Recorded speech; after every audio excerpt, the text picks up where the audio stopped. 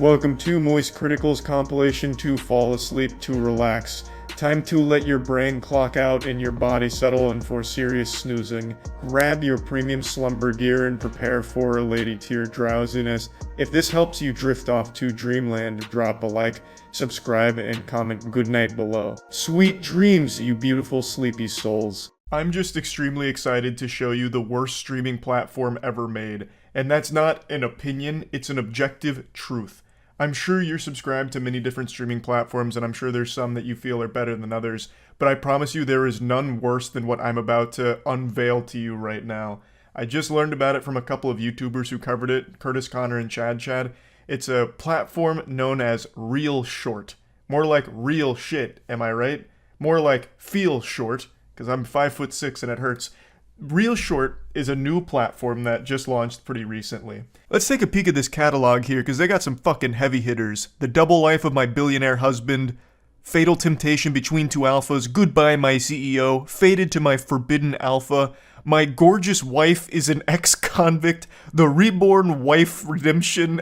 You cannot convince me these aren't ChatGPT generated titles for like throwaway romance novels. This sounds like some shit Chuck Tingle would write. Chuck Tingle is an author known for things like Dr. Bigfoot, Attorney at Large, Pounded My Butt in Court, Space Raptor, Butt Invasion. This is that level of title for these Real Shorts romance movies. Fucking Goodbye My CEO, and hello to Ghost Pirates That Haunt My Butt. Now I bet you're just foaming at the mouth, salivating for some of these incredibly enticing films.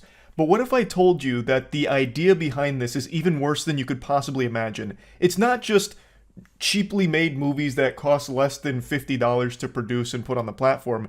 It actually goes a step further into unreal lunacy. So, they will film like a 45-minute or an hour-long movie, but they try and make it fit into the modern brain rot zoomer who can't digest more than 30 seconds at a time. So, that 45-minute or hour-long movie is broken up into 50 to 60 episodes on the Real Shorts platform, and each episode is about a minute long at most. So you watch these movies scene by scene, but it gets worse. We've only just scratched the surface of this scab, and it only is continuing to fester beneath. So, you can't even watch scene by scene until you finish the film. They have their own form of currency on the platform, and in order to watch the next scene after you finish one, you have to pay for it. And how do you earn that currency? By watching ads. But not just like a normal ad break, which will sometimes be longer than the entire fucking scene you just watched, but you'll have to marathon ads in order to earn enough currency to pay for your next scene in the movie. So what happens is, you sit down to watch your favorite movie, Fated to My Forbidden Alpha.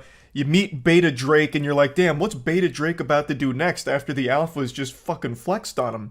And you can't wait for the next scene, but then bang, you're out of Real Shorts schmeckles and you can't pay for it. So now you have to spend like 5 minutes watching ads so that way you can afford to watch the next scene in the movie. It's so unbelievably degenerate. Now, Curtis Connor in his video on this pulled up one of the developer responses on a review where someone was complaining about how many ads they have to watch in order to just get the next scene. And this is what they said. Hi, you have 15 to 20 ads to unlock episodes for free per day. Each ad is up to 5 to 45 seconds. Our team is working hard to improve users' experience. You can also earn free bonus with following ways. 1. Daily check-ins. 2. Watch ads every day. Oh, perfect. That's just what I wanted out of my streaming platform. A place where I can go to watch ads every day so that way I can kind of get drip-fed the worst movies ever made. You can replay the whole series after you unlock all the episodes. Many users like Real Short stories. Your higher star will give our team a great incentive. This is not a real human being. This has to be an AI experiment. This is primitive Skynet that's just testing human stupidity. I can't help but appreciate the shamelessness to, after all of the hoopla about ads, then say, give us more stars because it's good incentive for the team. You fucking goofball. This is the worst idea I've ever seen. I am sure you watching this have had some bad ideas in your life, but rest easy knowing no idea you've ever had is this bad. But you know what's not a bad idea? Going to my first live event that's 5 days from now. It'll be September 8th through September 10th. There's still tickets available, so Get them while they're still around. We're going to be doing meet and greets as well as filming a music video with all of you that attend, and most importantly, celebrating a world championship win, hopefully, for our team. And I haven't mentioned this before because I completely forgot to, but the venue we're doing it at, the Strass Center, is actually offering discounts to all of the local universities. So if you're a student at like USF, University of Tampa, Full Sail, FGCU, UCF, you can get a discount on tickets. Tickets are $25 per day or $60 for all 3 days. It'll be about 5 hours-ish per day worth of fun, just a big party. So get the tickets at strasscenter.org. I'll put a link in the description. It starts September 8th, so we're coming up on it. Now, I've gone over all the shortcomings of the platform itself, but what about the quality of the movies? Does it make up for it? Are the movies good? And the answer is yes, if you're missing your frontal lobe. These abominations can't even really be called movies. That term is getting used real loosey-goosey here. That is being super generous. If I accidentally turned my phone camera on and hit record while going to the grocery store and had it recording the entire time in my pocket, that would be closer to a feature film than anything on Real Short. All of these videos feel like they were made by Darman after coming close to death with a fentanyl overdose. And then he also just happened to really get into producing some softcore porn shots. Because surprisingly, there's some actual softcore porn on this platform that doesn't verify your age, by the way, which is really weird, sketchy shit. It's all just a disaster top to bottom. Drink you asked for? Bitch. Are you blind? Jackson is obviously busy.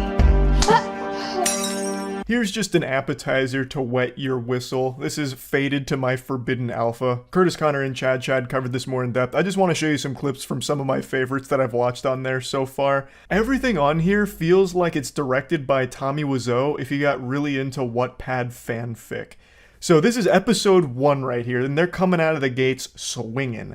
So this lady's making out with Alpha Jackson, and everyone in this world is either addressed as Alpha or Beta. There's Beta Luke, Beta everyone here, and this is an Alpha. So you're looking at the cream of the crop, and this girl who is an orphan, and they never let you forget she's an orphan because they always just remind her, you're an orphan, you better address me as Alpha, orphan bitch. Comes in with a drink, and then this lady's like, how dare you interrupt us smooching? We're making out here, can't you see, Buster? So she gets up and slaps the devil out of her and drops her drink, and then the episode ends with Alpha Jackson immediately reminding her that she's an orphan. Why won't you call me Alpha? You jealous? Is that what this is? You wish you were the chick being screwed? Not jealous. Sorry for interrupting. It's just Alexander Kane, just RSVP'd. By episode 3 and 4, she walks in on Alpha Jackson pumping his yogurt in that same lady, and then he says, why won't you call me Alpha? And then Beta Luke interrupts everything. The show is fucking beautifully disastrous. It is so weird. A packless orphan, so what if I knew? I reject you, Celine. Being rejected by an alpha must be brutal. If you beg. I accept your rejection, Jackson. Being rejected by an alpha is a fate worse than death. I don't know how she was able to endure. I understand this is all fantasy, but I couldn't imagine the pain and torment that must come with being rejected by an alpha. The only thing I could imagine worse than this is being accepted by a beta. This really makes you stop and think, why? Who the fuck made this? Who wrote this? I really think it is AI generated, but let's suspend disbelief for a moment and assume that somehow living, breathing human beings with a pulse actually sat down and wrote this. Their minds need to be studied because this is impressively bad. Like, this makes Attaway General look like a masterpiece. Now, the one I really wanted to watch was this. My Husband Killed Me, Then I Won the Mega Ball. That's one of those really weird, confusing, long-winded titles like sometimes you see in anime. The time I reincarnated as a vending machine in an online RPG, I thought I had it made till my mom hunted me with multi-targeted attacks. Like, this title grips me.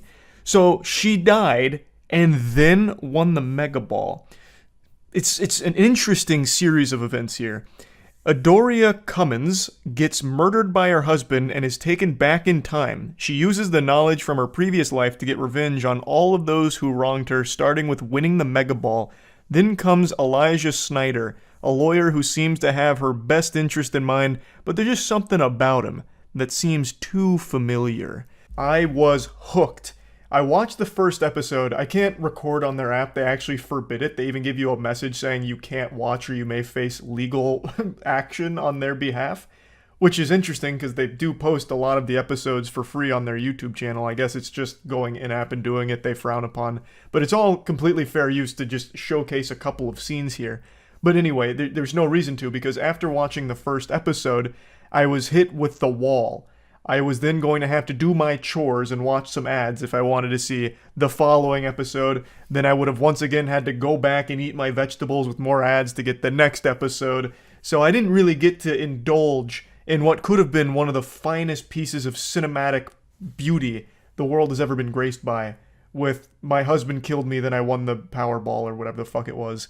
So, unfortunate I didn't get to watch all of it. It's not on their YouTube channel, so I can't show you anything from it either, which is a shame, but I think we can all safely just assume it was fucking awful. Episode 1 was pretty bad already, and I already know it wasn't going to get any better than that. So yeah, I just wanted to talk about this a little bit because this is such a wild and wacky, awful idea for a streaming service, as well as awful ideas for the movies on there. Though, hats off to them for making their own exclusives. They at least gave it a try. They gave it a whirl. They didn't just repackage already made things in like 30-second chunks. They at least tried to make their own. But maybe they should outsource that to a different studio to make something good. But even then, the entire idea of the platform's fucking terrible from the get-go. The whole idea of it is just to monetize each individual user to its absolute maximum. Nickel and dime for everything they're worth by shoving ads down their face. That way they can get the most juice for the squeeze here on each ad served to whatever poor soul happened to end up in this barren wasteland of a platform. So yeah, just wanted to talk about it a bit. That's it. See ya. I'm sure all of you know this about me by now, but I love cryptids. I am such a huge cryptid enthusiast. You would catch me at like a Bigfoot convention if they were hosted anywhere close to Tampa. I love it. If you don't know what cryptids are, I'll just briefly summarize it. It's basically these very peculiar creatures that are claimed to exist, but no concrete proof has ever confirmed their existence. So things like Bigfoot, Loch Ness Monster, Yeti, Chupacabra, Goatman, Mothman, Batman, things like that.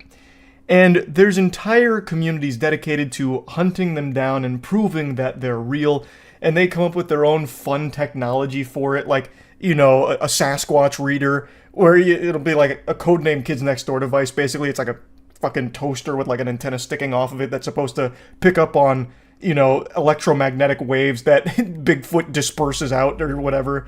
It's just really fun. I've never seen real evidence that proves the existence of any of these cryptids, but I am always glued to any and all new updates around it. And today we were blessed with a big one for the biggest cryptid, Bigfoot. It's an elusive creature. Alright, just squat it down. Yeah, let me see your camera, I'll do it.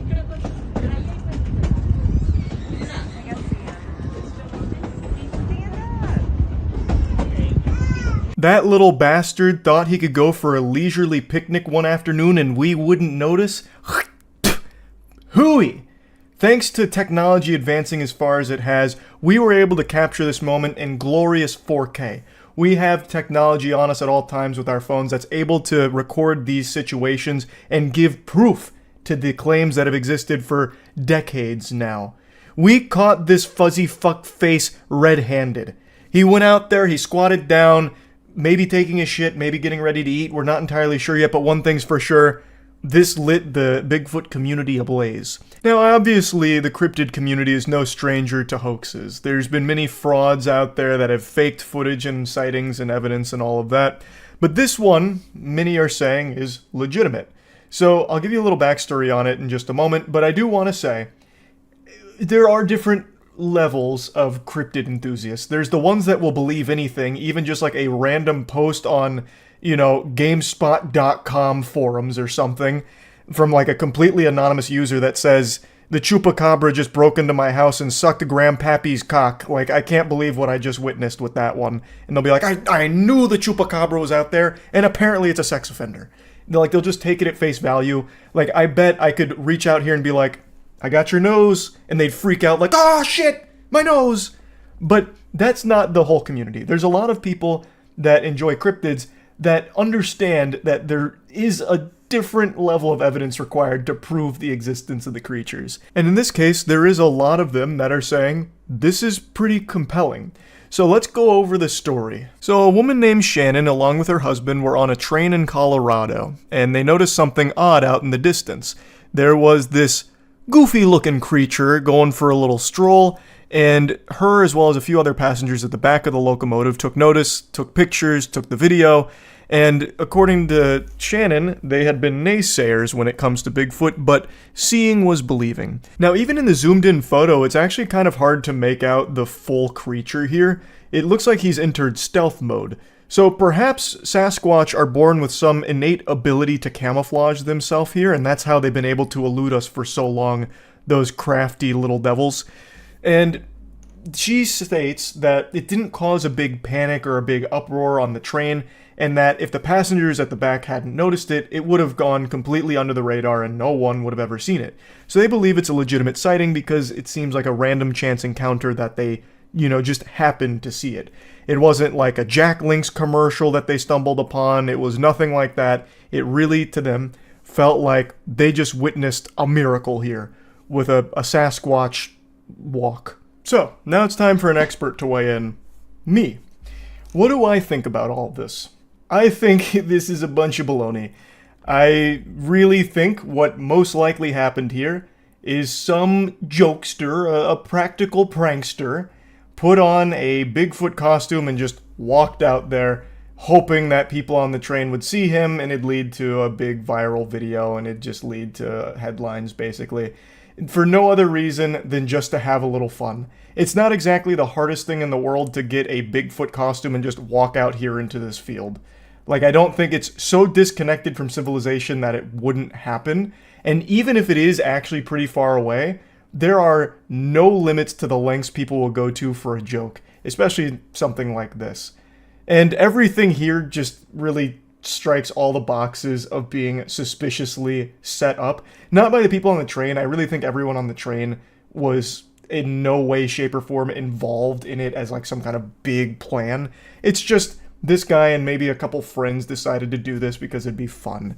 And that's it. I really don't think this is real proof of Bigfoot. I just don't. Would love to be proven wrong. Maybe we get some master Sasquatch super soldier out there that's able to use this video, get the exact longitude, latitude, go to the coordinates, and actually wrangle Bigfoot together and put him in front of, the world and say, look, it's real. That'd be great. But I'm not expecting that to happen. I really don't think this is an actual Bigfoot. But that doesn't stop it from still being fun. Like I said, I love cryptids. I love cryptids so much that I'm actually starting a show about cryptids with Jackson and Windigoon. This is going to be a little shameless plug. It's called The Red Thread, and it's going to be posted on the official YT channel. That's the new channel for the official podcast and all of the other shows that we do there. So The Red Thread will be posted on there, and it's all about cryptids, baby, because all three of us love it. So just a quick, brief little plug for that. It's coming up pretty soon. But anyway, back to the topic at hand. Unfortunately, I don't think this is real evidence of an actual Bigfoot. But that doesn't take away the fun of it. I always love to see some new cryptid content, and that's really about it. See ya.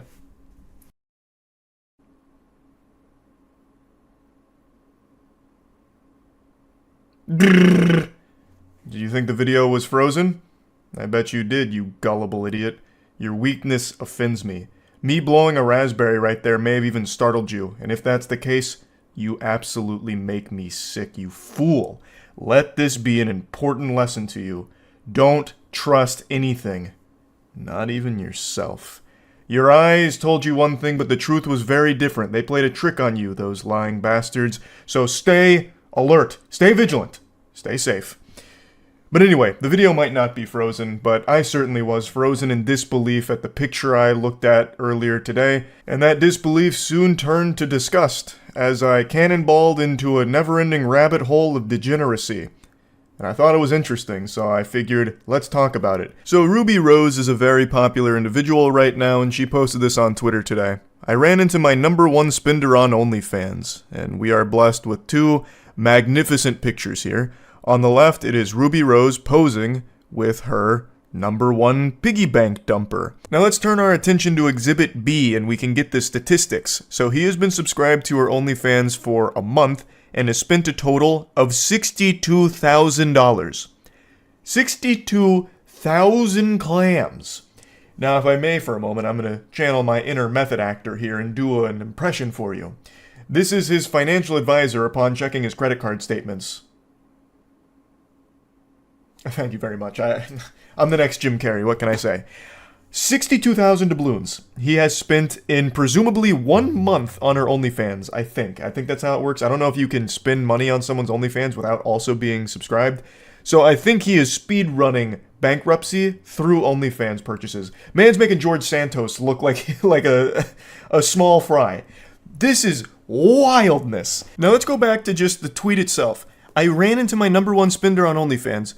Miss Rose, I have breaking news. You did not just run into this guy by pure accident. This was not happenstance, a coincidence, a twist of fate. This man absolutely went out of his way to find you and run into you. So while it may have been an accident on your part, perhaps, that you happened to run into him, this was a calculated maneuver from him, I have no doubt. I can already just see him in the bathroom mirror doing his hands like this, scheming. Okay, I know where she's gonna be. Game time. I'll introduce myself. And then, at the end of the day, dude spends 62 grand and doesn't even get a hug in the picture. There is no contact between the two of them in this photograph there. She is still wisely keeping her distance from this guy. Not even like a hover hand or anything at all. But I'm not his dad or anything. I'm not gonna go over and slap the wiener out of his hand. If he wants to spend $62,000 on OnlyFans, all power to him. But you have to wonder, what does he do to be able to afford $62,000 on a single person's OnlyFans? So I tried to find the scoop, and I didn't have to search very long or very hard because people also were very curious and found a lot of information on him. So, allegedly, he is a crypto millionaire. He hit it big in the crypto boom, and that's where he got most of his money from, allegedly. I can't 100% confirm that, but... And then the most interesting discovery occurred up there with, like, finding the One Piece. They found out that this guy is most likely the same guy from MTV's True Life I'm Addicted to Porn. And they found this image here. His shirt goes insano style, by the way. It says "Born for Porn," which I believe should just be a crime, like a charge, if you just wear that in general. But anyway, logically it made sense. Someone spending $62,000 on OnlyFans, a single OnlyFans model, is absolutely addicted to porn in some way. And it seems like, through this evidence, he may have been addicted to porn for quite a long time. So, I went to the archives. I went to watch the episode itself. Turns out it's on Hulu, Season 12, Episode 6 of True Life. His name is Brandon. He was 26 years old at the time of filming in 2009. So his meat has not known a night of peace in over a decade now. Since 2009, he has been non-stop playing the skin flute, a symphony to the tune of porn that never ends. The porn industry has got his scrotum in a death grip and it has not let go. Now, the True Life episode has Brandon talk about his addiction, and addiction in all of its forms is an extremely sad thing, and porn addiction is a legitimate illness. It's a real thing. And Brandon talks about how it's affected his real-life relationships, and also it's kind of led him to have this inability to focus on things that are important, like getting a job. There's like a little chunk of time dedicated to his job search, where he spends 30 minutes going through Craigslist looking for job listings, and then after 30 minutes, he just starts watching porn for 2 hours. And he says that he watches porn between 5 to 10 hours a day. 5 to 10 hours a day watching porn. That is an incomprehensibly outrageous amount of time to be dedicated to watching anything at all. It's so sad. And it doesn't seem like he's gotten any better considering how much he is spending on just one OnlyFans model. Now, I'm not big dumb idiot enough to believe everything MTV shows. A lot of it is probably fabricated, exaggerated, and all that. But it's worth mentioning at the end of the episode, things are looking up for Brandon. There's the big come to Jesus moment where he's like, you know what? Porn is a problem. It's gotta go. Time to scram. Get out of town. No more porn. Time to get my life together. And the episode ends with him getting a part-time job working at a bar. And I don't know if any of that was real or not, but it doesn't seem like a whole lot has changed when it comes to Brandon's relationship with pornography, considering how much money he is currently spending on one OnlyFans model. It seems like the only thing that has improved for Brandon since that episode in 2009 is his financial situation. He was struggling to get a job then. I don't know if he has a job now, but he certainly does have a lot of disposable income, it appears. But anyway, as I mentioned, addiction in any of its forms is a horrible thing, so I do legitimately feel bad for him. And also, this isn't even where the rabbit hole ends on this guy. It also seems like he was friends with Juice WRLD. He recorded at least 2 videos like this, and it seems like they must have known each other, unless Brandon happened to have broken into Juice WRLD's place and then filmed these TikToks. I think they're TikToks. Obviously, this has nothing to do with the OnlyFans spending, but just another really weird tidbit of lore around this guy. But anyway, I think the important takeaway here is, don't be like Brandon. Yes, he may have potentially hit it big with crypto, but it seems like the only things he's spending that money on is OnlyFans and, I would assume, other porn avenues. Like, that seems to be where all of that goes towards. I really don't know how long he can do that for. He is very much a porn addict. Even the shirt he's wearing in the picture with Ruby Rose says, "If I die, delete browser history." Porn has become his entire personality. Like, it's like his whole being. And that's just not healthy at all. But you know what is healthy? Helping others. So this holiday season, we're doing what we did last year at Mana, where we're raising money for the Brain and Behavior Research Foundation. Last year we raised over $110,000. It was an incredible series of streams that we did. And this year we're looking to do it again, but adding a few new things, such as these sticker packs. So this one's obviously me. This one is Jimmy here, and this is, of course, GB. So, myself, GB, and Jimmy are doing Mana Impact and raising money for the Brain and Behavior Research Foundation, which is an organization that aims to alleviate the suffering caused from mental illnesses through awarding grants that will help lead to breakthrough research. And it's just an overall great organization. So again, if you're looking to help support in any way, there's a link in the description below, and $10 or more gets you the cute stickers. So yeah, I just wanted to quickly mention that here at the end of the video. Anyway, that's about it. So yeah. Do you like the game or not? My man, it is not even done installing.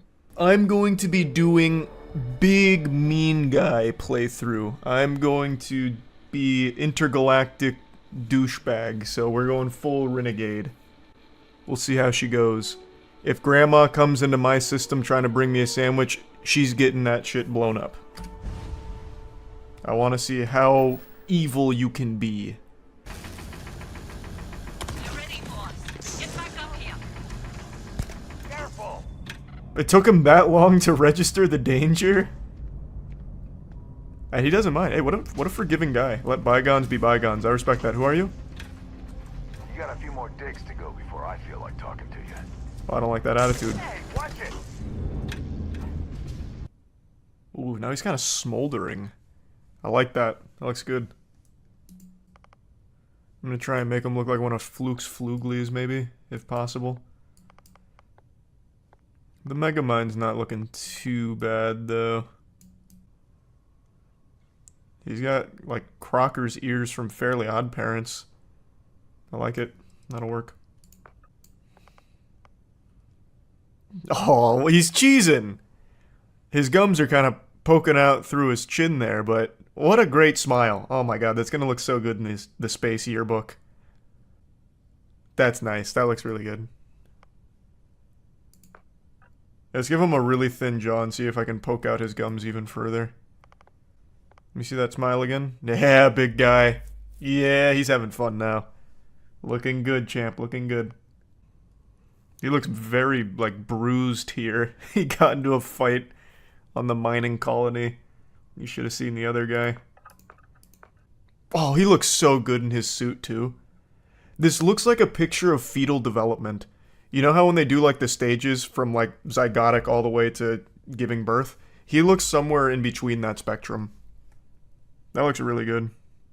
Big thanks to Opera GX for sponsoring today's video. I've talked about them a million times, and I'll talk about them a million more because they are the best browser available, period. Full stop.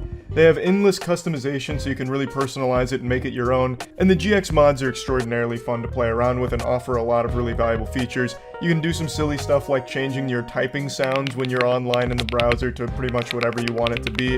And then it also has very handy features like the quick import tool where you can take all of whatever browser you're currently using's features and translate them over to Opera GX seamlessly, easily, no headache. It also gives you the ability to access all of your messaging apps in browser, so if you're on Facebook Messenger or anything like that and you get a message, it can just appear in the sidebar of the GX browser. It also works for things like Twitch as well. If you log in on Twitch, if a streamer you follow goes live, you'll get a notification in browser. It just makes everything really convenient and in one place.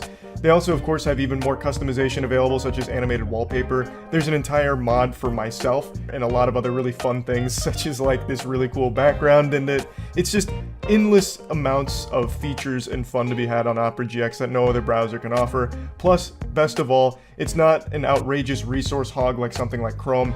It is just optimal. So, big thanks to Opera GX for sponsoring, and if you're interested in getting started with the best browser available, go to the link in the description below. You are always disgusted by suckers killing themselves to make an honest wage, and as soon as you were old enough to hold a weapon, you took what you wanted from anyone unlucky enough to have it. Does kind of sound like the playthrough I'm going for. Or he could just be a chef, just totally unrelated. He's just a complete asshole. But he also happens to be really good at cooking. I like the idea of most of his combat being through fists. He's very pugilistic. He likes to get up and close and personal and strangle the life out of someone and watch the light leave their eyes. You own a luxurious, customizable house on a peaceful planet. Unfortunately, it comes with a $125K credit mortgage. No, I'll pass. I don't need that. He doesn't need a home. He's certainly not an empath. Does this look like an extrovert to you? No shot. Maybe a hero? You've earned the attention of an annoying, adoring fan who will show up randomly and jabber at you incessantly. On the plus side, he'll join your ship's crew and give you gifts. Yes. How could you not be a fan of this man? Kid stuff. Your parents are alive and well and you can visit them at their home, but you'll automatically send 2% of your credits home to them every week. Actually adorable. That is actually adorable. Buzz Baldrin. What a name. Wait, that one slaps. Buzz Baldrin goes hard. Oh, I can't even shoot that guy. What about you? Constellation contact is on approach. Can't shoot them, but I can shoot you. Kind of a joke. Not a joke. Oh, boy. Too young Are you alright, ma'am? Hey, I'm just saying they got Got her with the delayed concussion there. Hell, I bet half the crew here. Wow. The great outdoors. God's country.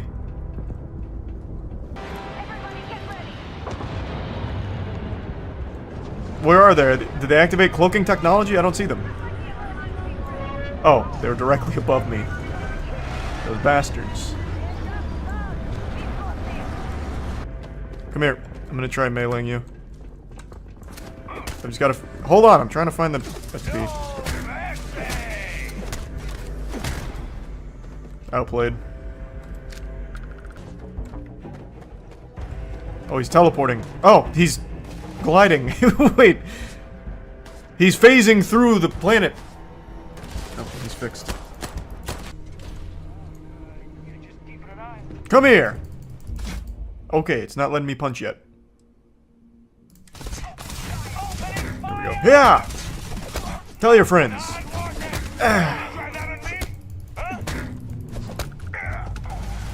Easy.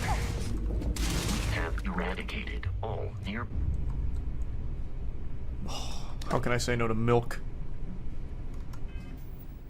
Mama didn't raise no bitch. That milk's gonna give me the strong bones. Is it in here?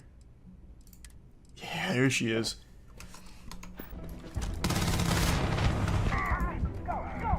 Maybe I should have done the one. I'm gonna use a health kit. Maybe I should have grabbed the. Maybe I should have grabbed the trait that gives you bonus health on jumping. Maybe the game's so realistic I have to keep up with my vitamin intake and all my macros. I'm coming.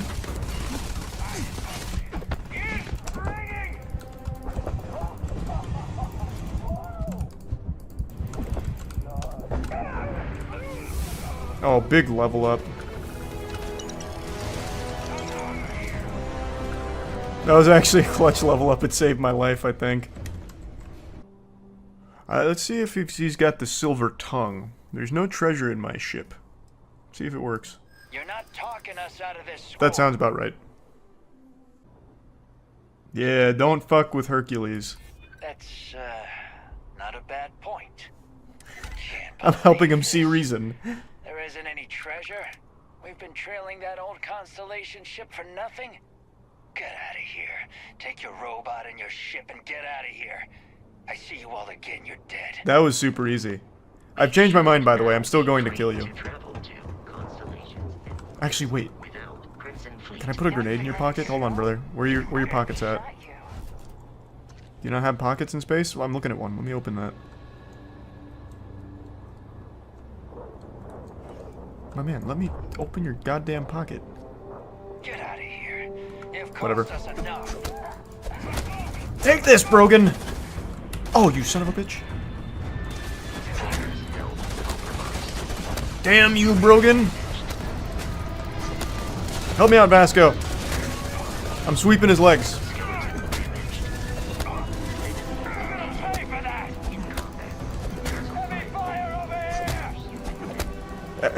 That's great cover, Brogan.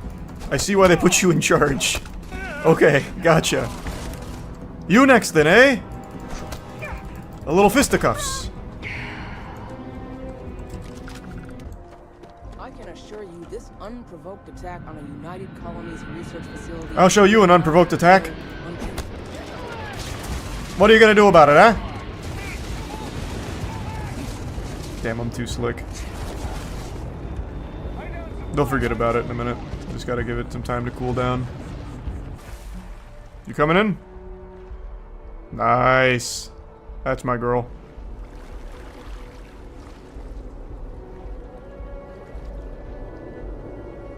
Can you talk to me out here or no? It's you and me from here out. How long can you stay afloat, I wonder? I think it's time we went our separate ways. I wonder if I can, like, Goomba Stomper.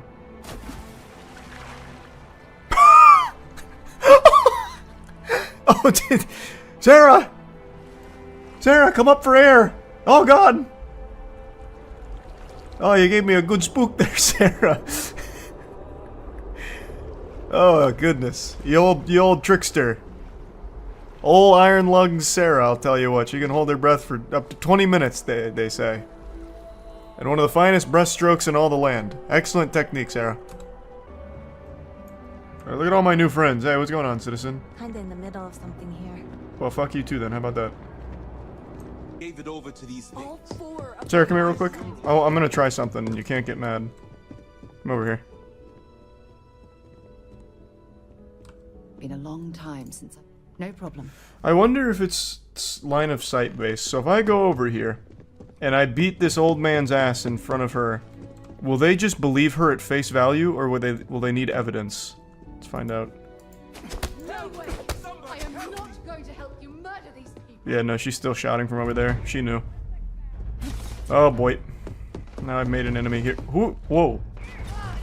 Oh, it's mutiny. They're turning on each other. Be careful, Sarah. I see that. They're all level 14. Wow, I'm gonna get absolutely annihilated here. Oh boy. That's alright. We'll die a hero's death, and then I'll do the stealth, I guess. Maybe I can scare the others away. Get me on the radio. Patch me in. I'm gonna say some mean shit to them, and maybe it'll hurt their feelings enough that they'll leave.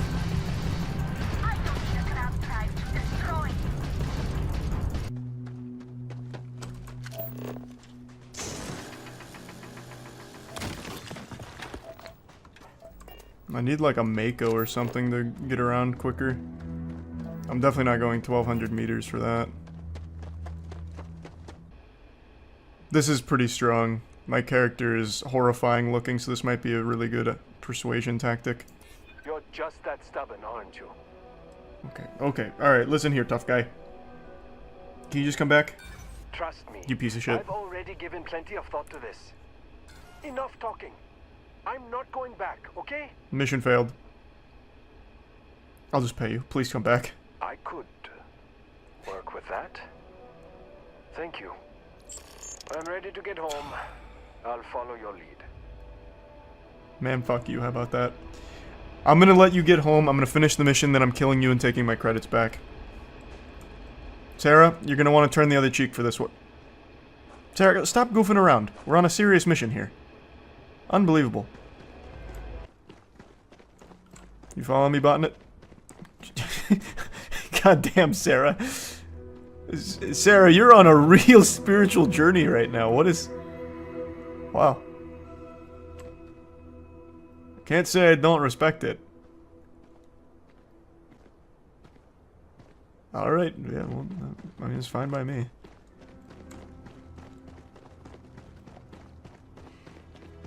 You guys just don't understand how gravity on Venus works. It's very different. That's optimal movement tech.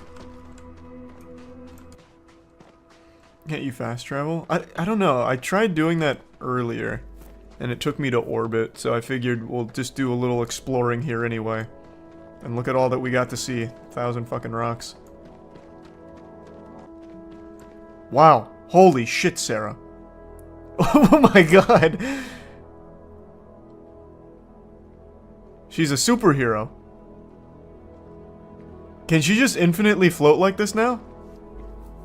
She's mastered levitation. Join me up here, Sarah. Yeah? Nothing. Time to go? No, you do what you want, actually.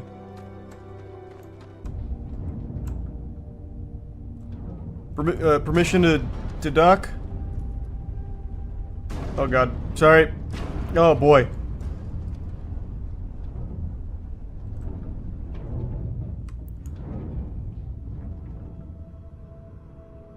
There she is. Ah, Jesus Christ. Okay, hold on. Pardon. Permission to come aboard? Oh, fuck. Oh, Jesus Christ. Ah! Didn't even work for sweat. So he had some kind of cloaking tech he tried to use on me. But my fists are heat-seeking. Who's over there on the right, I wonder? You got this, Sarah. Oh, God. Look what you've done now, Sarah. Yeah! Oh, shit. Yeah. Yeah, bitch. Bitch. Okay, there's a lot of them. Sarah, I'm not gonna lie to you. I bit off more than I can chew. Sarah, help. Sarah, fucking shoot him.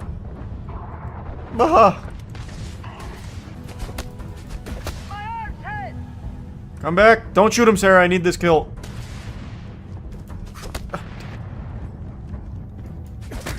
Where was he going? Was he gonna put himself inside of a locker?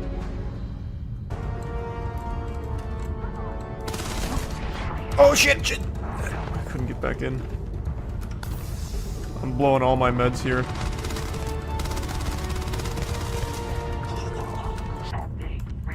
Am I still reloading? Jesus, it's a long reload. This is That's gotta be it. Oh, wow. My first purple. Alright, here I come. Okay. I'm coming.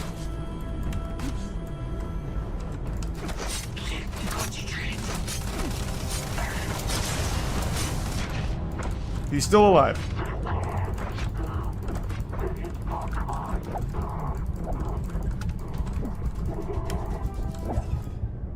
Whoa. Alright, that did not do nearly as much damage as I thought it would. Holy shit. I thought that was gonna go crazy on him.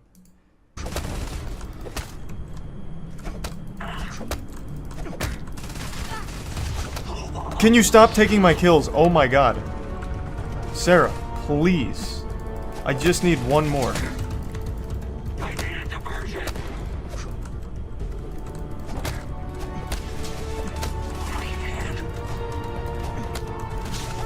Sarah, stop! Fuck! Gymnastics, I think, can be good, though. Because of the faster running from sliding and mantling. And does combat slide do damage? I'm gonna try it. I wonder if it does damage if I slide into them. No way, that was the combat slide. Oh my god, that's... What? That's the dinkiest little combat slide ever. I thought it was gonna... Jesus, Sarah.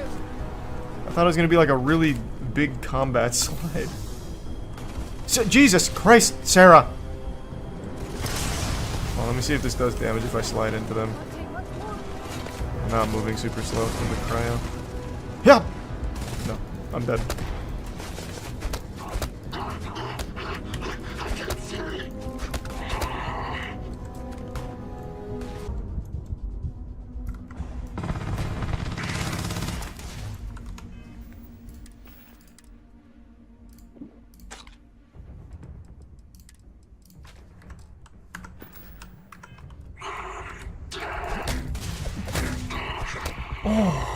If you're searching them, make it quick.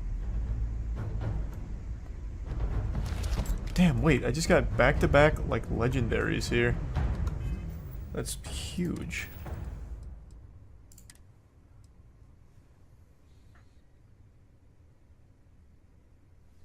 Looks good to me. And it highlights my character's beautiful facial features. What was the other thing I got? I think it was a... Assist...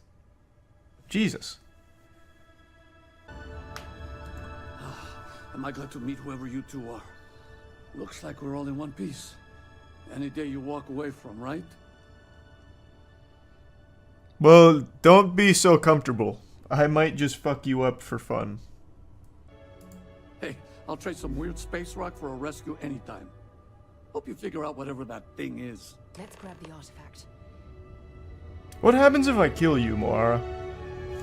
You put a lot of faith in me just to walk away after getting the artifact without really knowing me. What happens if I do just banish you to the Shadow Realm? Hey, watch it! I'm on your side! That's alright. I'm experimenting. Got me. Stop yelling. Hey, I'm bleeding here! No, you're not. I'm looking at your face. How much can you take? I'm taking heavy fire! Man, you've got an iron jaw. Holy shit. What? Oh, you sly little devil. They got me! How are you still alive? I'm literally a boxer. I'm taking heavy fire! Okay, talk to me. Thanks again for the rescue. Don't know what I would have done if you hadn't jumped in. If I hadn't jumped in, you'd probably be a lot less concussed. I'll tell you that much. Alright. He's immortal. Let's get out of here. Hey, why are you running? You steal something? I will put you down. Oh, it's my adoring fan. By Vectera, by Vectera, by Vectera. It's good to see you. I can't believe it. Is it you? Lead the way. Oh my god, this is amazing. Welcome, welcome. You won't be disappointed. Alright. Nothing wrong with a little bit of hazing. Get me out of here. I don't need to see this. Now I just need to feed you some knuckle sandwiches. Test your chin out. Come here, hold on. Stop, stop, stop. This is initiation. You accidentally hit me.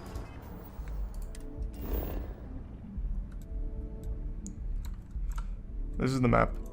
It doesn't show anything that's like specific. It's just general locations and districts.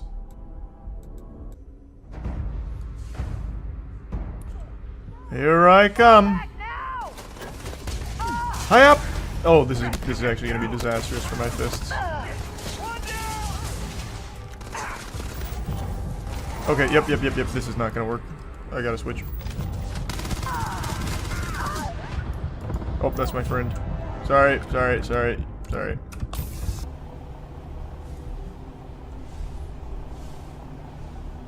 Well, I've got some contraband now. See if I can guess it again. Are the numbers the same? This is Freestar Collective Space. Hold while we scan your ship. Oh shit, wait, don't scan me. Oh my god, fuck, no. Attention. Our scan indicates you have contraband on board. Kill your engines and respond immediately to our hail. No, it's not mine. No, it's not mine. Be advised, you have been identified Oh as fuck. all ships. Suspected smuggler attempting to evade arrest. Oh Jesus Christ. Necessary force to prevent their escape. No, I need to go here for the. Oh god. Last month, did you explore? Please just let me land. Guys. Guys, come on. Alright, we're gonna have to go like the long way around. So I'm over here. Can I even get over here? Can I run from here to here? About to find out. All of the promotional material for this led me to believe that that would be very possible, but I guess we'll see in practice. As the space exploration, haven't done too much of that. I've done one side quest and explored the planet to do it a little bit, like on the way. And it was just walking by endless rocks and nothing else. Okay, we're gonna try going from here all the way to the Aquila. And see how that goes. Because I have contraband. And they flagged me as a fucking terrorist. So I'd have to go to jail and forfeit my goods if I want to be on their good side again. Which I don't feel like doing. Hercules bows to no man. So I'm gonna try and just run there. Just hoof it. This is murder! You're on your own. This is murder. What? Hearing things? Huh? What? What happened? Why is she angry with what? Who got murdered? There you are. What's happening? Are they shooting at us? Is that what's going on? Oh, yeah, they are. These are just normal citizens. I don't know why they're mad. Just passing through. Oh, because of the contraband? So, how the fuck would the people in the industrial district even know I had contraband? And why would they even care? Can I tame you? Yeah, guess not. I'm going to assume, since it doesn't show me on this world map, that I can't actually run from here to here. That's just my guess. I know there's a lot of invisible walls in the exploration here that prevent you from going like that. And I'm assuming that's going to be the case here. Which is very disappointing. I'll go till I hit an invisible wall, and then I'll just go to jail for the contraband, I guess, since that's going to be the only way I get there now. It'll take forever, you can fast travel. I literally cannot. I am a wanted man here, so I can't just fast travel where I need to go. That's the whole conundrum, Chief. Also, what the fuck? You guys, like, so many people were complaining about, like, not exploring. And now exploring a planet's like, bro, just fast travel. Make up your mind. What would be the point in having a big planet if you can't explore it? But yeah, this shit is just so empty. This is the second one so far with just nothing to do in it. It looks like every planet's just gonna have like a couple of pre-established locations where you can do things. So like these marked ones. And nothing else. It's the impression I'm getting. That's how it was on the other one. I think it was Venus. Like there is nothing here. There was cave that way, which I'm sure will have some kind of survey mission. And then there was the industrial complex, which I guess I could kill the people there and take some of their equipment. But as for the actual, like, exploration and open world, it seems the only thing you can do is kind of mine. And not much else. There's a couple of, like, wild animals you can kill, I guess. Welcome to the emptiest planet in the system. You bring me any goodies on board?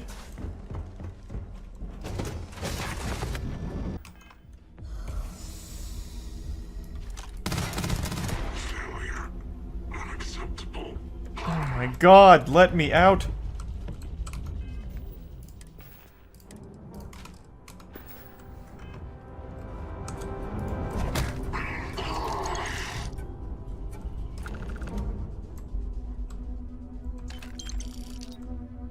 Ah, I can take their ship. Wait! Oh! Now this would be really cool.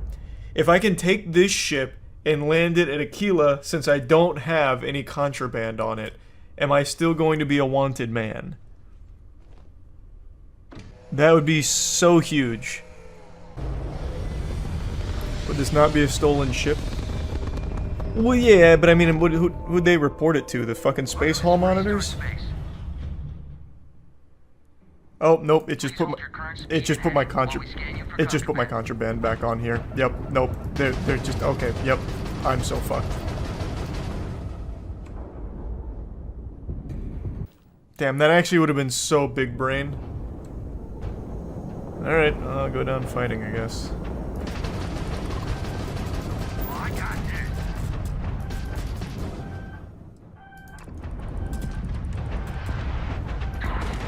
No! I know my calm, composed, stoic demeanor may not give you any clues or hints at my internal struggle, but trust me, right now, I'm spiraling. I'm falling down a dark path I swore I'd never walk again. Like a former addict who finds the pipe once again, I have found my long since abandoned drug. I have become hooked on reading horrible text messages from dudes trying to get laid again. It's been many moons, and some of you who have been around the channel for a while may remember I've made a lot of content covering horrible pickup artists, as well as horrible text messages with self-proclaimed nice guys who are one gentle no away from letting the demon out and just flipping the switch to a full-blown conniption. Like, the word boyfriend would be, you know, a Winter Soldier event that would have them just go ballistic.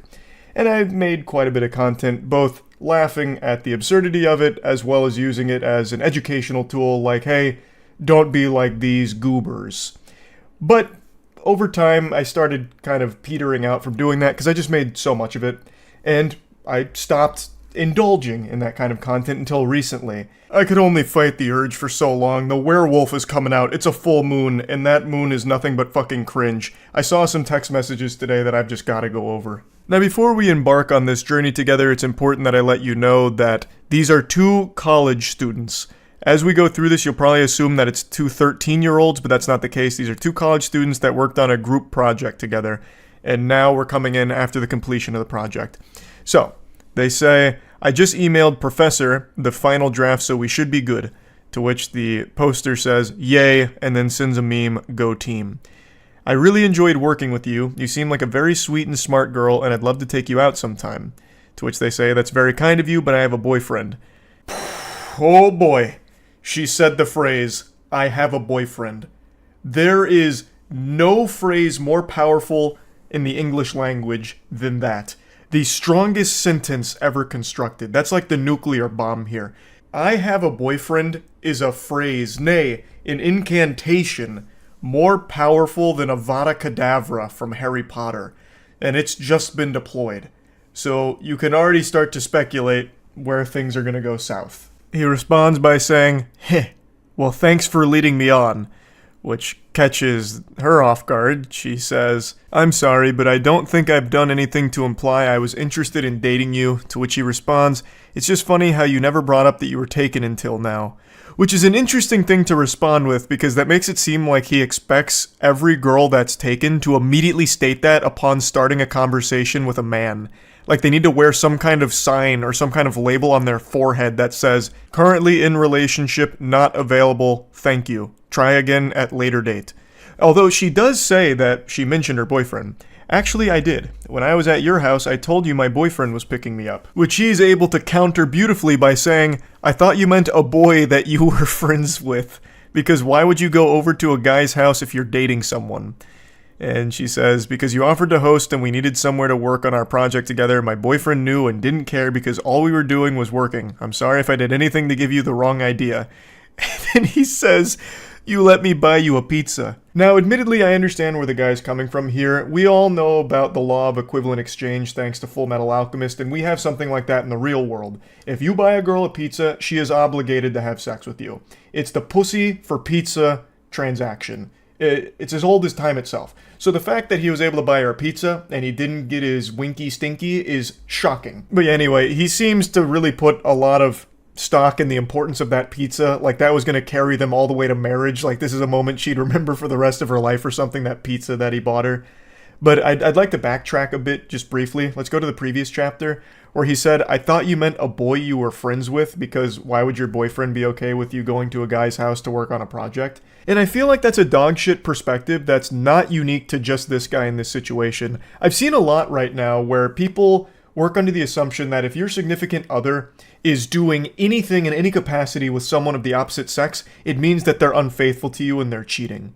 But I just don't really subscribe to the belief that most normal, sane people think that way. Of course, there are extenuating circumstances to that, but in this scenario, and in most scenarios like this, where it's just she's working on a group project with a classmate, I don't know why you'd immediately jump to, "She must be a whore who's going behind my back to fuck this one goofball in her class," and pretending that they're working on a group project. I just don't think that's something most ordinary people jump to immediately, and in this case, the guy views it as weird that she ever even agreed to go to his house to work on this group project if she was in a relationship, but I just don't understand why that would be viewed as weird. Like, where else are they going to do it? Like, if they go to her place and do it, it's the same problem, right? Now, she has invited a guy over to her house and she's in a relationship to work on this group project. Wouldn't that be the same issue? Or if they go somewhere in public and do it, like a fucking Starbucks or whatever, it's still the same issue. Like, oh, now they went to a public place where people go, like, on dates sometimes to do this group project. So you can always make that argument no matter what. So just, I don't know, it just doesn't compute with me. But anyway, back to the pizza. "I offered to split when you told me you were ordering a pizza and you said it was your treat. If you'd like, I can sell you for half of the cost." "Yes, I'd like that. And you ate more of the pizza than I did, so you should pay for like 2/3 of it." Now we're getting into the nitty-gritty math calculations here. Like, well, actually, listen here, Harpy. You ate more of the pie than I did, so you're gonna need to reimburse me more for it. And you know what? It wasn't my treat, because this Halloween there was only tricks. You tricked me. You lied by not telling me that you had a boyfriend. So give me extra cash for that pizza, you disgraceful harlot. She's being as gentle as possible here. I imagine she's scared of this individual, and she said as much in the comments of the post. She said that she didn't want to, like, get too aggressive back because then she'd be, like, afraid of what he might do. So it's just, like, I understand where she's coming from. You don't want to, you know, poke and all of that. So she's just like, okay, that's fine. And I'm sorry again if you got the wrong idea, but I thought I made it clear that I viewed this as a professional relationship. Well, you didn't. And then he comes back and says, "Don't leave me on red." So he's getting very aggressive here. He's red in the face. He's steam coming out of the ears. Like, I understand why she wants to, like, tiptoe around this as gracefully and smoothly as possible. And it's something I've said a lot on stream, where in the current climate of things, it feels like everyone's more on edge than ever. Like, I've read so many stories over the last couple of years of people snapping at the smallest things, like even the most minor inconvenience. Like, this is a story I've referenced a lot, but it's one that actually legitimately sticks with me. There was a murder at a Subway where a man shot 2 Subway workers because they went a little heavy on the mayonnaise on his sandwich. Too much mayo was a death sentence for one of the 2 workers that was shot. The other one did survive. But I mean, it's things like that where it's never really worth pushing back. So in a case like this, I understand why she'd want to be really light about it. And I just want to mention that because I saw a lot of comments like, not really grilling her or anything, but just really kind of wondering why she was being so polite in lieu of all of the aggression from this guy. And I totally understand why she would be. I really do get it. I just wanted to point that out real quick. But anyway, it wraps up by saying, I don't think this conversation is worth furthering, which is fair. And then he responds saying, it's ridiculous you even chose a guy to work with if you have a man. I bet he was upset even if he pretended not to be. Now, she explained this a little further in the comments. She didn't even choose him to be like her group project partner. Apparently the way the groups were chosen were people chose topics and whoever had similar topics worked together. So these 2 just happen to have the same topics. It's not like she went out of her way to choose this, benevolent angel to work with or anything. But anyway, I understand this was like a very short text exchange. It's only like 3 screenshots here. But I just think there's a whole lot to digest and analyze here. As we as a species have become more and more isolated, all of our socialization and human interaction comes from behind a computer screen now mostly. Almost all of our interaction with each other is through the internet. So it's leading to a lot of people not knowing how to socialize or not knowing how to pick up on like social cues, and I don't even really blame individuals for that. But it's led to situations kind of like this where this guy really views that her being off the market, having a boyfriend, should mean that she shouldn't do anything at all with another guy, even work on a class project with another man. And also, something as simple as buying a pizza shows some kind of romantic interest between the 2 of them, some kind of mutual romance. So when it turns out that she wasn't interested and it leads to a rejection, it's something that he doesn't know how to handle appropriately. And overall, it is just pretty sad. Yes, it is like equal parts entertaining with some cringe text messages, of course, but at the core of it, there is a problem where people aren't going out in the real world and making genuine human connections. It's all through computers, so when you are in the real world with real humans, you don't really know how to handle things super well, so something as simple as getting like a rejection is a much bigger deal than it used to be. And overall, like I said, it's just kind of sad. I wanted to just talk about these text messages because I got real deep on why. Why would this be the response to something so simple? And of course, the text messages are very silly, like with the whole fucking pizza side quest thing. But anyway, yeah, I just wanted to talk about it a little bit. That's it. See ya. At the risk of just sounding like I escaped from a padded cell, I'm going to go out on a limb and assume I'm not the only one that does this, where you brainstorm this absolute ridiculous fantasy about what you would do in a perilous situation. How would you stop a criminal if you had to, right? So you're out at a restaurant, you start like looking around, and for some reason you just play through this fanfic in your head of, what if a bad guy comes in with a bazooka? What's the protocol? How do I save the day and keep everyone alive? And, whatever. Everyone plays out this hero fantasy in their head, I think. And today, I saw a news story where I have no doubt the main character here had this envisioned in his head since the time he was a child and actually got to pull it off successfully. There was a criminal on the loose, and he was apprehended by the most unlikely of suspects. Like, I would have been less shocked if it was Captain fucking Underpants that caught this guy than who it actually was. A golfer. A dude just casually out there chugging some brewskis with the boys on the front nine ended up catching a criminal in one of the wackiest ways I've ever seen. Police cars pour onto a golf course. They're going after a suspected bad guy. But no need to hurry. He's trapped in a porta potty. We couldn't believe that he went inside there. I can't believe this isn't a skit. It's real. This is legitimate. Life sometimes imitates cartoons. So, what happened is, I'll let the rest of the news segment play in a moment, but I want to break down the cliff notes. A criminal was running away from authorities, and he tried to hide inside of a porta potty for cover, basically playing it like a stealth game, where you're trying to de-aggro by going inside of something like in Assassin's Creed where you dive into some hay. He went into a porta potty.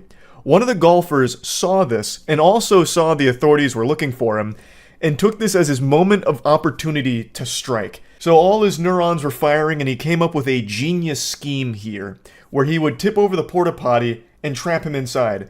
And for anyone that's been around the internet for a while, you'll know that this was actually like a nefarious, like downright evil thing that some people would do to strangers in porta potties, where they would tip it over, it would land on its door, and it would trap them in there, and it'd cause all like the poop and pee and everything in the porta potty to splash around on top of them. Absolutely degenerate, I think, criminal prank. But here, he took something truly awful and turned it into a force of good. So he tips over the porta potty, causes it to fall on its door, meaning the criminal that's on the run is now trapped inside that porta potty. But not only that, all the contents from inside the porta potty are now all over him. So he's covered in all kinds of shit and piss. Like, he probably contracted more diseases than the Oregon Trail. Like, this man's probably got dysentery and fatal fart disease now from this. Like, he added insult to injury by not only catching him, but covering him in toilet waste. It couldn't be worse. That is a fate worse than just going to prison. Being trapped in a porta potty you can't get out of. Oh my lord, it is so revolting. The bizarre case starts when a stolen car crashes outside Milwaukee. 4 people inside take off. There goes one, then another, then the third, then the fourth.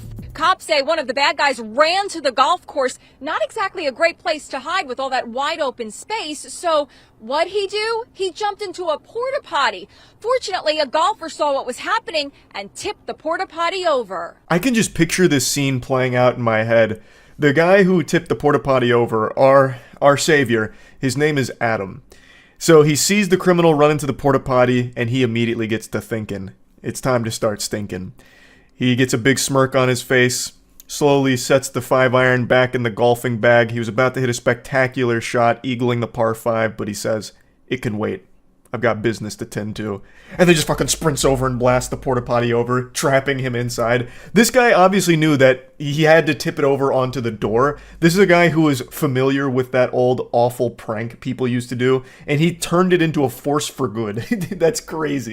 Golfer Alyssa Boland was there. He made a quick decision to tip it over, walked away, and said, good luck, buddy. You can just imagine what happened next. The suspect found himself trapped inside. Don't let this deceive you. Don't get it twisted. This was after the suspect had been apprehended, so they had pushed the porta potty over, so that way the door was on its side so he could climb out. But when it was initially tipped over, it was on the door, so there was no escape. He was truly at the mercy of whoever would come to free him from this fucking fate worse than death, being trapped in a porta potty with everything sloshing around on you. And I think it is so badass that the guy who did it didn't stick around to give an interview or anything. He just pushes it over, apparently said, good luck, buddy, and left. He just sailed off into the sunset, held his head up high and said, I did good today. Like, he wanted no part of any kind of fame or glory or recognition for this. He didn't want the keys to the city. He just wanted to go back to finishing his game. He probably still went and eagled that par 5. Back at the clubhouse, a police officer commandeers a golf cart and drives over to the porta potty. The cops roll the porta potty over so the suspect can get out. Come out! Crawl out, dude! Then he states the obvious. He's not exactly smelling of roses. Don't do anything stupid. One cop puts on gloves before he goes anywhere near the suspect. Hey, wouldn't you? Are you injured at all? I'm just scratching my foot. I will say, at least he didn't have to spend that long stewing in all the juices of the porta potty. He wasn't in there for that long. Like, this didn't become like a sarcophagus for him where he's in there for like hours upon hours or anything. He was there for a little while. Even still, of course it's awful, but he did have another thing working in his favor in terms of this porta potty in particular. It's on a golf course, so I can't imagine that it's that full. Like, it probably wasn't at maximum poop capacity or anything. Like, there was probably only a little bit of shit and pee in there. It probably wasn't crazy. If this had been a porta potty at like EDC Music Festival or Coachella, you would have went straight to heaven the second the cursed fluids inside of that porta potty touched your skin. If you were in one of those porta potties that got tipped over, it would have sent you to meet your maker. It probably would have melted you instantly. It would have been like that scene in Indiana Jones when they open the Ark of the Covenant and everyone's fucking flesh just starts melting off of them and they die instantly. That would have been what happened with one of those porta potties. So it definitely could have been worse in terms of porta potty selection. This porta potty seems to be in the middle of nowhere on a golf course. I imagine it wasn't a high traffic area. It probably wasn't seeing a ton of action. If I had to get tipped over in a porta potty, I would probably want it to be this one. Like, I'm going out on a limb here. This could be an absolute catastrophe in there. I'm really not sure. We didn't get like an aftermath report where they do like a tour of what the porta potty looked at after it was tipped over. But I'm just giving it the old eyeball test here. I didn't see a ton of like horrifying things in the porta potty for the brief moment we caught a glimpse of it. So I don't think it was the worst in the world. There's definitely worse porta potties it could have been. Of course, I'm sure he's still not happy about the situation. Like, like definitely still horrifying, but you know, there's definitely more disastrous porta potties to be tipped over in. I'm getting a little sidetracked. What a crazy way of apprehending a runaway criminal here from someone who just happened to see the whole thing unfold and have this opportunity to help by pushing over a fucking porta potty. Like, the simplest thing ever from, like, old internet days of the worst pranks ever. And it actually ended up being helpful. And then the guy, the dude who tipped it over, has just vanished. He said, I'm done here. This is my legacy now. That's it. So just a wacky situation I wanted to cover a little bit. That's it. See ya. Hey, we're back. The science squad is investigating another hot case here today, the one that people have wanted a lot of answers to.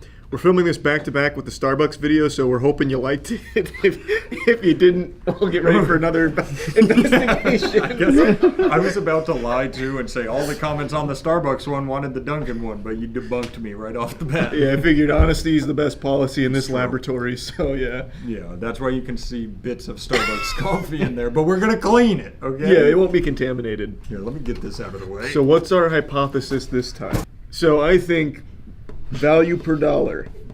We're looking at... What was your hypothesis? I forgot.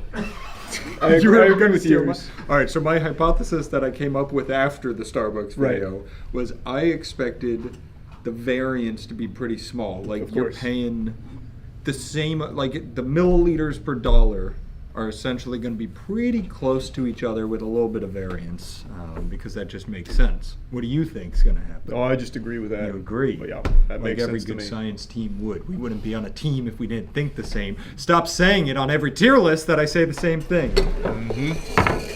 This is no ice small, light ice small, ice small, ice medium, ice large. Okay. We're scientists. We learn from each experiment we do. Yeah. Let's measure the ice of each one as well. Excellent. You still have written down how much was in each Starbucks one, so we can compare like sizes to sizes. Why don't I lay it out for you real quick? Just starting with they also do not charge for ice. Great news. Or less ice.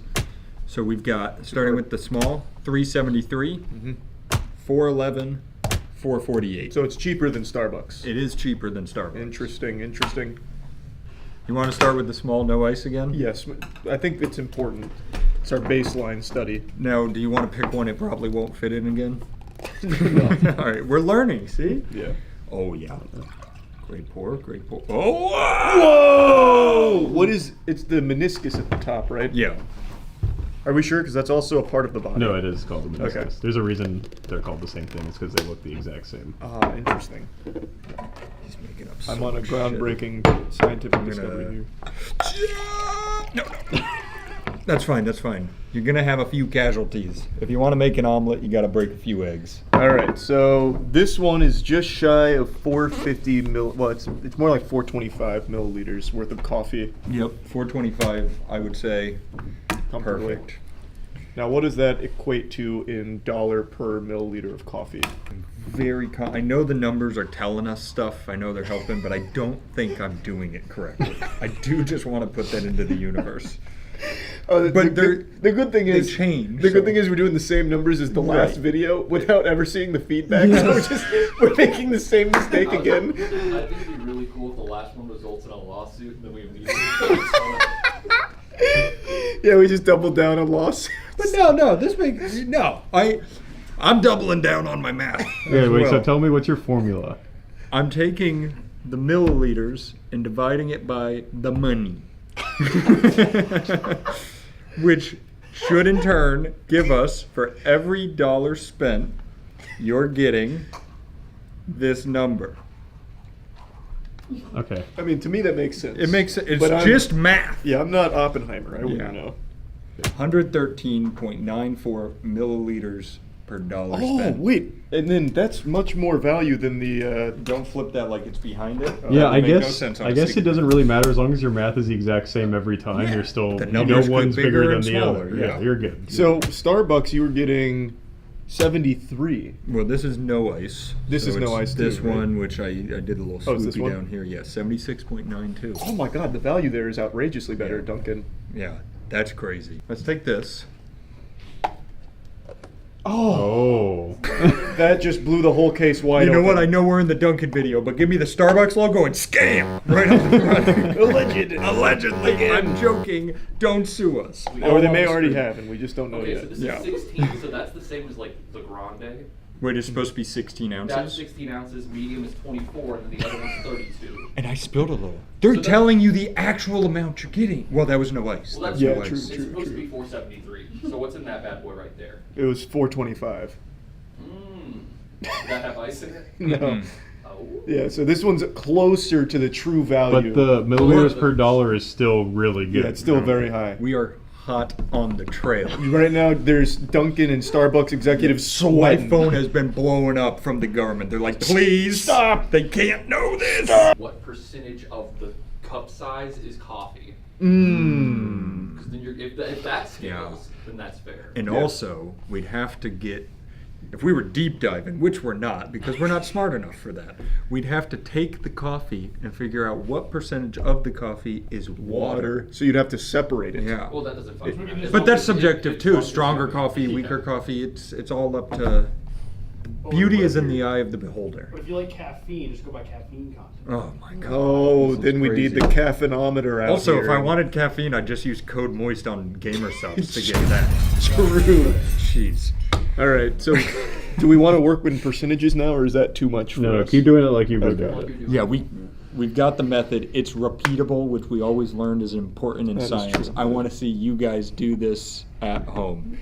I want to see Mark Rober's next Yeah. video debunking ours. Everybody tweet your measurements to Charlie on Twitter. I love that the more we do these kinds of videos, the more and more we're just scuffed Mark Rober, somehow scuffed Cold One, scuffed Good Mythical Morning, but we do it better. We do. So the light ice, Light ice. has how many cubes? Because we can count those by eye. I'm gonna show you something I don't know here. if you can anymore. Yeah, they put that on melting. That's Oh, it. okay. Ready? That's all that's left in that. bad They boy. did. They did take light ice seriously. Yep. Caleb's right. You hear that? It was one. All right, 1 cube then. Don't drink this. You're getting good at that. That was a steady pour. So this is the same size with light ice, and you're getting over 450 milliliters. Wow, that's what would you call that? 455? Yeah, at least a 455. I'd say. 455. Wait, that makes no sense. Why? Because light ice had more. Yeah, it should dilute it a no bit. ice. Yeah. Unless they just didn't fill it up as much. It could be a Maybe mess. that's the scam. You It's a know what we call crapshoot. that? Scam. Scam alert. The scam Allegedly. quake. Just kidding. Don't sue us. I will say, look at the large. Looking? Look how much Oh yeah, space there's a you lot get. of air. Well, hold on, wait. We're getting ahead of Yeah, ourselves. yeah. It's like the bag of Can't chips. rush the process. We're sitting at 121.98. Even better Yeah, value. all these being over 100 is pretty Yeah. nuts, right? That's That a is- lot of value. That is significant when compared They're to basically rivals. Yeah, they're paying you to drink their coffee. Yeah, they're giving it away. It might as well be free. All right, now I have a theory that the super ice one is going to be more in line with Starbucks. I'll do the class. This is such a terrible idea. You're But right. we only learn if we make Wait, don't you need to That's strain it? true. Oh, I'm strain, doing it handheld. Hold Strainer! on. Just wait. I'm doing it the old-fashioned way. Oh, he's a bartender. See? No, it's wait. That piece of ice is hanging by a thread. I'll get it out. Wait, here, give me the ice, give me the ice. There we go. Oh, wow. The hands of a Nice. surgeon. All right, and now, How much ice made it in that? None, actually. watch this though. Let's get a little ice measurement. Yep. Can you smooth the blender? Thank you. Right into my 101 grams, just like the Dalmatians. Interesting. How many grams of ice? How many grams of ice were in the Starbucks one? Do we remember? Well, I only measured the Trenta. Oh, true. So- But this might be comparable amounts of ice. It's less. The Trenta was 140 something. Okay. I think. Okay. It'll have been You're not posted recording a week your before, so. findings? No, we didn't know ice was important. Oh, make sure you write this one down. Yep, ice. This is pretty interesting. So 101. even with a lot of ice, we're still teetering on 400 milliliters worth of coffee, which is significantly better than Starbucks performed. Wow. So you're saying it's 400? Well, let's just go with like a 380. 'Cause it's close, but not quite. Can you turn it so I can see it? Yes, of course, of course. God, this math is really taking it out of me. This is probably going to be like a 104 value per dollar. You were close. 101.87. That's still pretty good. That's great value. Dunkin is really coming out with their A game. Lower prices, the milliliters are making sense for what you're buying. Yeah, this one, I'm sorry guys, you're gonna have to work on a new screen that goes, not a scam. As advertised. Don't sue us because we're being nice. So what was the variance between the light ice and the full ice? It was only like 10 cents, right? No variance. Oh, no variance. Same price across the board. All right. Perfect. All right. Moving on. Give us the medium. Moving on and moving up. Okay. All right. Moving on. Check it out. How do you want to do this? Yeah, I'll hold the strainer. All right, yeah, you do that. Yeah. We're going to go for a quick pour. All right. A hasty one. Oh, you're fine. Science gets dangerous sometimes. Our notes. No. Why did you do that? That was a reckless one. It's hard with the strainer because it comes out so wide, you can't get like a good angle. Yeah, the ice just makes a mess. Better to just dump it. You just got to go for it. Yeah, sometimes you got to just take that risk. Science is not nice to the weak. Yeah. No, that's what I've always heard. Well, that's supposed to be 709. Oh, I'll tell you, it's not even close. It's just over 500. Well, check how much is on the table, and now there's more. There's some data on the table, it seems. Well, that's not significant data. Some loose code is out there. Like a razor blade, like starts like crushing it in. Measure the ice real quick. Yeah, of course. You know, I think we could put the ice in one of those and get the milliliters of ice. Out of these? I feel like you can't measure milliliters of ice because there's gaps in it. No, you can do water displacement, yeah. Yeah, Less. yeah, in grams. We could, or I could just use the electric scale next to me. 100 grams of ice. Even less in the medium? Less ice. Is that a scam in and of itself? You get less ice with a taller order? Or do you want more ice? Well, I don't know. What's the perfect number? There's just video after video. We have so many questions to answer. How much ice per milliliter is ideal? Interesting. But let me tell you, it's still a good-ass deal. Hit me with the numbers. 122.87. And that's with some on the table. Well, how do you do? Interesting. And so if you compare that, that's the equivalent of the light ice ratio from before. Just if you wanted to know. Interesting. All right. So pretty good, not bad. Yeah, I think we got to move on to the large. Yeah, one more test case. So we're gonna. Clamp it down. I would say a little more. There. We're sitting at 25 millimeters of air. Of dead space. Dead space, yep. And I paid for that. You did. I paid for 25 millimeters of air. I could just go outside for free. A free commodity. What is this, Dead Space 3? Unfucking believable. This is an outrage. But I wonder if this is going to be across every Dunkin'. Is this mandated, you think? It probably is. They probably have it in the back. They show you like how much cream and stuff to put in. They probably show you the how much air the to put in. Scam, allegedly. Alleged scam. But you know what? I'll hold my thoughts until we. Maybe they can impress me here with the value per dollar still. All right. How do you want to do the ice? Probably just the strainer again.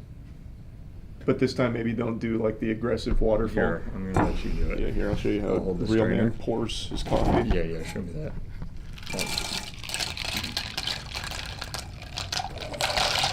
Wow. There we go. That was perfect. Yep. Didn't spill a drop. All right, now let's Let me just kind of get the extra. Yep, smush it a little bit. Do you want to measure the ice first or measure the milliliters first? Let's go. Let's go ice again. Okay, start with the ice.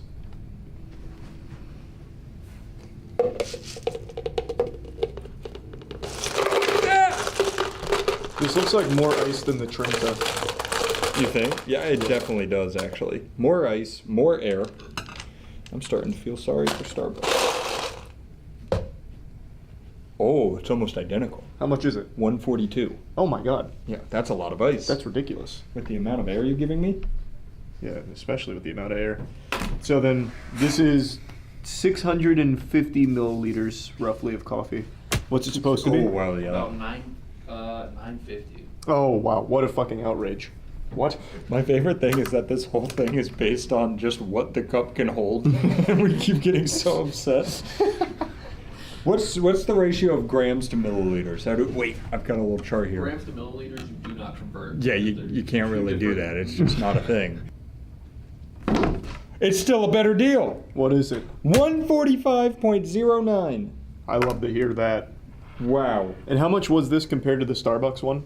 That was $4.48. Oh, there's like $10. Yeah, that's a much better deal. And if you got, let's compare it to the Venti over there, which this had the same amount as the Trenta. So actually, let's compare it to the Trenta. That makes a lot more sense. $5.95. Less money, $4.48. more coffee, better ingredients. I was literally about to say that. We were right on the same page there. Anytime I do two things back to back, I'm like, yeah, that's Papa John's every time. That's Papa John's. That bastard. All right, so we found out that Dunkin' Donuts is not a scam.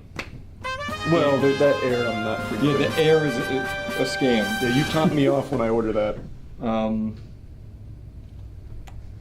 So best bang for your buck is, once again, the large. So is your hypothesis more closely true on this one than it was on Starbucks? Not really. They're all just better deals. Like, Dunkin' is a better deal than Starbucks, but still, just the bigger you go, the better bang for your buck. Yeah. But who wants 650 milliliters of coffee? Probably quite a few people. Yeah, you might be right. Well, we did the math for you. Yeah. You're welcome. So you didn't have to. Hey, that was a good day of science. That was a lot of science. Next time, we'll tackle thermonuclear topics. Yeah, like McDonald's. Like McDonald's. And we'll do a old volcano baking soda. Oh, that's big. That's big. Yeah. I've said this a few times and I'll say it again. We have truly reached the golden age of scams. I think people today are more susceptible to a bunch of hullabaloo nonsense than we have ever been in the history of our species. Even all the way back to like the medieval ages when people would peddle snake oil, just a bunch of nonsense like, here's a health potion, right? And it's just like, you know, river water mixed with a little dirt, and they sell that, and people are like, oh, it's working, you know, that kind of stuff. I think even the people back then were more privy to scams than they are today. People buy into actually anything at all, and then they subscribe to that belief forever. They refuse to acknowledge that they have been scammed because I guess maybe their pride stands in the way of it, or maybe they truly convince themselves that it's working. Today we have a very interesting one from a Instagram influencer or TikTok influencer, I'm not exactly sure, who's trying to convince her audience that optometrists are lying to you and that glasses are the devil. They're a scam. They don't work. In fact, you can heal bad eyesight through spiritual exercises as well as general exercises and something she calls eye yoga. That's going to fix your eyesight. She also thinks a lot of the reason that people have bad eyesight is because they believe they have bad eyesight. So if you just stop believing you have bad eyesight, all of a sudden you're going to be fucking 20/20 vision. And of course, rub some essential oils from her MLM multi-level marketing scam on your eyes twice a day, and you'll be seeing through people's clothes, basically. Your eyesight's going to be so good. You'll be able to see the future. It's a beautifully ridiculous scam that some people have truly bought into, which is very sad but not surprising in the current climate of the world. And there's a TikToker named Mallory's Thoughts who actually took her course in order to see this outlandish nonsense firsthand, and she reported it to the masses. And it's even more bizarre than I could have possibly envisioned. I don't care how many carrots you eat or how much eye yoga you do, your eyesight still won't be good enough to see this coming. It is so wacky. So huge thanks to Mallory's Thoughts for going to the seminar and conveying all the information to the rest of us. It's a beautiful disaster. Have I seen the Samantha Lotus MLM scam saying we don't need glasses? How optometrists scam you. The anti-glasses influencer who claims she can fix your eyesight but is slammed as harmful by experts. Well, that's just because they don't understand her methods. What's the one thing that your optometrist doesn't want you to know about? The fact that you do not need glasses. That's right, you may have been told that you need glasses, but that's actually a lie. I knew it. There are mental, emotional, physical, and even spiritual reasons why you may not be seeing, and I'm here to tell you that that can be healed. I love spiritual as one of the culprits. You haven't believed hard enough that you can see. Your faith in God has clouded your judgment. That's like actual Star Wars shit. That's why your eyes are so blurry. If you want to learn more, read the comments. What's the one... Does she expand on... What? I'd like to hear her methodology here. You've got me hooked. That's a huge scam. She told her Instagram followers she healed her own eyesight and is offering to teach others to heal the spiritual, emotional... Yeah. It incorporates positive psychology, CBT. How's cock and ball torture going to help? Psychoneuroendoimmunology, metaphysics, energetics, nutrition, and alternative natural medicine into her healing protocols. She broke down Lotus course in a video and garnered 2.5 million views. Mallory, a popular TikToker. I am happy to report that I paid $11 this morning to attend so that you didn't have to. Thanks. We are off to a great start here with a legal disclaimer saying I'm not a pharma doctor. And if anyone wants to explain to me what pharma doctor means, that'd be great. Yeah, I can do that for you. She's not educated in any way, shape, or form. Like, she's just actually fucking stupid. That's the best I got for you. This is holistic education and empowerment purposes. Ah. So science, then. So suggesting that you can't see 20/20 vision because you have unbalanced spirituality, because you have some sort of blockages. So, you know, it's like chakra all blockages will do that to you. We did a few eye health breaks, like eye stretching. She kept calling it eye yoga. It's pretty much the nicest Can you part show of me the one? whole thing. At this point, she suggested that Wait, what is eye yoga, I wonder? Hold on, does she have any courses on that? Now I'm very interested. As an optometrist with a degree, I can tell that she is completely bullshitting. As a man who is not an optometrist, I can tell that she is completely bullshitting. I would hope most people will hear this and know that it's bullshit. We're reaching a point where people will believe anything and everything, but that's only if you do it as a counter to something. You can't lead with your craziness. It's only if you counter something with craziness where they're like, that's the truth. Because no one wants to trust anything. So if she... Here, Samantha, if you're here, let me give you some free advice on how you could have sold this on Twitter to the absolute lunatics there. If you had said, Big Pharma is trying to vax all of us and send us to these optometrists to keep glasses on us as a muzzle, here's the truth, you would have crushed it. You would have absolutely nailed it. But you didn't lean into that hard enough. Instead, you led with your lunacy. So now everyone shits on you. See, it's all about framing. You have to put an enemy, and you have to put yourself as the ally. And that's how you can sell anything. Could, in fact, change your eye color through cellular cleansing and proper detoxification. At this point, we're about 30... That's fantastic news. I've always wanted to have green eyes. Does she have any courses on that somewhere that still exist? Man, I need to pay $11 to go to this seminar. Mallory's hogging all of the secrets, the cheat codes. What kind of detox do I need for green eyes? Says named best vision in the military. What the fuck does that mean? Where did that award come from? It's a prestigious award. It's like in high school when you're like voted most likely to, be a football star, most likely to be a crack addict, whatever. Like, I'm sure the military does that, right? Best vision in the military award? Take a peek. It's probably a very prestigious list here. What the fuck? There's no Wikipedia page dedicated to this? The best eyesight? Come on. The Guinness Book doesn't have it. Yeah, I can't believe it. Why wouldn't the Guinness Book be on it? They'd love that.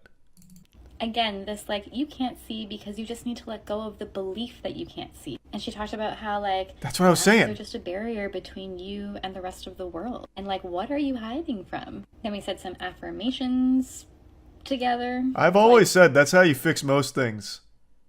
You just gotta stop believing in it. If you don't believe in it, it's not real. Says that you can use eye strengthening oils -Immortelle. I know that Samantha What's is a that? rep for doTERRA, sells essential oils under a multi-level marketing structure. And I have been waiting for her to mention it. This goes very deep.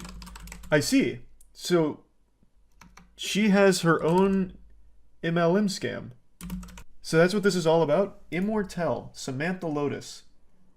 A doTERRA. So this is the grand scheme. Now all the puzzle pieces are coming together. While our products can be used to promote a healthier lifestyle and achieve certain wellness benefits, they cannot be used or marketed as capable of preventing, treating, or curing any disease or symptoms associated with a disease. So the doTERRA essential oils, the Immortelle and the Soluble, our top oil blend. Immortelle is a doTERRA essential oil.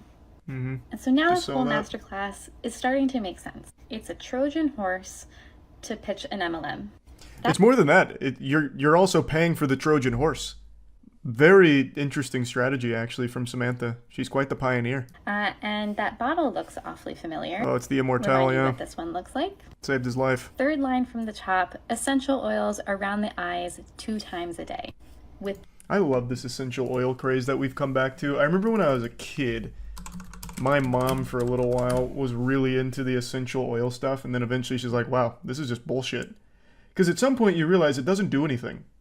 Like, it doesn't even work as a placebo for anything.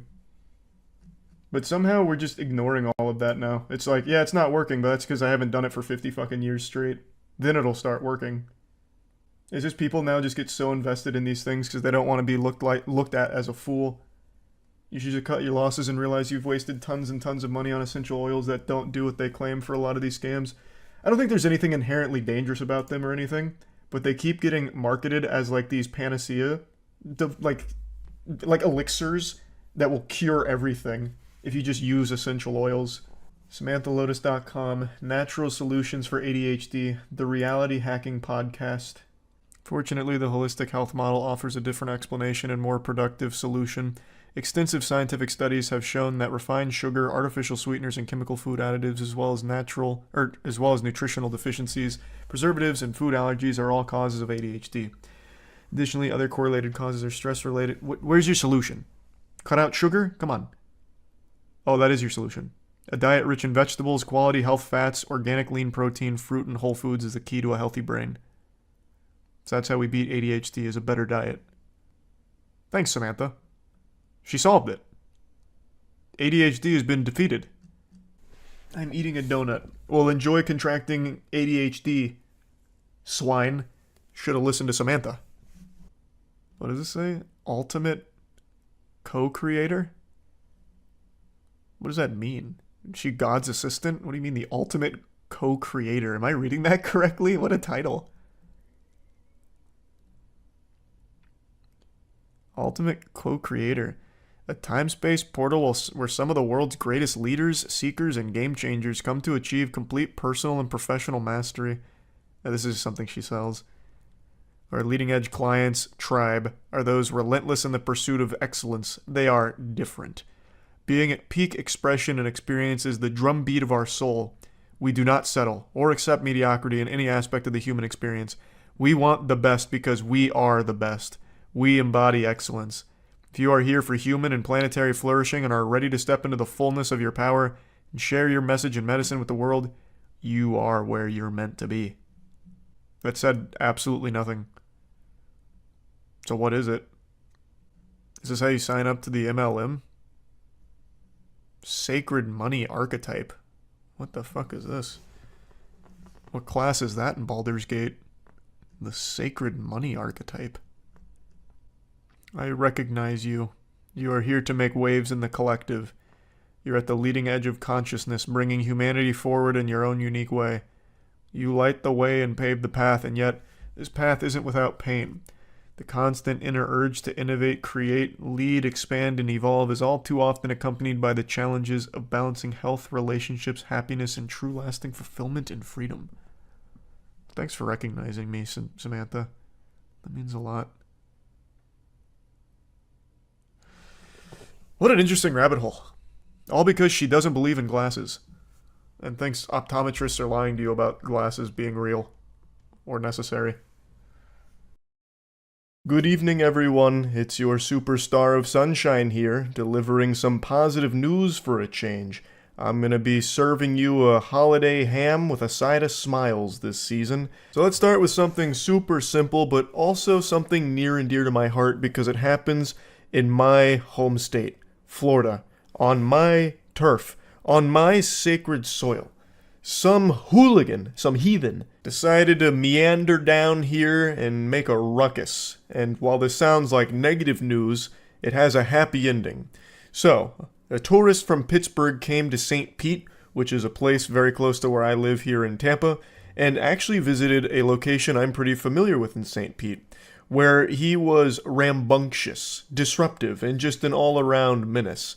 And he went too far, flew too close to the sun when he molested a beloved manatee statue outside of a restaurant that I've actually been to. I learned about this on stream last night, but didn't realize just how close to home this hit. I have been to that restaurant before, and I am pretty sure I laid eyes upon that manatee, and I would have never expected him to wow, I just hit a full-blown scat man there. This was so concerning to me, it made me stroke out there for a moment. I never expected this beloved manatee to be molested like that, defiled, in front of all of us and God to see. The perpetrator's name is Anthony, and it first started with him throwing gator nuggets into the Rick's Reefs restaurant, which sounds like a diner out of Bikini Bottom. And that is just the most Florida sentence ever, throwing gator nuggets in Rick's Reefs restaurant. Such a beautiful sentence. And then he got even more disorderly. His staff came up to him. He became belligerent and then went outside and sexually molested the manatee statue. Now, the astute observers amongst you will have noticed that the manatee has no visible orifices. So I'm having a hard time picturing exactly how this happened, because it's not like he could start fucking one of the holes or something like that, nor can he necessarily stick anything from the manatee inside of his holes. So when I learned about this on stream, chat kind of came to the conclusion that he must have just been humping the statue, like dry humping it like a dog on a leg, and that's what they're referring to here. And then after committing that vile act, he ran to the Postcard Inn, which is another local cameo from a place that I have been myself. Postcard Inn, back when I was in college, was kind of the spot most people went when they wanted to go to a nice beach area, because that part of the beach is basically all college kids, or at least it was back then. I don't know what it's like today. But back then, I had been multiple times to the Postcard Inn, and specifically the beach around there. So when I read this story, this is just one of those things where I pointed at the screen and said, hey, I know that. Anyway, this is long-winded. What's the good news from this? Well, he got arrested. So all the manatee statues out there can sleep easy tonight knowing that he is no longer a problem. And what's not to like about that? Let's get into some actually wholesome, genuinely positive stuff. In the midst of all of the controversy around the completionist charity scandal, I think it's important that we remember not every YouTuber is here doing shady things when it comes to charitable organizations, and I want to highlight two of the absolute best in the world. I'm going to start with the most recent example, Dr. Lupo.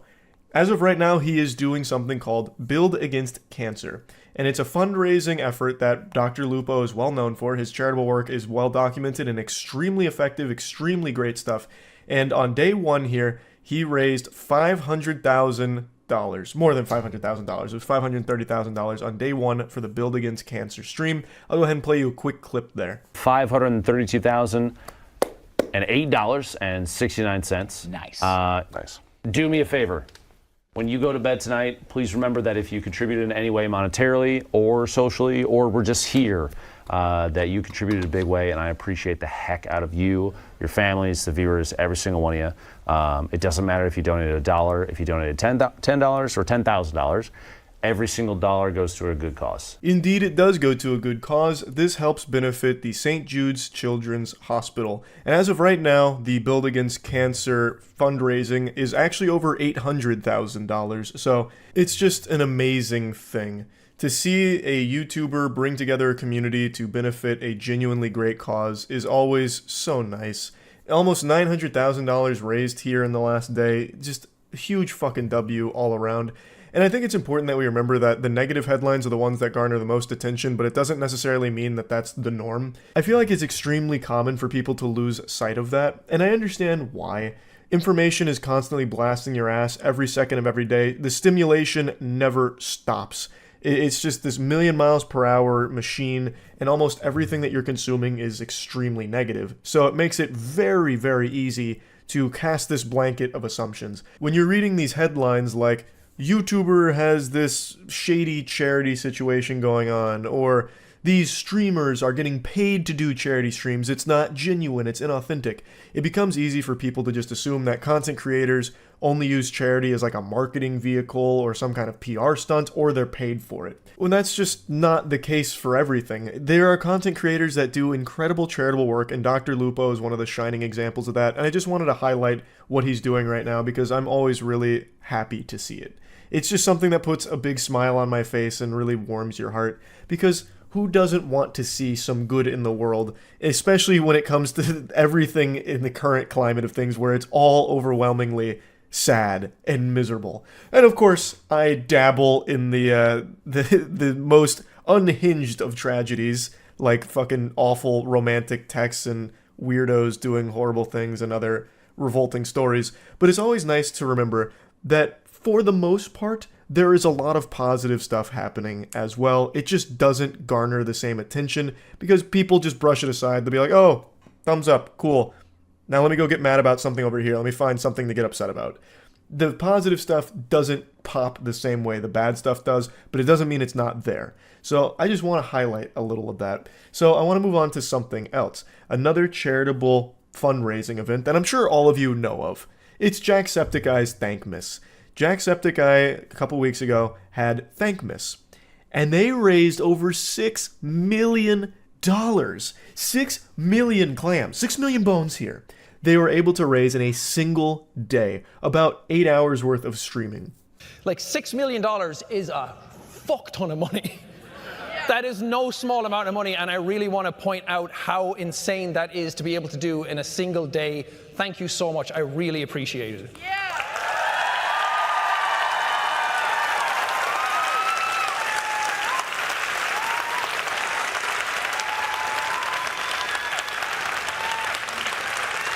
So, on behalf of me, on behalf of the entire Thankmas crew who put this on every single year, we are so proud, we are so grateful, and we'll be back next year. Thank you so much, and good night. $6.3 million raised for the World Central Kitchen from Jacksepticeye's Thankmas in one day. That is so incredible. It's always amazing to see content creators use their platform in a way like this where it benefits so many people and has this wide-reaching effect of helping others. And I just have a huge amount of respect for not only Sean, but Dr. Lupo and all other YouTubers that also do similar things. This isn't rare. There really are so many creators that try and use their platform for good and do things like this, raising money for charitable causes, or even if it's not directly financially trying to support a cause, they do other things and other methods of trying to support something or someone to help. And I just always want to give a huge, warm thank you to the people that do. But anyway, I just wanted to make this video as a reminder that there are incredible things happening. It's not all bad, it's not all negative, and I wanted this to just be a little uplifting, happy video. Like, yes, constant negativity is flooding your feeds, fucking poisoning your eyeballs, but don't let it blind you to the good that is also happening at the same time in the world. So, I just wanted to talk about this a little bit. That's it. See ya. I've never had a threesome, and I've never had an experience where I read something so cringe that it made my tummy upset. One of these two things is about to change today, and I don't think it's the threesome. I just read something from, yet again, my deep diving onto the horrors of modern dating with absolute deranged weirdos. And the whole interaction was so mind-bogglingly peculiar that my body couldn't help but suffer from a physical reaction after finishing this adventure here. I don't know where these men are coming from. These dudes are just being printed in the Cringe factory and being thrown into the dating world as like the worst NPC encounters you could ever have. So anyway, let's go ahead and dive in. But before doing that, just a quick heads up. The Moist Global Retro Basketball line is still available right now. This is the best assortment of merch the internet's ever seen, so you can go to moistglobal.com right now and pick something up. Links in the description. I just read some of the backstory she was posting about this situation in the comments, and it's actually pretty sad. Apparently these two had been dating for about 3 years. It was a horrible situation all around, and a couple months ago she left and took the kids, but this is the most recent interaction between the two of them. She 100% made the right move in leaving. This guy seems like a fucking menace. But anyway, it begins innocently enough. That's good, just working away with 3 exclamation points, so he's having a jolly old day at work. Did you get to the doctors yet? She says, yeah, I have COVID. What did he say it give you? What? What did the doctor say or give you to feel better? Take Advil, Tylenol, sleep as much as you can, and quarantine. This is so timely because I myself just finished going through COVID over the last 11 or so days. And this is the 3rd time it's fisted me. It has gone elbow deep in my ass 3 times, and all 3 times that is the exact same advice I was given by doctors. Now, of course, you can still ask for like a Paxlovid prescription if you want. It should help with like symptoms, but it's not usually the first thing they give you unless you're someone who is at risk for like complications, I think. It is an option, but typically they'll just tell you that. You know, take Tylenol, sleep it off, rest, fluids, simple stuff like that. So it seems innocent enough here, and the guy she's communicating with almost seems jovial. You know, like when he says, just working away, I can already see him typing that and going, just working away. You know, one of these with a big old smile on his face, ear to ear. He seems like a happy-go-lucky kind of guy. And then it all falls apart. This feels like a real Jekyll and Hyde situation. He immediately just doubts her, doesn't trust her, accuses her of lying. Lol, so you didn't go to the doctors. Before this turns into a fight, just tell the fucking truth, lol. She says, I did. There's no meds for this. Yes, there is. Go to the doctors, lol. I need the address and the name of the clinic that told you there's no medicine. Also, the name do the doctors. They will be losing their license. So he's fucking spiraling immediately here. And I feel like this isn't exclusive to just him. I feel like a lot of men these days assume that every girl they interact with, even their significant other they've been with for 3 goddamn years, is some kind of lying, cheating harpy or something. So they're constantly interrogating because they don't believe anything they say. I feel like there's just so many dudes out there with this, like, insecurity within them where they doubt everything their partner says, believing that they're cheating in some way, and they're lying about something, hiding something, and it's fucking awful. So this guy's trying to checkmate her here with the scholar's mate, like, okay, then give me the name and the address, because I'm going to call them to double check, because I don't believe you, madame. She then says, stop being so fucking melodramatic, I seriously don't need this shit right now, there isn't anything they can give me, I'll be fine once it works its way through my system. He just continues to press, please, name of the doctors, location you want to, please. I know you sick, that's why I'm jandling this for you, and just need to know which doctor you went to, I can handle this properly. This guy has so much steam coming out of his ears, it's clouding his eyes. He can't even fucking type properly. He's typing like a caveman. He's going full Neanderthal mode here. Like, what in the world is happening in his noodle? He's gonna start jandling this? That reminds me of jelking. Like, that was an old thing on the internet where you're supposed to, like, masturbate in a certain way to elongate your wiener. Jandling feels like it's some kind of, like, sub-discipline of jelking. But anyway, she says, I don't need you to scream at the receptionist for no reason at all. Stop being ridiculous. I won't scream at anyone, just tell me the information. K can handle this, please. If you don't provide it to me, it's because you're lying and didn't go to the doctors.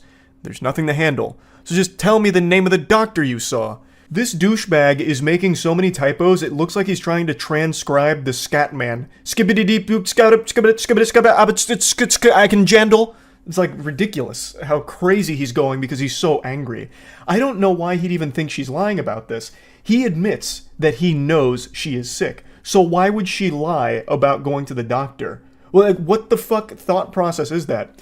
I know my girlfriend is sick, but it's probably dick sickness. She's probably hungry for cock and it's causing her physical pain. That's probably what it is. She didn't go to the doctor. She went to a penis appointment. That's what it is, and she's lying to me about it. I knew it!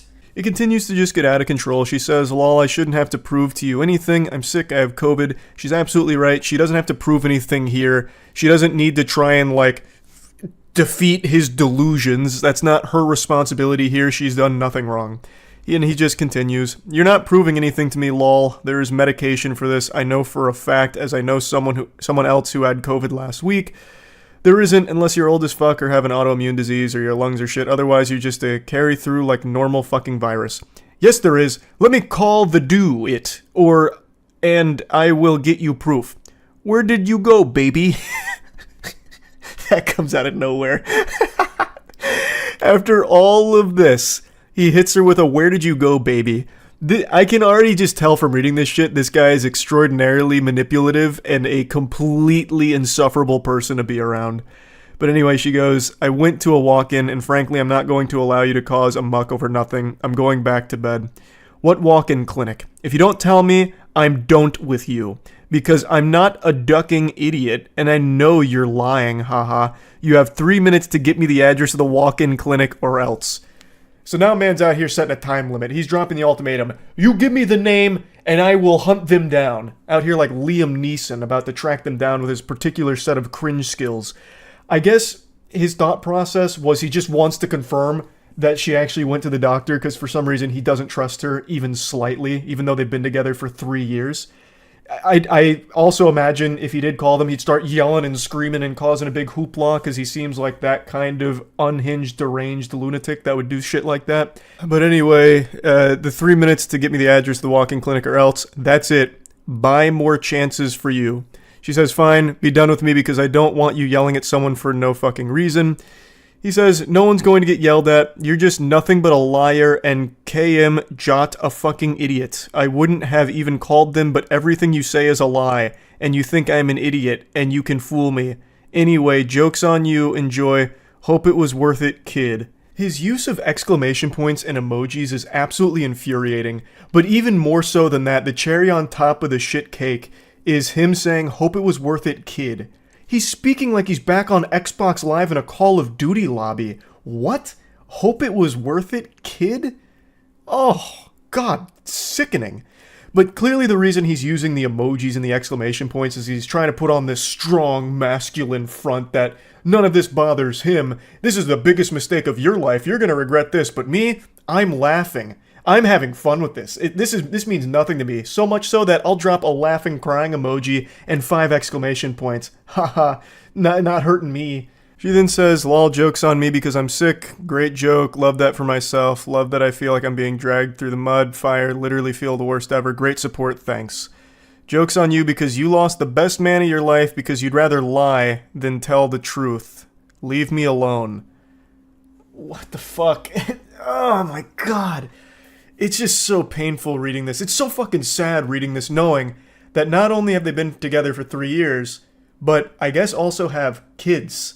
Like, and speaking of the kids, his final message to her is this. You got it, Buster. Have fun being a homeless narcissist liar that no one loves, not even their children. He just dropped a cold Buster here at the end, and then told her that she is a homeless narcissist that not even her children love. What kind of delusional, evil shit is this? He's calling someone a narcissist. That's unbelievable. Pfft. And then to say that not even their children love her? What? I don't know how you go from like, oh, where'd you go, baby? You know, like, obviously, like, in love kind of thing, to immediately, like, no one loves you, everyone hates you, I'm the best man that has ever existed in this entire fucking history of our species, and you just blew it with me. This is your fault. You're unlovable. You're a liar. Your children don't love you. You're a narcissist. Like, it's just crazy how quickly someone can become this. It's so fucking sad. She definitely made the right call leaving this guy. I'm, of course, no, relationship counselor or guru or anything, but very clearly, this is an unhealthy person to be around. This guy super sucks. This guy is a turbo fucking loser. And according to her comments, this was only like the tip of the iceberg. She actually called this interaction mild. So I can only imagine how awful of a person this piece of shit is. She definitely made the right call. And to think all of this happened because she got COVID and went to the doctor, and that was enough to set this guy off. That's terrible. That's horrible. But yeah, like I said, I have been deep on like the modern dating scene, travesty, seeing like what all's been going on and being posted by people online. I just find it all so interesting. So I can't help but talk about some of these that really get crazy. So yeah, that's really about it. So yep.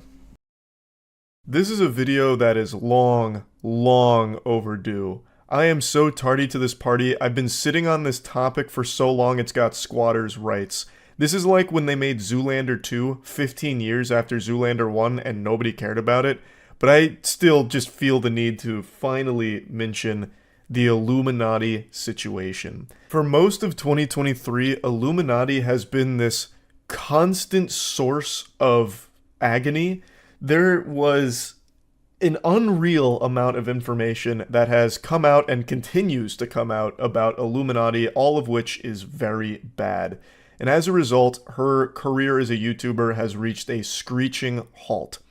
Now, I'm sure a lot of you have kept up with it, at least to some capacity, because it's been a huge story for so long now, but I'll give you like the most basic rundown. Illuminati was a YouTube channel, is a YouTube channel. She continues to post even through this, this apocalyptic career destruction.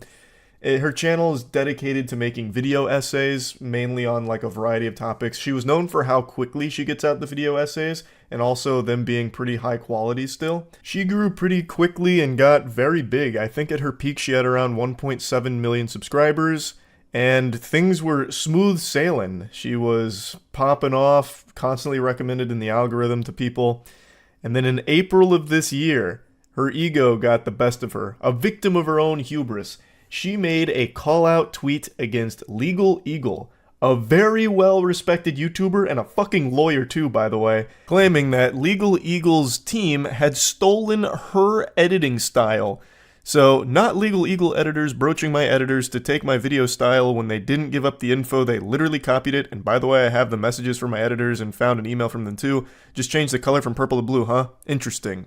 So this is her trying to accuse Legal Eagle of stealing her editing techniques, which is an outrageous claim to make.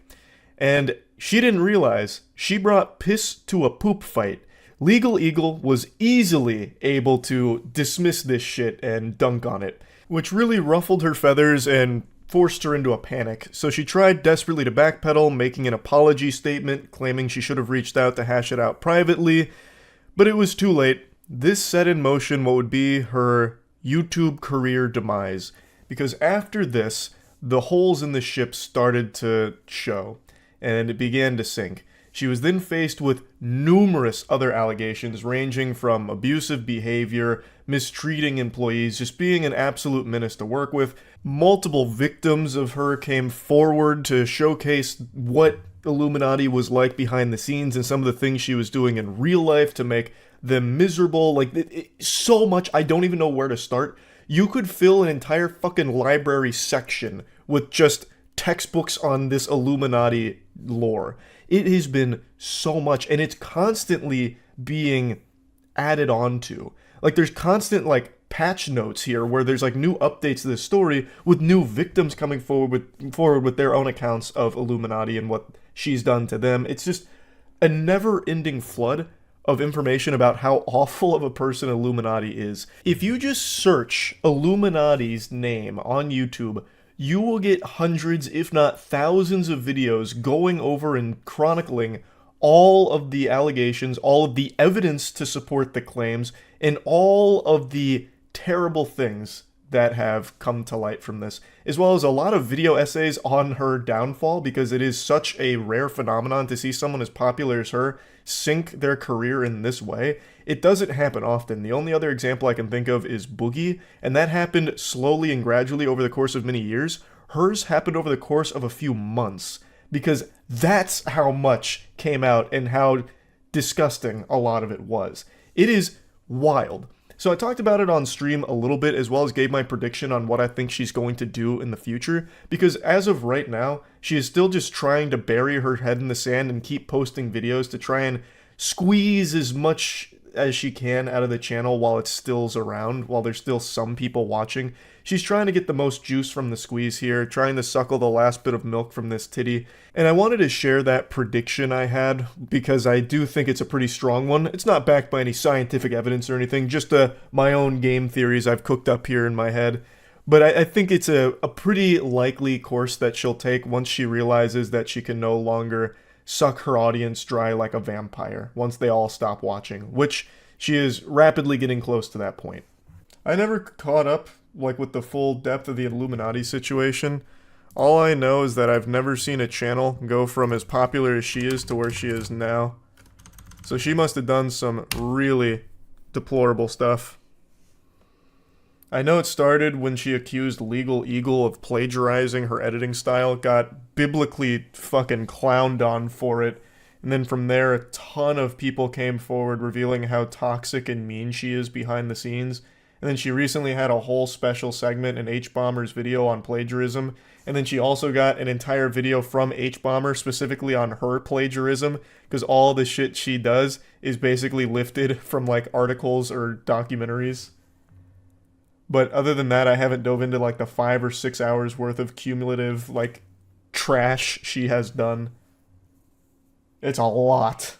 But what's very interesting is she still continues posting as if nothing happened. So I wanted to... All she did was turn off comments, and she just puts her head down and grinds, ignoring all of it. What if it's another AI YouTuber? That, I wouldn't be surprised. I feel like if anyone's going to try and replace themselves with AI, it'll be Illuminati at this point, because her name is Mud.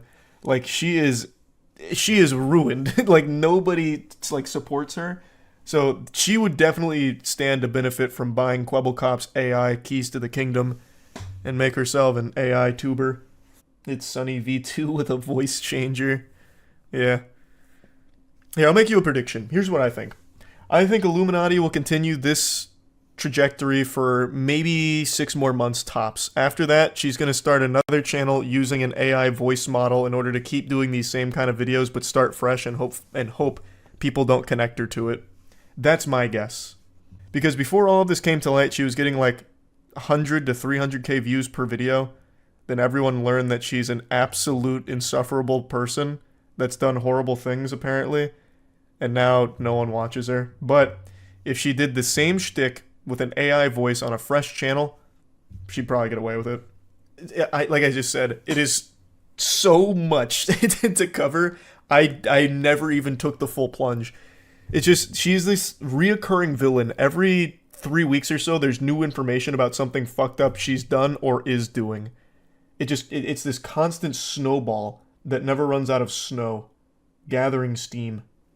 Better for her to just call Saul. Nah, she's gonna need to get herself a Hoover.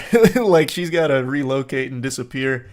Like I said, my prediction, I really do stand by it. I think she will probably in 6 months' time make a new channel, AI voice, make the exact same content, and just start fresh.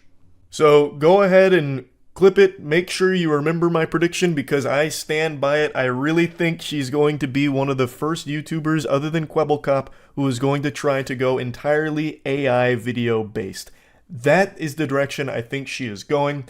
So let it be known, if that happens, I called it. I'll hit you with an I told you so. That's really about it. See ya. 2023 has to be one of the goofiest years in gaming history. We experienced some extreme highs and some extreme lows, blessed with some masterpieces like Baldur's Gate 3 or Tears of the Kingdom, and then also cursed with some of the most revolting trash that has ever been farted out into the gaming ecosystem. There were a ton of super stinkers this year. Like, the hits were hitting, but the shits, they were shitting. It is crazy how we had such a huge amount of incredible games and extremely bad ones. Like, some of the worst games in recent memory came out this year, and sometimes within a month of each other. Choosing just 5 games for this list was actually pretty difficult because there were so many that could have broken into the top 5. But using the scientific method, I was able to break it down here to the factually, objectively correct take for what are the worst 5 games of 2023. So this is the end of the year Pseudo Moisties Awards ceremony. I'll briefly explain why it's not an official Moisties production. It's because I didn't moist meter any of these games. I only finished one of them on this list because the others were just impossible for a human being to endure. I felt like I suffered the same agony as Dante when he went to hell. So I just didn't moist meter them. And now let's get in there. At number 5, we have Redfall. In a surprise to nobody, Redfall makes this list. This is an unforgettable stain on Arcane. Arcane is a great developer, they have a solid resume, so this game obviously had a lot of hype before it came out, which was immediately thrown down the tubes when it was revealed that the game wouldn't even run at 60 FPS on the Xbox, and this was supposed to be one of their big Xbox exclusives of the year, so they put on the clown makeup for that one and really played the fool. It completely took all of the momentum out of the title's launch and immediately just became a bit of a joke. The game released and it was worse than anyone could have imagined. Unfun, half-baked, the world is completely empty, filled to the brim with glitches out the wazoo. The AI is brain dead even at the highest difficulty. It just offers nothing even remotely fun. There is no redeeming qualities for Redfall unless you're looking at something to point and laugh at, but even that novelty wears off like 2 or 3 hours into it. Then it just becomes a tedious chore for everything. They couldn't even be bothered to put real cutscenes in the game, they just have still images that they pan a camera around. It's so lazy and pathetic, really. It was so bad that Phil Spencer himself even name-dropped it when he was talking about a bit of their flops this year and how they believed that Xbox wasn't really doing enough to even be considered a competitor in the console wars, which, for some reason, when I bring that up, some like Xbox enthusiasts tell me I'm lying. He literally went on record and said this. You can watch it for yourself or read it for yourself. Like, it's all right there at your fingertips. Just go on Google, go to this source, that source, any source really. Like, he himself mentioned that Xbox wasn't doing enough this year, and I do agree. And Redfall was one of the things that he pointed out as being a blemish. Now, moving on to number 4, I think this one's going to have a few of you with your jaw on the floor for the placement on this one. No one's going to be surprised it's here, but I think you will be shocked to learn that number 4 goes to Gollum. Lord of the Rings Gollum game. This was by most considered to be the worst game of the year. And when I posted my video on it, I called it worst game of the year so far. I had the foresight to predict that it might actually get worse than Gollum, and by golly, I tell you, I swear with my hand on a stack of Bibles, somehow it did. Gollum is number 4 for the worst game of the year. That's how you know this year was special, because any other year this would have been easily number 1. So, what makes Gollum so shitty? Just look at it. It's a stealth game and a platformer, but none of the mechanics work well. It is extraordinarily boring. This is the only game on the list I was actually able to finish, though, because it became something like a challenge for me. Like, this was my display of strength, my Gordian knot that I needed to cut, beating this game. So I pushed through all like 5 or 6 miserable hours of this experience and beat it, just to say that I'm one of the few that did. So I got my $50 worth out of this one, I tell you what. But this game was so bad that it actually led to the studio being shut down for it, because not only did it not sell well, but the reception was so overwhelmingly negative that they viewed it as, I guess, embarrassing or shameful, and they just closed the doors on the studio, which is actually extremely sad, because the studio makes good games outside of Gollum. The games that they're known for making are not stealth platformers like Gollum was. That was their first attempt at doing it, and they just didn't know how to do it correctly, so it led to this trash. But I was still upset to learn that the studio was closed in response to this game. Now, Gollum is horrible, and you're probably scratching your head, what could be worse than Gollum? Well, turn your attention to number 3 on this list, because we got a real heater. We've got Rise of Kong. Yes, this puppy's coming from the genius visionaries, the Imagineers over at Game Mill, an infamous studio known for producing absolute abominations. And they looked at the catalog of games that came out this year. They said, you know what? We've got Redfall. We've got Gollum. But we can do worse. So they did. They pooped Kong out here within the last 3 months of the year and said, hey, this is what we've got. How do you feel about it? And everyone groaned all at the same time. This is like a $40 to $50 game, and it plays and looks like something a student in university could have thrown together in 48 hours while overdosing on Xanax. It is absolutely atrocious in every measurable category. There isn't a single redeeming feature of this game, and the most insulting thing is that, once again, a Game Mill classic, it uses a beloved IP, Kong, and ruins it. It delivers a terrible game that nobody in the world, I imagine, can find a single positive thing about, which is basically Game Mill's slogan at this point for the games they produce. Which brings us to our super surprise special. We've got a tie for third place, actually, and it's another Game Mill game. It's The Walking Dead Destinies. This puppy came out 3 weeks ago. They said, you know what? We're not done shoveling shit in your mouth. Open wide, gamers. Here's our ass, and enjoy what comes out. And boy, howdy, did I not enjoy it at all. This game is, again, completely miserable, and again, takes a very popular IP and runs it into the ground. Even though the show itself kind of ran itself into the ground a little bit, but that's a topic for a different day. The Walking Dead Destinies does nothing right, per usual. Takes a page out of Redfall's playbook here with the cutscenes, where it's just slideshows. It's horrible. Absolutely horrible. The gameplay, if you can even call it that, is beyond sluggish and seems like it's just there to waste your time so that way you can't get a refund after 2 hours on Steam. It is incomprehensible how Game Mill keeps getting away with this. I truly believe in the conspiracy that they must have blackmail on all of these major franchises and just strong-arm them into letting them use their IP to make this shovelware throwaway garbage. There is no way these games make any money for them, because I'm pretty sure I'm the only person in the world that actually buys these bitches. Nobody buys them. The trailers look horrible. Like, there's no one that ever actually falls for this, except for maybe like elderly grandparents that buy these games for their children not knowing gaming or something, so accidentally purchasing this. I just don't see their business model. There's no way they're making money. This has to be a money laundering scheme or something. I don't get it, but yeah. I couldn't decide which Game Mill game was worse there, so I let them duke it out and share the stage together at the number 3 for worst of the year. And that brings us to number 2. We have an actual scam game, The Day Before. I had covered this game about a year ago when everyone was talking about how like all the gameplay trailers and shit are fake. The game's not real, it's never coming out. Fast forward to a couple weeks ago, and this bad boy actually comes out. And it is nothing like the trailers led people to believe. It was a completely different game, and it was nearly unplayable.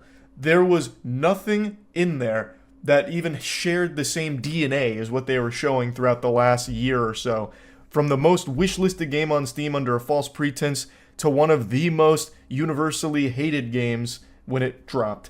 And then 4 days later, the studio behind it announced they were shutting their doors. They immediately just called it quits, gave up.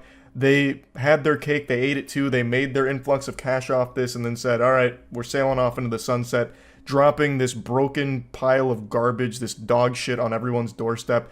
And for the few fans that were still holding on to the hope that maybe they'd get a game that's decent, you know, they'd waited so long for The Day Before, that was immediately ruined. And they never even bothered to try and fix it. Now, of course, I think everyone did get refunds for this. I think Steam themselves even stepped in and issued refunds. So at least people got their money back, but what a disaster of a game. It's actually disrespectful to even call this a game because this really seemed like they panicked just to produce something to avoid a potential lawsuit. That's my theory on it, at least, because this never even tried. Like, for a zombie game, the most zombies I ever saw on the map at any given time was 4. It was also nearly impossible to run into any other players. It also ended up being a fucking extraction shooter, which is not at all what they advertised in the slightest. So I don't even know if I can really call this a game. It was just legitimately a fucking scam, which is why it's got the comfortable number 2 spot here. But you know what's got the #1 spot for the worst game of the year? Well, none other than another Game Mill production. Of the 6 worst games I could think of this year, 3 of them belong to Game Mill. That is a historical achievement. Usually a studio will have 1, maybe 2 bad games in a year, at most. It's unheard of to have 3. And in the span of about 4 months, I believe is when all of them came out. Like, round of applause, Game Mill. You really outshit yourself for this one. This was incredible. The #1 worst game of the year is Avatar: Quest for Balance. I think it is Game Mill's worst game since Big Rigs Over the Road Racing. Many of you don't know this, but that was a Game Mill game. Often considered the worst game ever produced in the history of gaming. That was Game Mill. That's got their fucking stamped seal of quality. But Avatar: Quest for Balance is closely behind it. Not only is the gameplay the most monotonous gameplay imaginable, I'm almost 100% certain they must have lifted this from the Nickelodeon website from back in the day or something and like poorly copy and pasted it here and upgraded the graphics. And upgraded I'm using really generously here because it looks like shit. Everything about it sucks. But what hurts the most is that it takes, again, a beloved IP and produces the worst imaginable game for it. I love Avatar, and to see Game Mill get their grubby little paws on it and produce this is nothing shy of an insult and them spitting in my face and any other face of fans.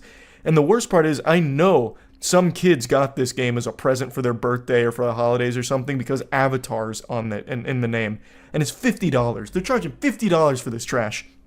I think Avatar: Quest for Balance very narrowly squeaks out the #1 spot over Day Before. Day Before is a scam, like an actual scam game, and Avatar is arguably a scam game because it is so fucking lazy and trash that it's clear this was just made to get a couple of quick sales from confused customers that didn't know anything about it aside from the IP's name on the box. It is so impressive how horrible Game Mill is.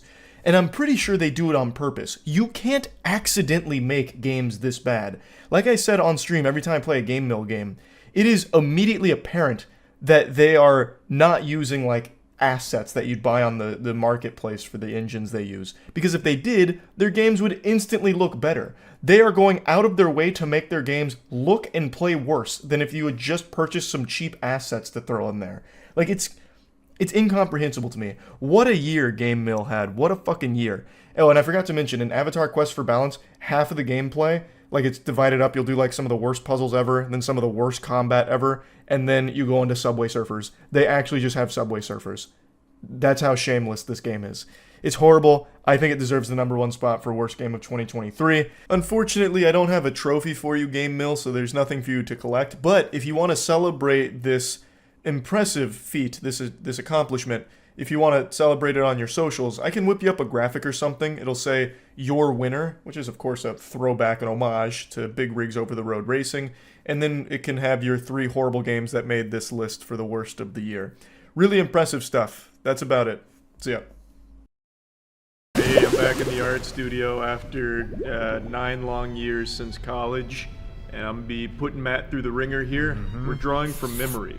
And we have a bunch of prompts, and I remember everything. I'm like an elephant. What if there's something in there that we've never seen?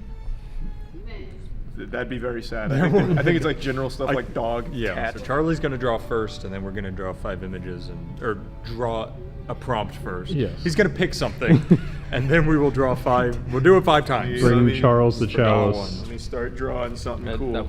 Or you picking something? Yeah, you're picking something. Echidna. That's like Sonic and Knuckles. Or no, it's like Knuckles. But a real one. Whoa, I don't know what a real one looks like. Alright, give us 5 seconds on Google. Well, how am I supposed to sketch? You're not sketching. I don't, well, I'm sketching and then going back. No, that's why we're using markers. Can I start yet?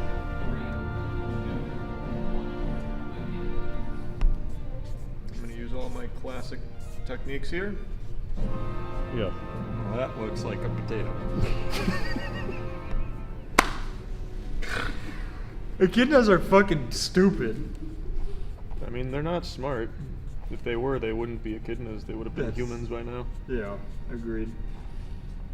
Charlie, the pressure techniques are looking great there. Thank you. It's about gentle brush strokes. You don't want to manhandle the instruments. If you show your tools respect, they'll show you respect back.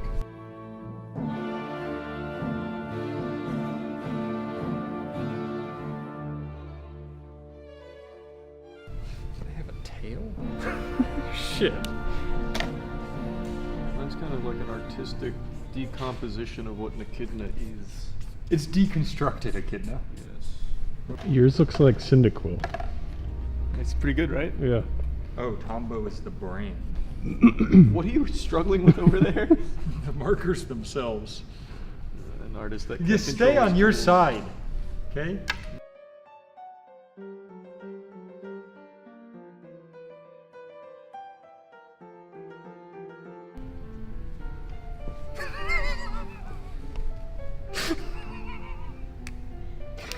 I love yours. Getting laughs from the crowd is not the optimal. Like when you used to go to Sweet Tomatoes and you could pick a baked potato or a sweet potato and they'd wrap them in different tin foil. It's like I'm so impressed. Fish was like forcing itself to evolve like a ball. And you know what we would call that? An echidna. An echidna, yeah. Knuckles. I mean, I think this probably beats Matt, so I'll just spend the rest of the time he takes drawing Knuckles. Well, you didn't finish your first one. What? He's done. This is what they look like. Oh, is that his face? Yeah, it's his eye. Oh. It's. Had to go fast. You guys were pressuring me. Yep. All right, if you're ready to call it, I'm ready to call it. All right, let's call it. All right, let's have Charlie show yours to Matt first. Do you want me to rip it off? Or you can just pick it up and turn the whole pad around if you want. Bottom one's Knuckles. Top one's the real life echidna. Is it better or worse than yours? I don't actually know.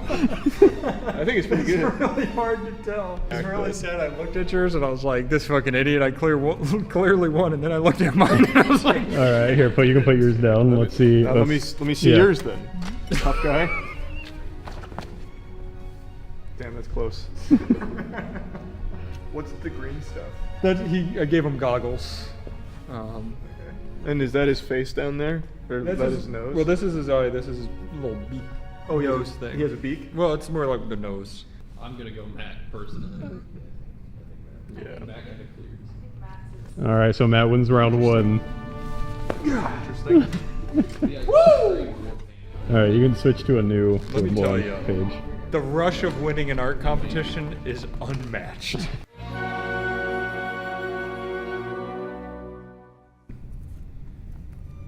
Elephant. Oh, that's so easy. Yeah, that's all day. I just referenced an elephant. Yeah, this is all day, son. Let's go. Yeah. Ready? Oh, I think Charlie's off to a strong start, actually. Thank you. Like I know my Let me elephants. see. Yes. You don't have vision. Yeah, nature. Did you guys know, since we're talking about elephants, did you know that they come from a patriarchal society, and when a male elephant reaches a certain age, he's outcasted from the group? Real. Or matriarch, sorry. That fucking woke liberals got me again. Do you know around what age that is? I don't, but it's probably like 20. Like in We real should life. do that in our society. We do. That way our presidents don't get so old. Okay, That's yours is coming along. That's a flat bottom girl yours right is- there. Yours is coming along. Flat bottom elephants. You could stuff this bad boy into a missile silo.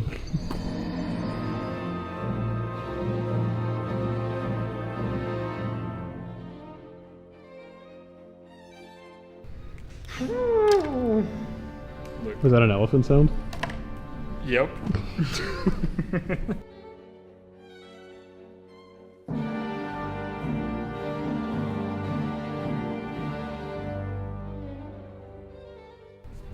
I'm feeling this one, I'm gonna be honest.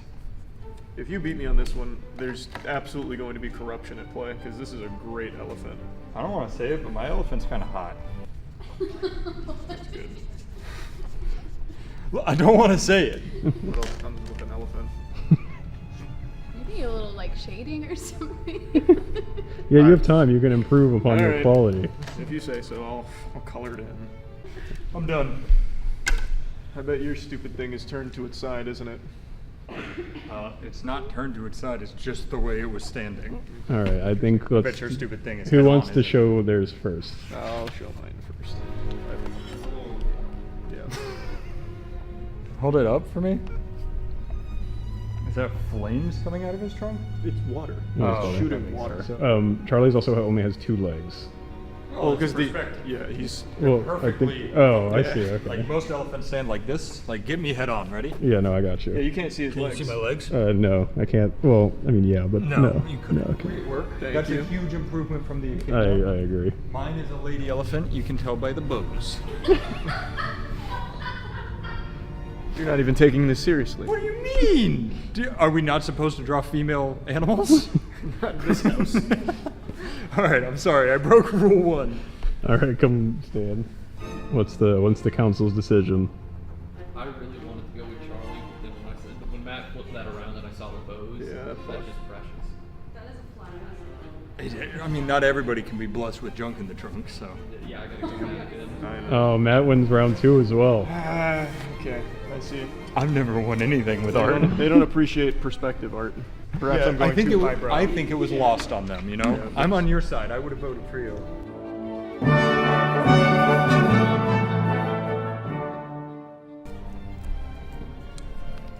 The Statue of Liberty. Oh, that's okay. No, it's from they should memory. know. They're true Americans. They should know. It's the right arm. Yeah. She's got the book. But you could be saying that and then you're going to draw the left arm. Yeah, I could be lying to you. Maybe she doesn't have a book. Maybe Why she would doesn't she? have arms. Why would she have a book? Maybe she's armless. Shit. Oh. What the fuck does she wear?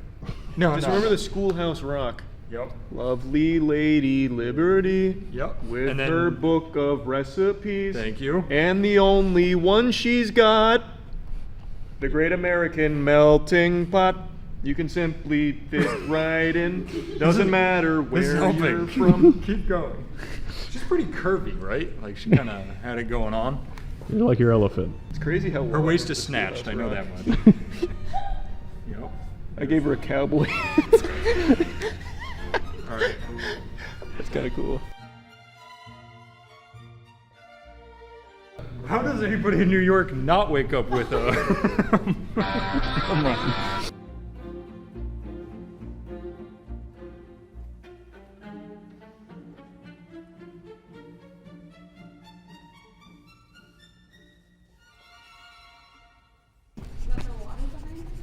Yes. In the sky. Well, no, you're looking at her. Yeah, like that would. from the shore looking out. So you're looking out, and you're seeing down. Typically when I'm on the shore looking up at a statue, there's water. Well, we're in a helicopter. Oh, I see. Okay. From the shore. They started shooting water into the sky. Nope. No. I've never been to New York because Charlie always tells me it's shit. I've also never been to New York because we don't. Yeah, that'd be a fun drive. Fuck New York. Pop quiz: where did we get the Statue of Liberty? Ellis Island. It is France, but Ellis Island is a cool spot. I think Charles is about finished, Matt. How you coming along? Does she have eyes? I'm not gonna help you. I mean, she did.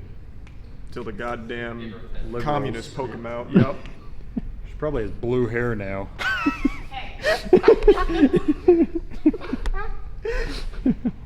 I mean, I know my Statue of Liberty. How many amendments? Yep. Damn, I forgot the citizenship question. Fuck. 27 amendments, Matt. What is the question? I don't This is remember. like Jeopardy. I didn't have a 27 chance to amendments. answer. What's the question? I didn't get a chance. I wish I just didn't put a face on it. Stop. Faces are hard, okay? The rest of it was perfect. That's Are you why I did a done? simple face. Yeah, she's pretty curvaceous. All right. I think. Are you done as well, Charles? Yeah, I'm done. All right. Let's have. Yeah, Charlie can show his off first. Yeah, here's my girl. I have a couple questions. Yeah. I'm going to start with the cowboy hat. It's not a cow, it's her crown. Also, I could be wrong. I'm pretty sure she doesn't have visible legs, right? She doesn't. Yeah. Yeah, I think it's it's like just a the ropes toga. at the bottom. Yeah. The water was a good touch. I forgot about the surroundings. Yeah. You also put her pedestal, which I is really good. focused on when they were just looking at her, you know? Like, there's nothing else matters. Oh. That's pretty good. Wait, move it. So, because of the. There you go. Why green, though? Interesting choice. She's green. Is she green? I thought it was more like an off gray. No, she's green. Maybe I'm colorblind. I thought she was gray as well, like stone. She's I definitely was green. Yeah. Because all the copper oxidized. What do we think here? They're not making it easy on us. Do main points for accuracy because it's from memory. It is from memory. I think accuracy-wise, it doesn't. Wait, why? Well, his actually has a crown and a toga on. This is the crown. That's a cowboy hat. It's a crown. I gave her a cowboy hat. I was gonna say, if out of all of them, this is the one I lost. It's a crown. You know what? That is fair. I took some artistic liberties. And I drew it as is. All right, what's your consensus? Alright, I think Matt wins this one as well. This is gonna be a fucking sweep! I mean, this is just kind of getting ridiculous now, though. Mine's the only one that's accurate. I didn't put a fucking help me sash on her. You gave her a cowboy hat! It's a crown! To a cowboy? It's not like yours looks like a crown, it looks like a thorn of roses. What the fuck are you talking about? Look at it! It's a crown! I've never seen a crown with 45 spikes on it. 1, 2, 3, 4, 5, 6, 7. 7. Look up how many spikes it is.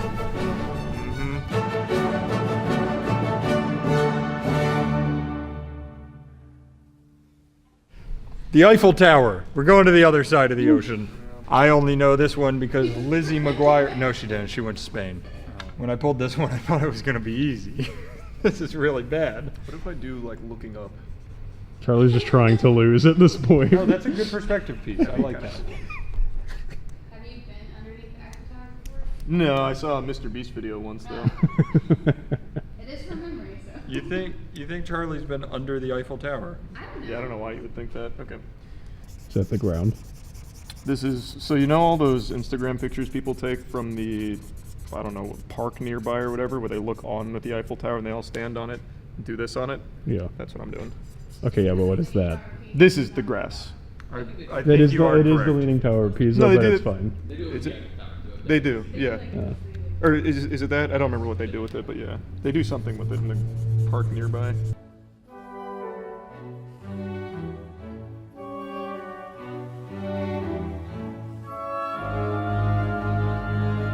Charlie decided to draw everything but the actual tower. The tower's over here, I just haven't got to it yet. What is this? Buildings. It's buildings? Yeah, I Okay. just haven't finished No, it that's yet. fair. I just wasn't sure what you were like going for.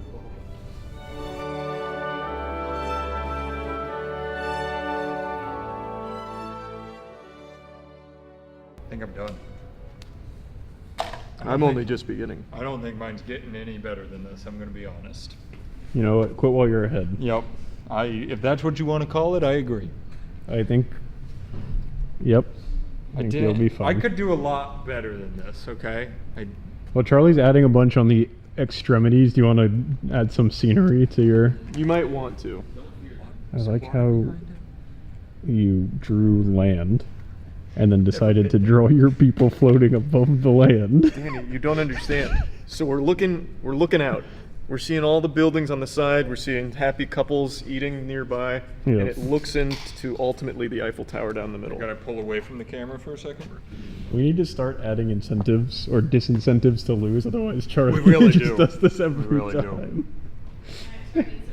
There needs I to just be... say well, he- there could be... He has no reason to not just go off the rails every time. Let's just do... I do real art. Something happens in the next video that we do together. I do, I mean, I don't know what to say. I do actual art. Yeah. And if that's a what crime... do you mean actual? What did that word mean there? I mean, you just uninspired carbon copies. He's calling you a conformist. Yeah. Interesting. Yeah, all right. And I'm done Let's show Matt's first this time. Yeah. Read them and weep. Yeah, whatever. Ooh. So I have never been to the Eiffel Tower. Is there not like a beam and then an opening in the top? It's Okay. also it would be lower and then an opening here. But I think and then it overall comes it's pretty back good. up. Yeah, the beginning really fucked me up. I like how are those arrows? Showing the elevator goes up. Yeah. It's working. All right, let's see Let's see Charlie. yours, Mr. Artiste. That's mine. It's a whole day adventure. Wait, The Eiffel Tower. so this is like the mall leading Isn't up that where to- the Avengers live? Because of the big like A on the top. And what? These are buildings on the side. Yeah. The idea of I buildings, think that's rather. pretty good. All right, let's come stand in the middle. It is abstract. It is. Well, mine's a day at the Eiffel Tower. Yeah, mine's a whole scene. Mine is. We were also told to draw the Eiffel Tower. Which I did. Yeah. It is right there. Okay, on that same token, you drew a female elephant with bows all over it. That's kind of the same thing. Wait, but the elephant was There was there. an elephant. And my Eiffel Tower's there. I'll let the group here decide who wins this one. Yeah, Caleb, you have to leave the room now. Someone with taste. All right, what is the consensus? Yeah, who's the winner?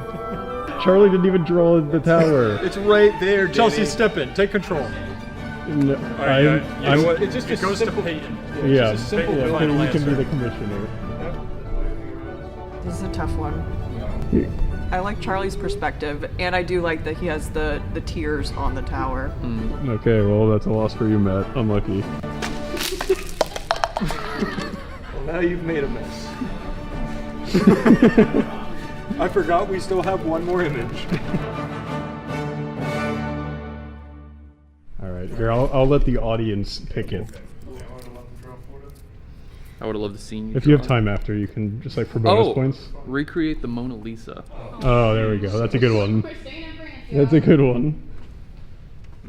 Oh, I don't know any Schoolhouse Rock about her. We don't have any brown. We're worried about the shape, not the color. Well, as artists, we're worried about everything. Hey, have you ever looked at the Mona Lisa? I looked at a picture of her once, that weirdo bitch. Yeah, I was gonna say, I've never seen it. Mm-hmm. How big do you think the Mona Lisa is? It's not that big, but it's big enough from my perspective. It's huge.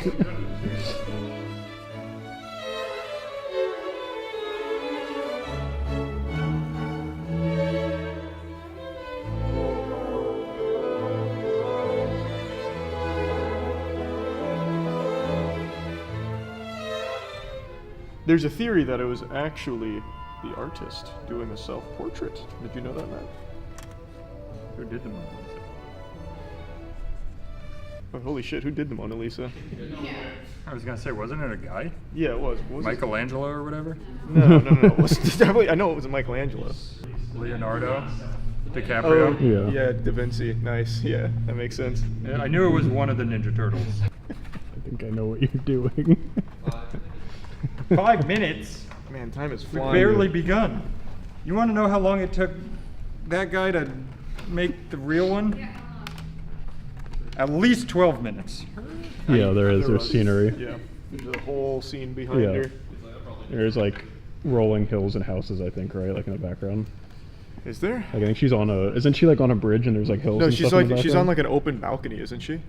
That's So what I think is there's- gonna happen. There's stars in the sky, I'm sure. Yeah, it's like Starry Night is what it's called. Yeah, there's like a little moon. Because that's how they get the view She behind wasn't her. a super nosy girl, was she? Yeah, what does that mean? Like she's got like the right, just a middle amount of nose. The right amount of nose. Yeah. What's the Do right you o- see my schnoz? Okay, I'm okay with big noses. I think this is a strong one from Matt, I'm gonna be honest. Just comparatively. You're just filling it up with activity. Yeah, I just need to. Charlie's taking this one more seriously. I can feel it. Yeah. Oh God.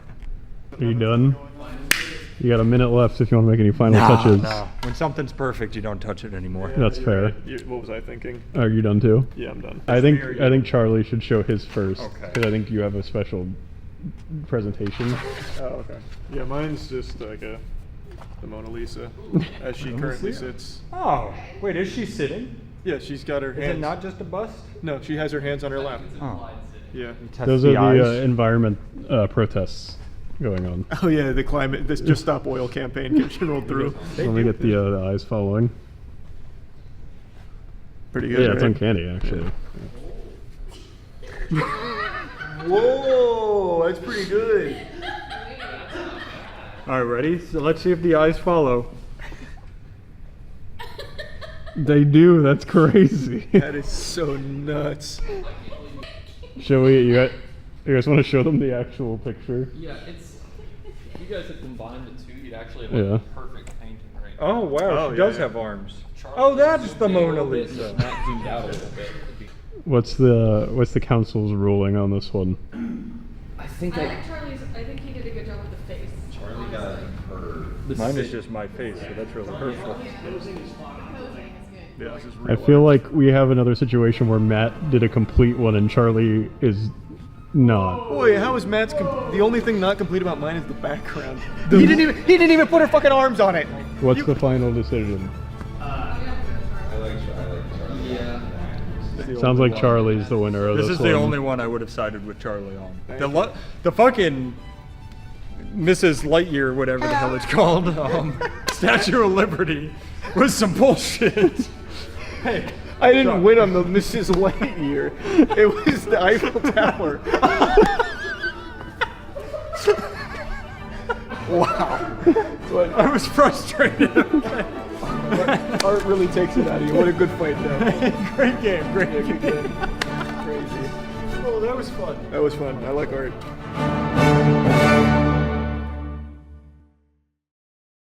I've got good news and bad news, and I don't care which one you want first because I've already made the decision for you. I know the optimal order is always good before the bad. So big group hug in the shower tonight. Let's hold hands and enter the smile zone together. One of the most annoying and degenerate pranksters the internet has spawned in recent memory has just been sentenced to 18 weeks in jail. His name is Mizzy, and for about a month he rose to internet infamy by doing some outrageously awful pranks. Basically, he'd just commit crimes and laugh about them while filming it, or he'd just make everyone's lives around him miserable. Just this plague of agony that swept through his local community to make everything a bit worse. I won't go through his entire resume of cringe, I'll just go ahead and give you some of his most embarrassing garbage, although in his eyes, this is his magnum opus, these are his greatest hits. So the big one that made him pop off online is when him and his friends would walk into random people's houses to just frighten them, literally just kind of breaking and entering. Then there was this one where he stole a woman's dog at the park and ran away with the dog. And then of course, who could forget the timeless classics, his iconic series here, where he would go up to strangers and ask them if they want to die. Him and his equally pathetic friends would occasionally put on ski masks and run up on strangers, ambushing them, trying to block their way, asking them if they want to die over and over again. So overall, pretty high quality, harmless, gut-busting comedy here from one of the most brain-rotted, clout-poisoned, delusional, attention-starved worms TikTok has ever seen. Mizzy was able to get his name out there for about a month with a lot of people dunking on him, clowning on him, roasting him. He didn't really have fans except for like maybe 7 or 8-year-olds that just liked the idea of being disruptive. But outside of that, it was everyone collectively just spitting on him. And then he landed an interview on a major television network where he made an absolute fucking fool of himself, and pretty much overnight, like a fart into the wind, his online presence vanished. Well, kind of. Everyone figured out the garlic to this vampire. The one weakness every clout-obsessed turbo loser has. Being ignored. Not getting attention. Collectively, most people just stopped paying attention to Mizzy altogether. He was just this little nuisance that would buzz around occasionally, pester people, and they just kind of disregard it. No one was talking about him anymore. It took away all of his power, like Voldemort's name. Like, no one cared anymore about how many times Mizzy would do something that would get himself arrested. They'd just be like, oh, okay, moving on. It's like pee into a public pool. You expect it, and it's gross, sure, but at the end of the day, out of sight, out of mind, you move on pretty quickly. So Mizzy stopped getting attention, and after this month of infamy, everyone forgot about him. But you know who didn't? The law. You see, Mizzy this entire time has still been striving to reclaim that former glory, which is so pathetic that he considers it success when really it's anything but. What he believes is his career would be anyone else's unimaginable shame. He lives in such a distorted reality that he believes everyone shitting on him is a good thing. For him, people just knowing his name is a W. That's a big fucking victory royale right there. Whereas the only reason people know his name is because everyone dislikes him. Like, his whole presence, his whole existence is to be disliked by people, and he is proud of it. That is a nightmarish way of living in this fucking world. I can't believe it, but that's whatever. It's his life, I suppose. If he wants to ruin it, by all means. So anyway, that brings us to today, where he has now been sentenced to 18 weeks in jail. He went to trial last month where he was found guilty on 2 charges of breaching a court order. And this court order is actually the most lenient shit imaginable. Basically, it asked him to stop filming people without their consent and posting it online. But this guy is an addict. Like, he can't stop scratching at his fucking neck to violate people's privacy, harass them, and then post it online for his content. He just has this inability to stop himself from being an insufferable asshole. This was the easiest court order ever issued. It was basically a don't be a douchebag order, and he failed. So now he's got 18 weeks detention in a young offender institution, and the judge told him, put bluntly, your pranks are not funny. Which I think is a beautiful thing to say from the judge. Just scathing right to his face, cutting right to the core. Just like, hey, listen, just to be honest, you suck. Like, I need you to understand me here. You're trash. Like, you are actual ass. Your pranks are horrible. I don't know how you sleep at night. You're bad. Like, I think that is just so beautiful in how frank he is with that. So then he said that the 19-year-old's pranks were motivated by a desire to be famous and to receive money and designer clothes from sponsors, which is something Mizzy himself said, which is pathetic, truly just sad. And then the judge continues, your actions caused innocent members of the public significant harm and distress. You claimed on national television the law was weak, and now 18 weeks in the slammer for it all. I will say, I wish they had went a little bit harder here. This is someone who has shown no remorse over any of this, and after he gets out, I have no doubt he's going right back to this behavior. I have no doubt in my mind whatsoever. I even made a video 5 months ago going over just how little he gives a fuck about any punishment that might come his way. He's not going to let it stop him from just being a complete douchebag loser. So even though he'll spend 18 weeks in this detention facility, he's not going to stop this. This is all he seems to want to do with his life, is make everyone else's life more miserable and film it. So I don't think anything's going to change in the time that he'll spend away from society. I think he will come back and be just as annoying and degenerate as ever. That's my bold prediction on it, but no matter what, it is still good news, though, that he is finally receiving some kind of actual consequences for these actions. I think that is good news. That's something to make you smile. Now I'd like to give you some bad news. Colleen Ballinger is back. Colleen Ballinger made another apology video. This time, there's no music to it. Hello, everybody. Sorry I've been gone for so long. I've really missed this. I've missed talking to everyone every single day. Obviously, the last video that I posted on here is really embarrassing, to say the least. I was being accused of some pretty awful things, and I just was mad, and I should have handled that situation with maturity and empathy, but instead I just let my ego take over, and I'm really disappointed in myself. Now, it's been quite a few months since this whole thing happened. Colleen Ballinger, Miranda Sings, was accused of communicating very inappropriately with underage fans, talking about some really weird stuff with them, a lot of very not good things going on in some group chats with them. I'm not just going to go over the entire situation. I covered it back then. Tons of people did. But what ended up happening is, after all of these accusations came to light, she responded with a ukulele musical number that I think she was striving for a Grammy, which unfortunately she wasn't nominated for. She made a song, a real song to make you wiggle your finger to, called The Toxic Gossip Train, where she didn't address anything really, or like disprove any of the claims or defend herself. She just made a song. So this is now quite a few months later. She's now coming out and saying that that whole thing was embarrassing and that, you know, she regrets the way she handled it, should have handled it with maturity. But I'm going to say, you should never regret writing The Toxic Gossip Train. That song took the Billboard charts by storm. You made a bop. Like, what you should be apologizing for is what you've actually been accused of, and then actually maybe try and talk about that instead, as opposed to your ukulele song. Like, that's not the big problem here. That's not the huge stain that needs to be addressed. Yeah, the ukulele song was a bafflingly cringe decision to do that, but the real thing here, the actual meat, is about all the accusations with the way that you've communicated with minors over the years, and the group chats, and like the sexual conversations you had with them about really awful and very weird things. That's what you need to actually talk about.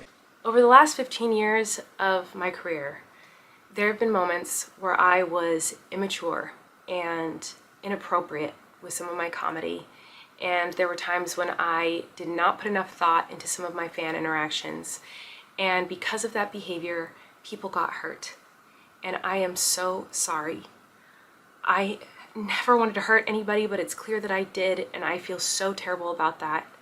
I also feel like there's probably people who are disappointed or feel abandoned by me because of my silence over the last few months, and I'm so sorry about that as well. And this is just missing the mark, in my opinion. You're just giving a very vague response to a very specific set of awful allegations.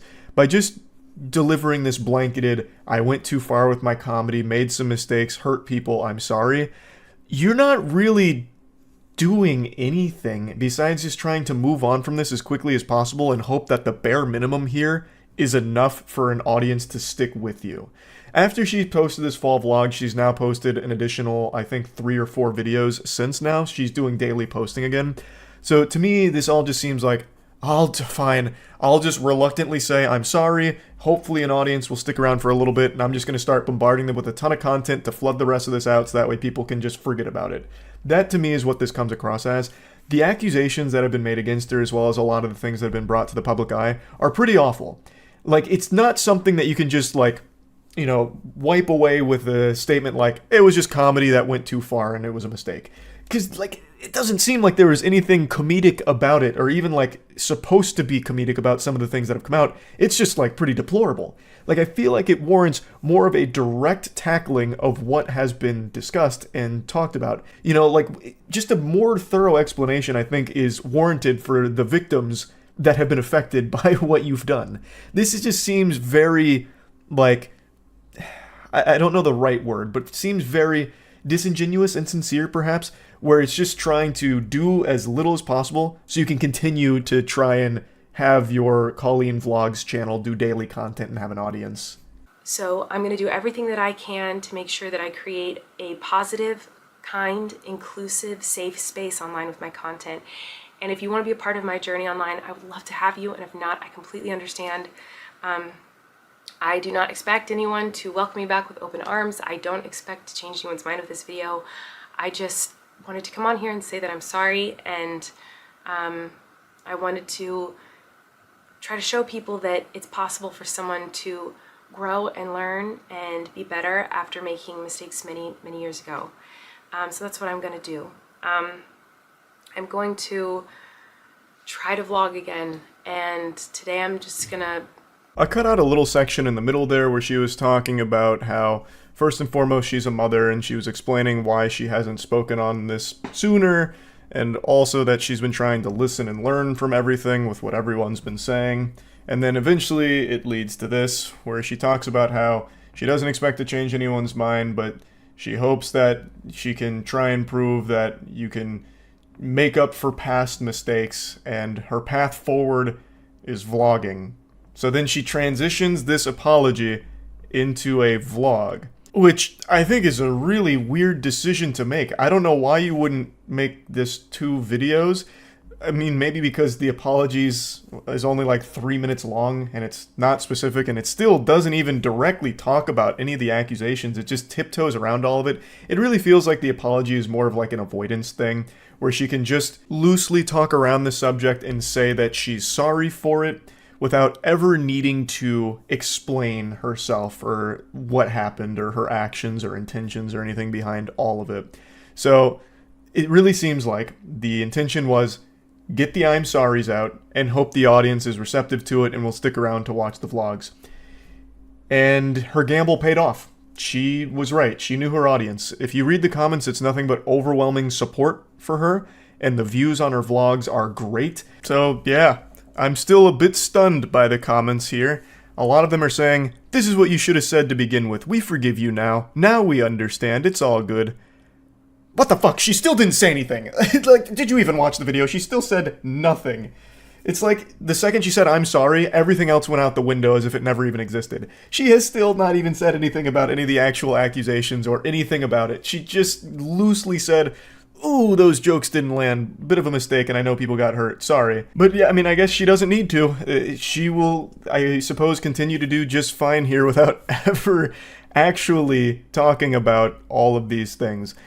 I really don't think you can just write off a lot of what's come out about the way she behaved around minors as just her being a quirky, zany jokester. Like, there's really no way of looking at it in any way that isn't weird. But whatever, I guess. Her audience has moved past it and forgiven her, so she's back to daily vlogging and will probably continue to do just fine. So yeah, I just wanted to give a little update here on some good and some bad news. That's really about it. So yeah. I know revolvers aren't in the game anymore, but it's just my legacy in this game. Kids go to sleep afraid that the revolver god might hop back in the crucible. It's not necessarily about the revolver, it's about sending a message. Where's your Ariana Grande skin? After she gave me that private lap dance for her event, I forgot my login info and I never bothered to recover the account, so I just made a new one. So, it's out there somewhere. Really struggling here, my aim's not what it used to be. That's for damn sure. Hold on. I'm carving his outline behind him. Is this hit scan or a projectile? I don't remember. Feels like it's hit scan.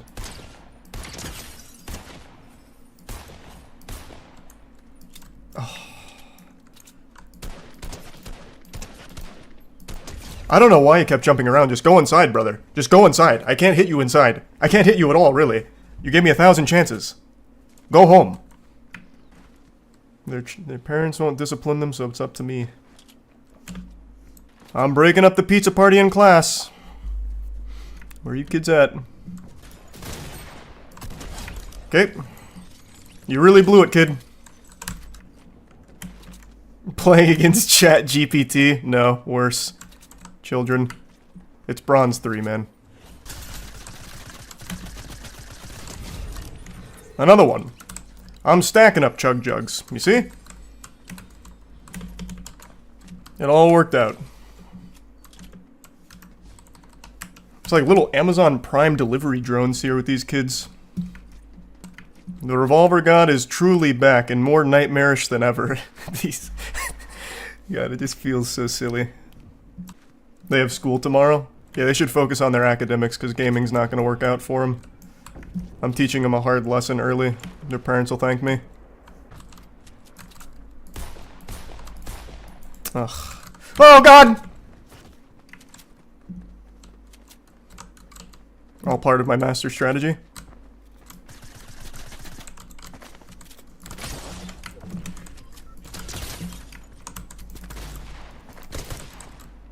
How did you get this far? How did you get this far? What a fluke. Why are you here? I almost killed myself. I gave you the biggest possible benefit ever. I went in there with 0 HP. Why were you here? Do something else. Uninstall, please. Good lord. Silver! That was ranked, so all of them were real people. That's what they say. I don't know if I necessarily believe them, but that is what they say. Hey, we'll take a 12-kill Dubsky, I guess. Put some tears in the eyes of some of those kids. Feels good to be back.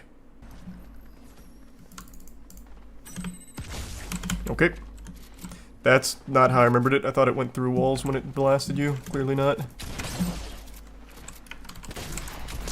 There we go.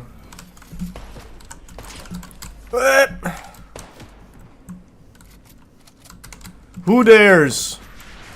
Oh, well. That'll teach ya. Actually, you know what? Fuck you, I'm coming. Ah!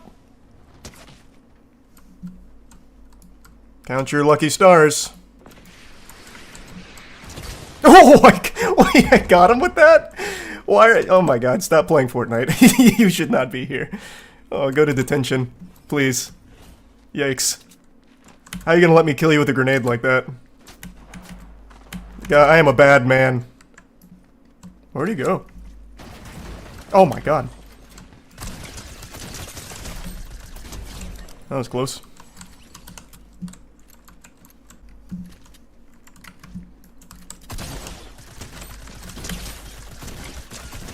Close. Man, I need this badly. Hold on, let me take this though, just in case. What a close shave that was. He's gonna be thinking about that one for the rest of the evening. Oh, let's go! This is huge! 13 shots. 13 kills. Now it's time for a return to form. Now we can really start punishing these kids. I'll make them regret turning this game on tonight. God damn it. I don't know how I wasn't hitting his shoulder. What? What?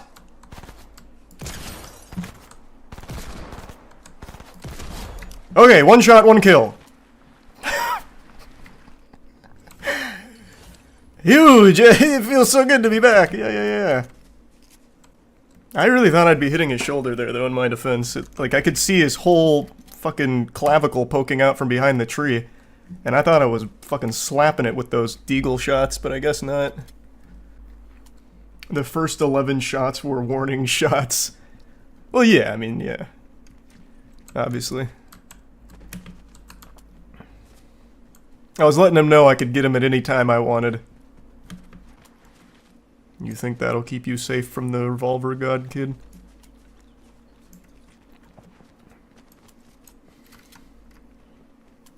Can I make this? The John Wick skin! Shouldn't have even tried me. Ah! There's another one. The Revolver God is here!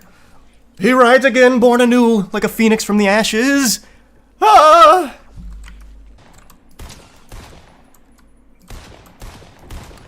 This fucking tree branch. You don't know how lucky you are, Junior. Come here, Sprout. Yeah. Ah.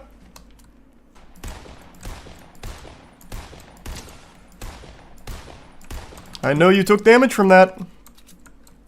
You can't hide behind a tough masculine exterior on me.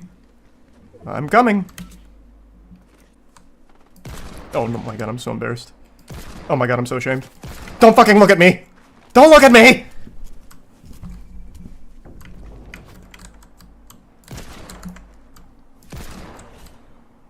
Yeah! I should have just used the assault rifle to finish him. I know you're over there, but I can't help myself. Oh, the headshot. One more. Like, how is that not a hit? Okay, there we go.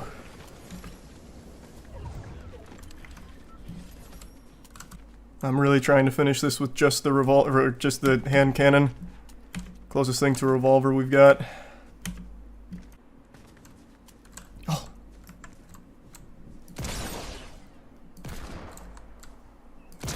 Oh, the headshot. He panicked! Get the fuck out of here! Ah! Last one! Hand cannon dub! Show me your ass. Bush? Bush is moving? What? Where? Where? Huh? Behind you.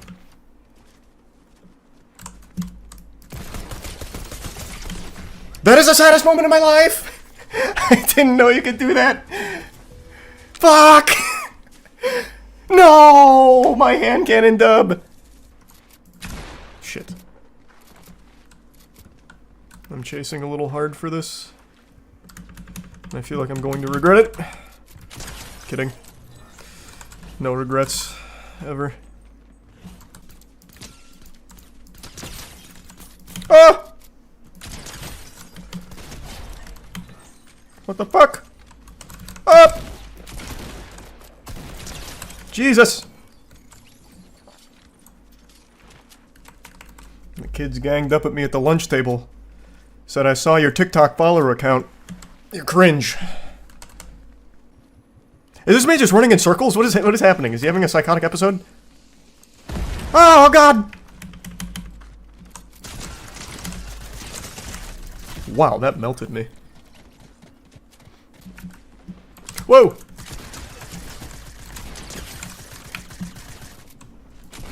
That guy really started panicking and just shooting that door.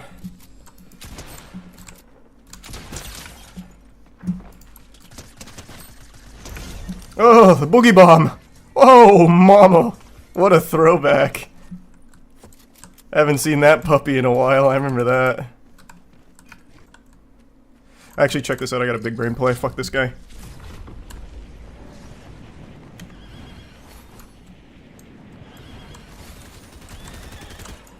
Okay. This was highly unnecessary. Well, and now everything turned on its ass.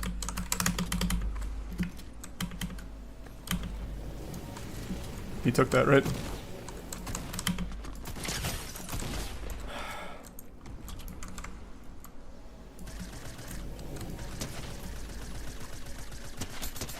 Gotcha. Pussy! You little bitch! Trying to use my strategy against me, eh? Where are you, Junior?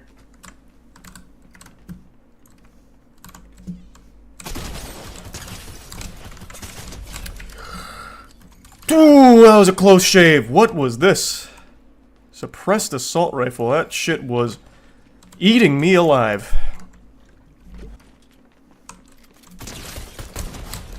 Okay.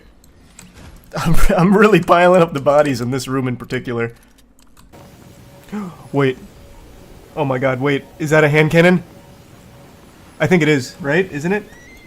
Oh, it's a fucking bush. Well, okay. We've all been duped, bamboozled, smeckledorfed. Not even a word, yet it accurately describes this situation. We have been lied to. Another example that, no matter how convincing some things may appear on the internet, there's a very good chance it's somehow fake. This whole hoopla with Ruby Rose and the obsessed super fan who spent $60,000 on her OnlyFans in a month, and then had all of his text messages leak with Ruby Rose that were just completely unhinged, just lunacy. Turns out all of it was a coordinated marketing effort from an agency that worked in collaboration with Ruby Rose as well as the man portraying Brandon. It's not real. It was all a ruse. And many of us, myself in a big way, fell for it hook, line, and sinker because, man, did they do a great job with it. Nah, I didn't purchase none of her OnlyFans content. Ruby Rose. Yeah. Okay, so this was all a hoax? I got in the situation where I just went and took a picture with Ruby Rose, right? Like, okay. I got paid for it. I didn't know exactly what it was for. You know, I think it was like a promo thing or something or whatever the fuck it was, you know? I did, in my last video covering this, say that there is a chance that it was all staged because it was so over the top that it may have been used to drive traffic to Ruby Rose's OnlyFans. I at least had an inkling of a suspicion that that was possible, but I really didn't think anyone would ever agree to play the role that this guy did, the obsessed stalker porn addict. And after watching the interview where he blows the lid off of this, it seems he just didn't know the magnitude of it. They kind of kept him in the dark. And he even did get a real fucking tattoo of Ruby Rose's face that is now permanently on the back of his leg. Which, I mean, that's wild dedication. That's method acting that you won't find many classically trained thespians willing to partake in. So they really found a unicorn here with this guy. What a fucking champion to go through with something like that for the sake of driving money to someone that's not him. Now, before fully diving into this complex situation, I want to give a thanks to today's video sponsor. Big thanks to ROG Ally for sponsoring this video. As a fan of ROG, it was a match made in heaven when they asked if I'd be willing to partner with them for their ROG Holiday Advent Calendar, which includes 24 days of giveaways to share the ROG Ally with all of you. The gift of giving. And the ROG Ally can play pretty much every game since it runs Windows 11. It's fully compatible with Steam, Epic, Game Pass, GOG, and more. And it also has a 1080p 120Hz touchscreen panel, so you can tear up Fortnite OG, like absolutely run wild on it, like Matt most likely is behind me. It's lightweight, it's comfortable to hold, great battery life, which means it's easy to game anywhere, so it'll be great for the holidays. Now, ROG gave me a second ally to share with one of you, so all you have to do is comment hashtag 24 days of ROG, and the giveaway will be open for 7 days, and ROG will be announcing their winners on the Instagram page. For more details on the giveaway and to keep up with the 24 days of holiday giveaways, check out the ROG Advent Calendar in the link below. Happy holidays and good luck, and thanks again to ROG Ally for sponsoring. The interview dives into his lore and how he got this role here and how everything kind of played out behind the scenes. So I'm just going to show you a couple of clips from that, as well as explain what made this so much more believable than other attempts at similar things in the past. And I met up with her. I take this picture. Next day, I'm like the fucking OnlyFans top spender. I knew there was like some kind of thing where there was like, had to do with the OnlyFans top spender shit, but I didn't know what the fuck was going on. So they made it look like I was her top spender, you know? So he's saying that he was under the impression that he was just going to take this picture with Ruby Rose and they were going to use it for some kind of promo thing, and then he eventually found out that now all of a sudden he's the OnlyFans top spender, and now he's famous for being a porn-addicted weirdo creep, and he just didn't know exactly what he was getting into here. Now, something that's super interesting is that even though this guy is coming forward and saying that this was all a bunch of mumbo-jumbo, all a calculated marketing effort, there are still people that refuse to believe it. They're going so deep, and I think it's such a testament to the current landscape of the internet, where even when the truth is being revealed, like fully, people just want to live in a fantasy. So what people have concocted here is that all of this is actually the marketing stunt. This guy really did spend 60 grand and more on Ruby Rose, and he's embarrassed and ashamed of it, so he's lying. He's going on this press tour about it in order to try and clear his name. He really did spend all that money. He's lying. He's just trying to cover up his shame with this fairy tale, and I'm smart enough to not to fall for it with my galaxy brain. And I find that just so fascinating. So they didn't fill you in on this beforehand? They didn't say, hey, we have this big idea. This is what we're going to do. We're going to fake this thing. So the idea was like, they were like, we're going to use your, I mean, they kind of let me know that I was going to be like this, like one of her like subscribers, I guess, on OnlyFans or something like that, right? I was like, oh, okay, that sounds cool. You know, I didn't know it was going to blow up to this big, huge story. You know, they said it was going to be big. And then, you know, I was like, okay, cool. This is kind of cool, whatever the fuck. I was like, when's money going to start coming in? You know, like I was like, I want some money out of this. So they gave him just like the very basic rundown without filling him in on exactly how everything was going to play out, and he was expecting to be paid for it, I guess, over time through this deal, and that clearly was never in the cards. He was literally used as like a whoopee cushion for the internet to fart with, like just someone to dunk on and get Ruby Rose's name out there even more. Now, in my last video where I covered this, I said, like, yes, it's possible, it could be fake, but what would be the gain? Why would you fake this? Not only from his perspective, like, why would you take this role, but from Ruby Rose's perspective, because I just can't imagine who sees this story and is like, oh, wow, this is inspiring. I need to donate money to Ruby Rose. Like, I don't see how that works. I don't know how you take this marketing campaign and turn it into new OnlyFans subscribers for Ruby Rose. I guess it must work to some extent, otherwise they wouldn't do it, and I'm sure she's made a lot of money from it, but I just don't really get that thought process. Who watches this porn addict, obsessed stalker fan who doesn't stop sending the creepiest text messages ChatGPT can cook up, and then they're like, maybe I need to try. So then they start sending money to Ruby Rose's OnlyFans because of it. Like, I don't really get it, which is why I didn't think that it was super likely that this was fake.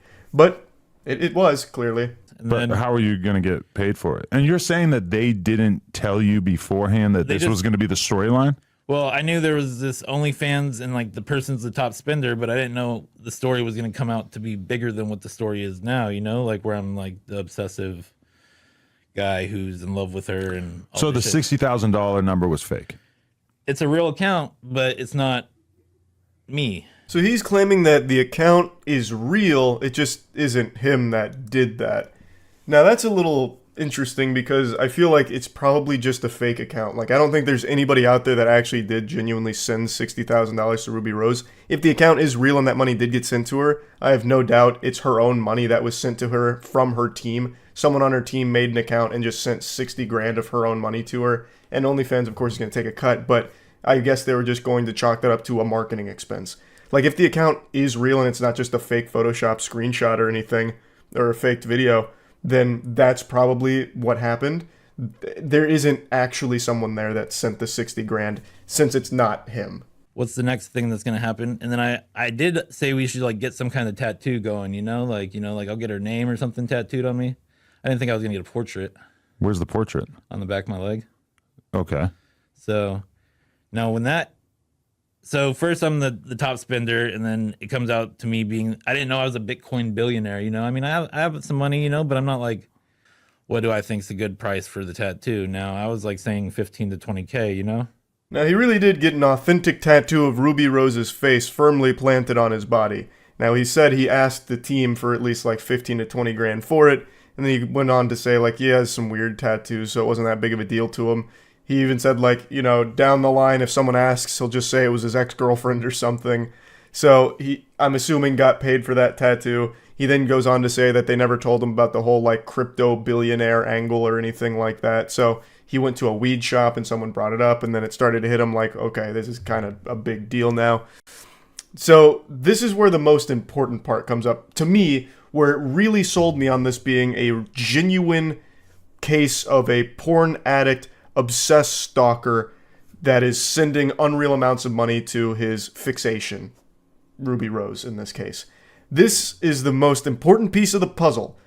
That true life episode with Brandon in it. The porn addiction episode. But then also you were on True Life fucking porn addiction, and I was like, yeah, I was? And then I looked into that afterwards, but so were you on True Life porn addiction? Or because No. I saw that too. I saw that there was doesn't like look like me, does it? Oh, that wasn't you at all. I saw the picture and I just assumed that it was. Wow, is nothing real? Holy shit. No, so I mean so this is the part that is just actually impressive to me because I would have never expected it. So what happened is after the Ruby Rose initial post with her top OnlyFans spender, there were some super sleuths online that were doing digging to try and find out more about this individual, because at the time he was like a fucking cryptid. This billionaire, wealthy porn addict that's sending all this money to Ruby Rose. This guy was up there with like fucking Slender Man, and people were trying to find out more about him. And then a post came and blew up that claimed that this person in the Ruby Rose photo, the #1 OnlyFans spender, is the same person from this True Life episode about porn addiction, and then showed a screenshot. And the guy in the screenshot from that episode, which is what aired in 2009, does look pretty similar to this guy here, if he was aged 14 years in the future. And I went and I watched that goddamn episode, and I really did think that this was the same individual. But it turns out it is apparently not. So, what this means is, this team, Ruby Rose's team, planted that information there in order to sell the authenticity even further. This was one of the core components that convinced me that this was genuine, because you have this episode of a TV show from 2009. This isn't like a fake TV show or a fake screenshot or anything. This was a real episode of a show from 2009 with someone with a porn addiction that does resemble this guy, who is now apparently donating so much money to this OnlyFans creator. It was so thorough. Like, how would they even find someone that looked like him from a show in 2009 about porn addiction? It is the perfect fucking fit. It was gonna be, I didn't even know what was going on. And then I get the tattoo, and then it turns out to be I'm like some obsessive like stalker guy named Brandon, which was the guy on True Life, where he was addicted to porn. And that's why, like, in the messages it says Brandon OnlyFan creep or some shit. I wake up, I see this post, and it's like the tattoo one, right? And then I'm like seeing all the text messages, and I'm like, I didn't even like read it. Like, I seen some of it, and it seemed like it was really bad, so I like just turned my phone off. I really can't express enough how much heavy lifting drawing that connection between this guy and that True Life episode from 2009 did for this narrative.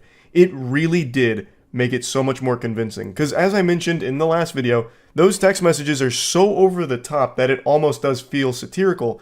But because I was working under the impression that this was the same individual from the True Life episode. It really does track for someone with a mental illness like that, an obsession, a porn addiction. Like, it does check out. So it's... I'm still kind of stunned at the lengths they went to for this. Not because it's super hard to just, like, fake, you know, a story about, hey, my number one OnlyFans subscriber, and then, like, a fake screenshot of how much money they sent. And then even just, like, a flurry of text messages, you could easily whip that up super quickly. But what is very hard to do is find something that is old and real, the True Life episode, and connect it to something that's happening now. That is what makes it much more difficult. If that component with the True Life episode wasn't there, I probably wouldn't have fallen for this. That was the biggest thing by far. So yeah, wanted to give you the update here because, boy, we've been had with this one. This was a very well put together fucking OnlyFans promotional stunt, I guess. The guy does go on to say that he felt that the whole thing was just getting really weird now. Like, it doesn't seem like he's super happy about how everything played out. He doesn't like being known as this obsessive porn addict weirdo that's, you know, enamored with Ruby Rose to an unhealthy degree or anything. So he doesn't seem really happy about any of it either. But I know who is happy. Ruby Rose and her whole team for this one. They're shaking each other's hands, popping champagne, and going fucking crazy together, I bet. So that's about it. So yeah.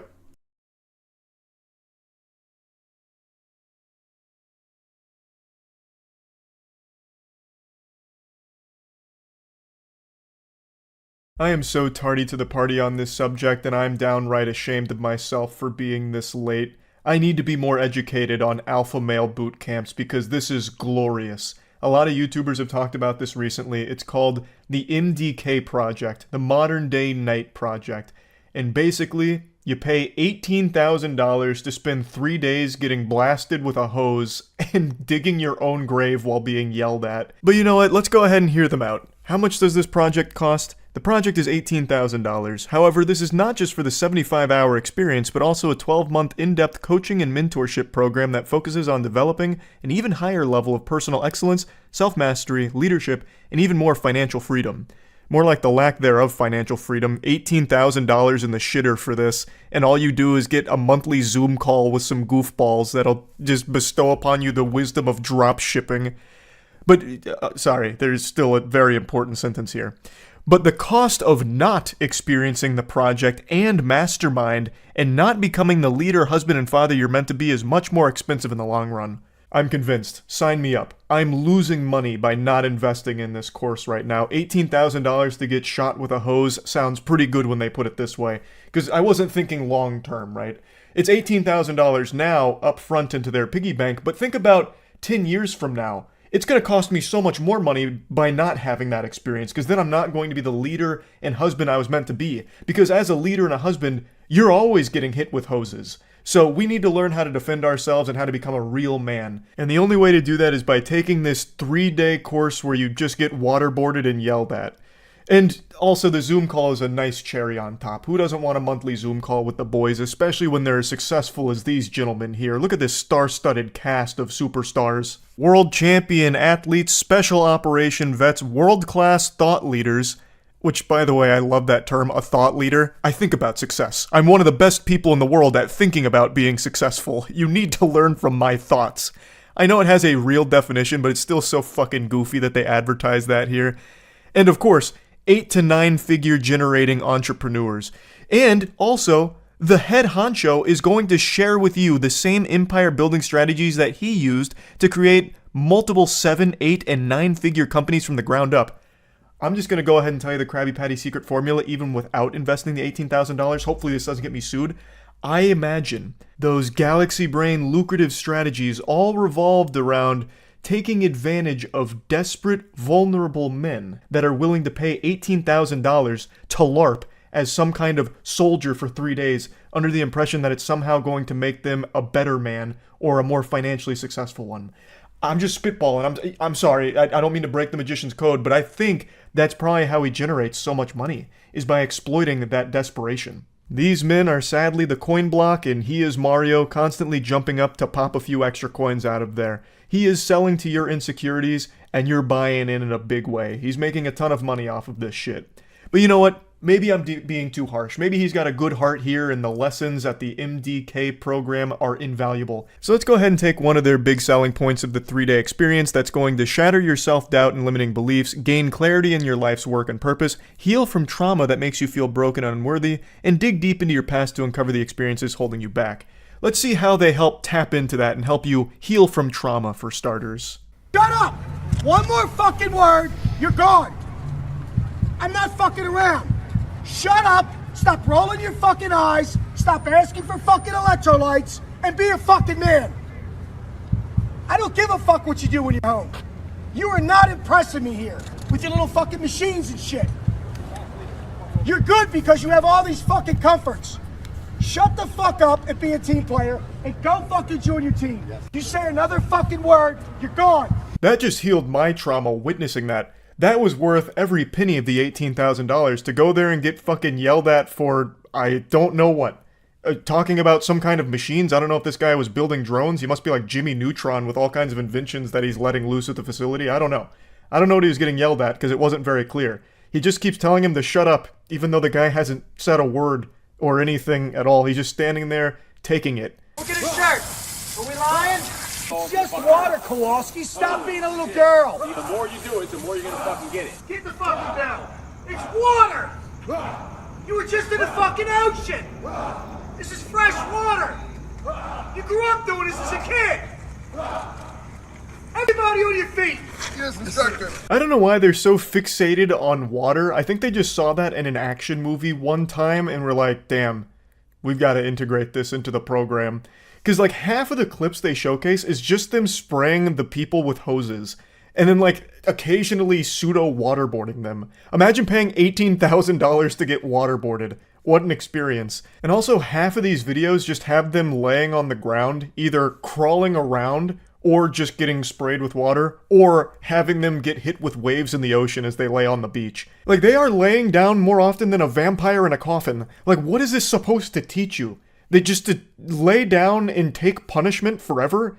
And we're also going to yell at you because fuck you, but thanks for the money. This is basically just teaching you when the going gets tough, lay down and give up. And do it with a smile on your face and no money to your name. It all runs so counterintuitive to like this perception of what a man is. Like, I feel like it's just the guys behind this program really have some kind of fetish for humiliating dudes that pay them or something. It's kind of like pay piggy behavior, but amplified. So they just bring these guys out who are desperate and wanting to better themselves, and they just degrade them and call it beneficial somehow. Hey, lay down, and then occasionally carry this block of wood on your back and, like, walk a mile or so. That does nothing. And they keep framing it like... It's when we have to go fight another war. What happens when your wife or your kid needs you? What are you gonna do when a war comes? What are you gonna do when a bad guy's about to kill your wife and son? Well, jinkies, zoink Scoob, with all the lessons I've learned at the MDK program, I'm just gonna lay down on the floor and wait for him to kill them, and then me, and I'll do it with a smile on my face and tell him thank you on the way out, I guess. Because that's all you're fucking teaching! I had to mute this audio because it was copyright, but it's just the same old hoopla everyone's heard a million times. Your wife didn't marry a boy, she didn't want another son, she wanted a man. And to be a man, you gotta be confident, you gotta be capable, courageous, you have to have the ability to protect them by any means necessary. And of course, you've always gotta be prepped for the worst case scenario. The worst case scenario is draining $18,000 from the joint bank account to go behind your wife's back for a little 3-day excursion field trip with your boys, pretending that you're getting some kind of valuable lesson on being a real man. That is the last thing your wife is gonna want. Like, he's saying all of this on top of footage where one of the students is digging his own grave. That's one of their, I don't even know what to call them, exercises? It's not an exercise. Playtime activities? I don't really know, but it's on their rubric, I guess, because they go out there and they dig their own grave. Here's footage from like a little documentary they made about it, and I'm going to have to admit to a mistake here. When I recorded it, I forgot to mute my mic, so as I'm watching it, you're going to hear me giggle a few times when one of the founders goes in and bestows upon us some sage wisdom. Out there, fatigued, tired, exhausted, digging their own grave, laying down their body bag that we supply them, going in it, we zip them up and we throw a few shovelfuls of dirt on top of them so they feel the weight of the earth. You start kind of going through a checklist. Yeah, the first thing on that checklist should be never wasting money like this again. I've really fucked up with this. How does this help you be a man going into a body bag as they shovel dirt on you? Everyone knows they're going to die at some point. This isn't some kind of enlightening, shocking experience that's going to be like this eureka moment where they turn their whole life around. They paid $18,000 to lay in a body bag as a bunch of goofballs dump dirt on them. Yippee! Yeehaw! And the thing I thought of was that dash that separates my birth date and my death date on my tombstone.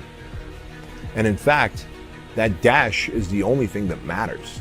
That dash is the only thing that matters, because what you do between your birth date and your death date is the impact that you left, the significance that you had, the legacy that you built. No shit! That dash is called living!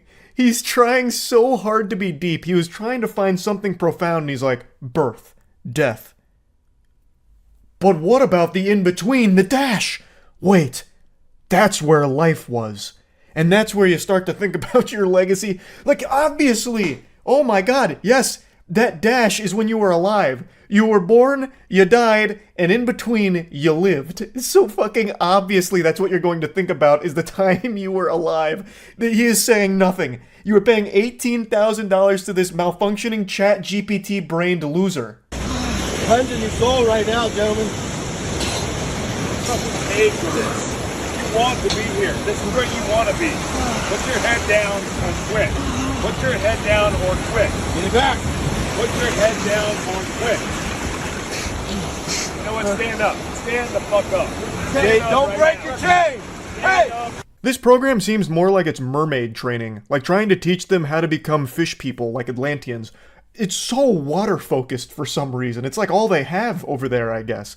So here they're just laying on the beach, letting the waves crash in on them, and they like to remind them that they pay for it, just to further humiliate and degrade all of the students here that signed up for it. And then, of course, they're all locking arms because that's a sign of the brotherhood, I guess. They do that for a lot of their activities. So get up, but don't break the chain because that means you hate your fellow men or something. It's just so goofy.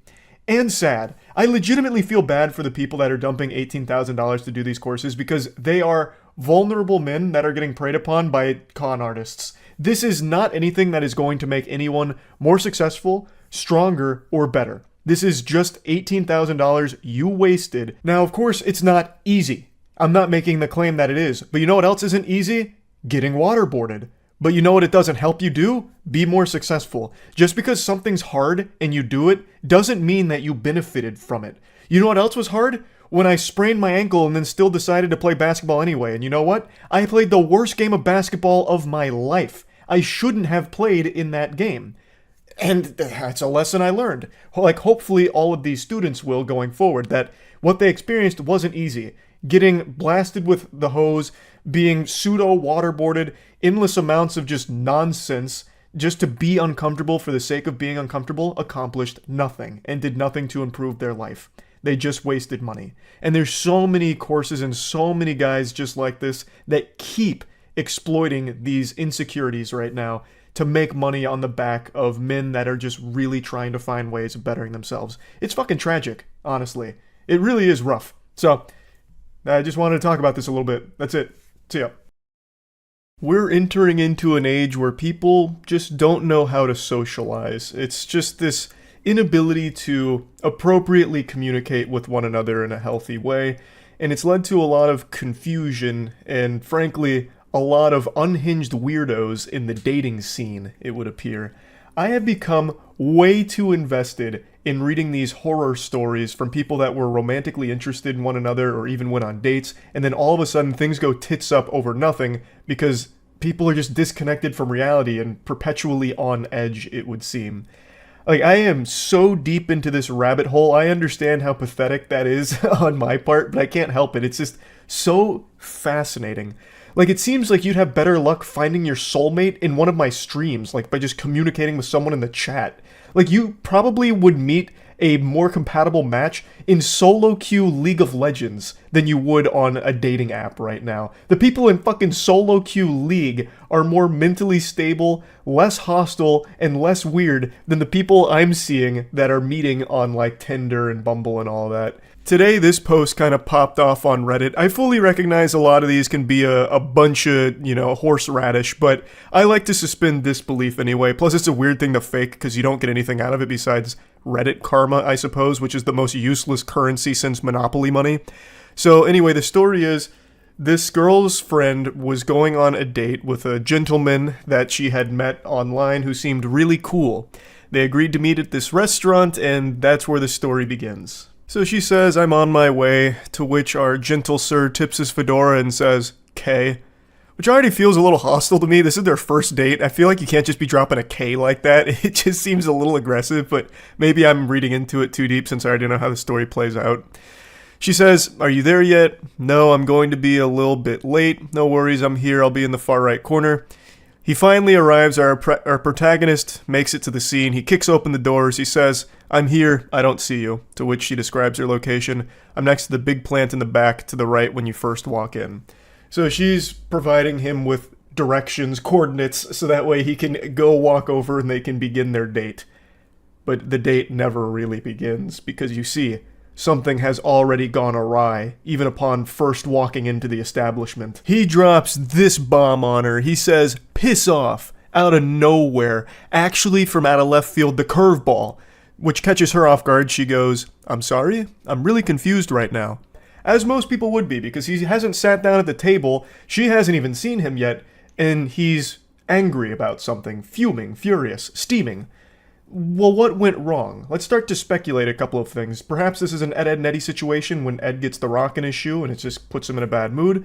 Maybe he believes that he's been catfished. He might have seen her from a distance and it wasn't the same girl that he thought he was communicating with. Perhaps.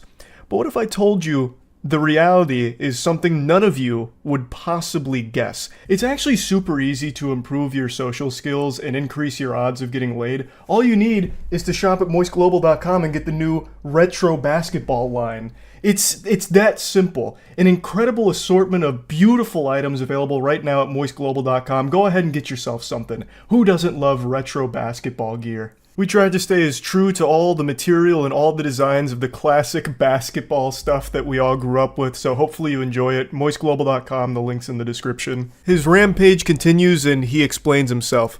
I'm not gonna waste my time on some unfaithful whore. Couldn't even wait until after the first date to flirt with someone else. Every woman is a cheating bitch, I swear. All you want is attention. So this man's fighting ghosts right now. I guess he might have fallen asleep when he got to the restaurant. Like maybe he has narcolepsy and he dozed off for a moment and had a bad dream where his date's making out with other dudes right in front of him while giving him the finger and saying, fuck you, bozo, nerd loser. I'm with the Chads now. Get out of town. Scram. I don't know what exactly he thought he saw when he got there. But he goes on this, attack right now about how she's an unfaithful whore, even though she has done nothing but just sit at a restaurant waiting for him. And she's as confused as anyone. She goes, I don't know what you're talking about. I haven't flirted with anyone since we started talking. I don't know where you got this idea from. Could you tell me what made you think I was talking to other guys? He then explains himself. Don't act all innocent. I saw you chatting it up with some Asian dude while you were waiting for me. You're a fucking bitch. I can't believe I trusted you. You're not even pretty anyways. I just wanted to give the ugly girl a chance. Or ugly they or whatever you are. Slut. So he's going fucking freaky mode right now. This guy is off his gourd at the moment. Also goes with the classic, you're not even hot anyway. I was doing you a favor by letting you be seen with me, the nice guy, the Giga Chad Alpha. Fuck! And I can't believe you've done this. Just the standard, immediately talking about, you're actually ugly, I was never interested anyway, I was just giving the ugly girl a chance because it was a good deed to get me into heaven. That's all. I was trying to do what I thought the Lord wanted me to do. And you did this to me, you betrayed me like this? Shame on you. I was the angel. which we've seen a million times. That's nothing new. This guy is clearly looking like a big old piece of shit here. So then the truth of the situation comes out. The only guy I talked to was the waiter. I wasn't flirting with anyone. He was asking me if I wanted to order, and I said I was waiting for you. This goober saw her talking to the waiter and assumed she must be trying to fuck him, because that's all women want to do. Anytime they communicate with a male, they're just trying to slobber on that meat. It's disgusting. I can't believe you would do this, harlot. I saw you talking to that man. The waiter.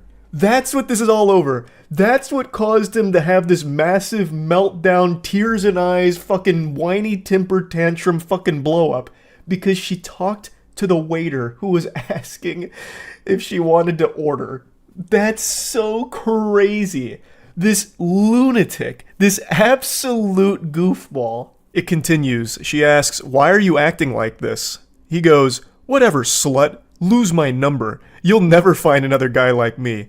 Hopefully he's right about that. I pray she never finds another unhinged weirdo like this guy.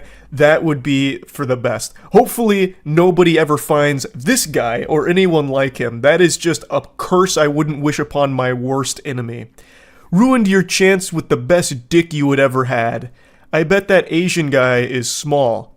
God, this guy is an insufferable piece of shit. Good lord. What a vile person to say shit like this. Have fun never feeling real pleasure. Don't message me again.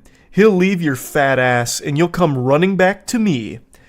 So he's diving deep into delusion now. The waiter of this restaurant just saved this lady a long time of agony. Because let's imagine these two actually did go on a successful date. Prior to this, apparently this guy and this girl had hit it off in a big way online. This was their first date. Let's assume that this date happened without any hiccups. She would have never seen this side of him until it was probably too late when they were already in a relationship, and it would have led to a lot worse of a situation for her. So the fact that this happened on day one, well, even before day one, this is like day zero because he never even sat down at the table for the date. The fact that it happened then is for the best. It saved her a long time worth of trouble. So the waiter in this story, actually a hero. Hats off to that guy. What's that expression? It's from Futurama. When you do something right, people won't be sure you've done anything at all. Like, that's exactly what happened here. Dude's just doing his job and ended up saving her so much trouble down the line. But yeah, anyway, so she talked to the waiter about her order. This guy blows a gasket, has this huge meltdown about it, shows his true colors, and then continues to just go on and on and on in these text messages with her. But girls like you like being used. All women just like bad guys, so they cheat when they meet a chill, nice guy. Whatever, I never liked your flat ass anyway. Don't leave me on red, you bitch. You just told her to lose your number, and now you're getting upset that she's not responding? Like, he's all over the place. He says that she has a fat ass and then says it's a flat ass. This guy's walking between worlds right now. He's caught in dimensions. His brain is completely scrambled, all because he saw his date talking to the fucking waiter. That is so crazy. That is crazy. And then still has the gall to say that he is a chill, nice guy. Chef's kiss. That is right on the nose. Everyone that self-identifies as a nice guy always turns out to be like this. Like 100% of the time. It's crazy. That statistic is as high as it is. The correlation between nice guys and being complete weirdos and just downright dangerously unstable people. It just, I don't know, I can't believe that it continues to be proven true time and time again. But yeah, anyway, I just had to showcase this one because I was giggling about it for quite some time. Like I said, I am in so deep on these horror stories of romance in the dating world, I couldn't help but at least share one here. That's about it. So yeah. It's finally here. Today's the day. Count your lucky stars and all your blessings that you were able to live long enough to experience this historic moment with me. The worst prank ever.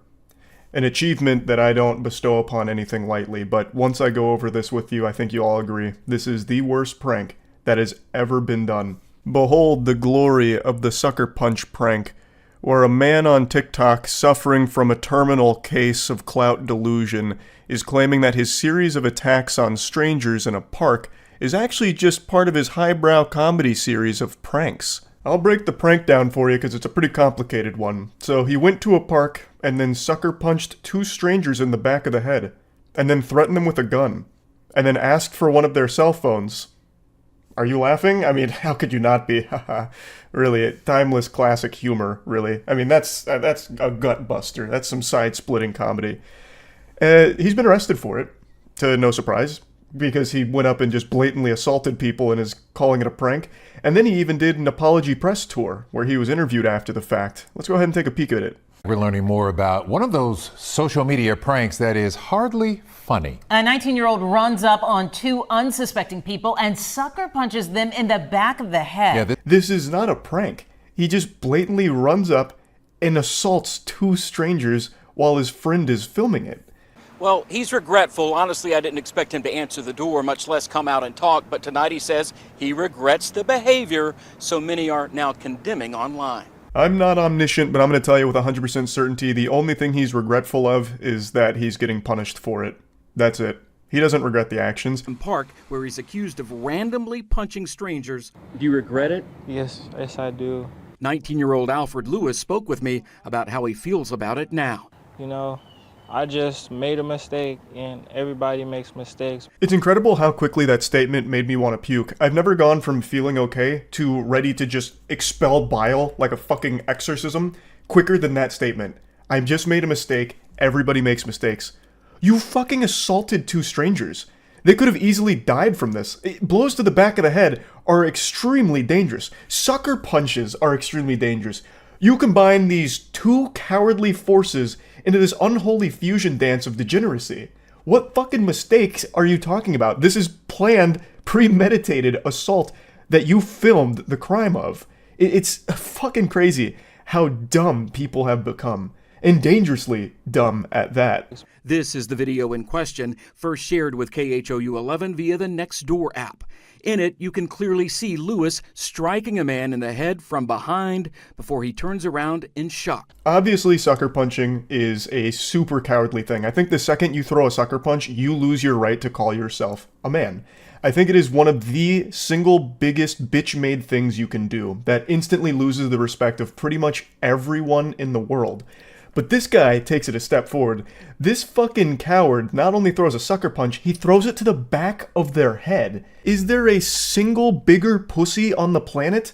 I don't think so. I challenge you to find someone that's a bigger pussy than this guy, because not only is it a sucker punch, it's a behind-the-head sucker punch, which is, of course, the most dangerous punch you can ever throw. Blows to the back of the head are no laughing matter at all. It's extremely fortunate in this case that nobody ended up dead from this. What he's done is foul. It is downright sickening. It is, by all definitions, just an assault on 2 strangers that have done nothing wrong. Out of nowhere, just a completely random, unprovoked attack that they filmed. And I just have to point this out, the punches that he throws are the most pathetic punches that video cameras have ever had the misfortune of capturing in the history of moving pictures. It is unbelievable how awful these punches are. He throws it horizontally like this, and he hits him with this part of his hand like he's trying to knock on a door. The reason that he brings a gun, I imagine, is because he knows if anyone tries to fight back after getting sucker punched by him, he would get his ass beaten and eaten. So he brings the gun as a deterrent so he doesn't end up getting fucked up. But I still can't get over these pitiful little patty cake punches that he tosses out there. They're not even knuckle sandwiches, because he doesn't use his fucking knuckles. They're like, Weenie Hut Juniors. Like Sloppy Sally's. I don't even know what you'd call a punch like that. It looks like he's starting to go for a classic motorboat move where a stripper throws her tits around like this, but he throws it as a punch. It's fucking crazy. I know from the video, all you see is the bad part about it, but what people didn't see was that I shook his hand after and how I had gave the man a hug. By hug, are you referring to the chokehold you put one of them in after you asked for their cell phone, threatening them at gunpoint? He initially held the complainant at gunpoint. Then, when the complainant refused to give up his cell phone, he hits the complainant in the head and puts him in a chokehold. His statement here actually had me pause the video the first time I watched it and sit back and just reflect on the state of the world. This guy just said, you only see the bad parts about my assault. You didn't see the good stuff, where we shook hands after and I gave him a hug.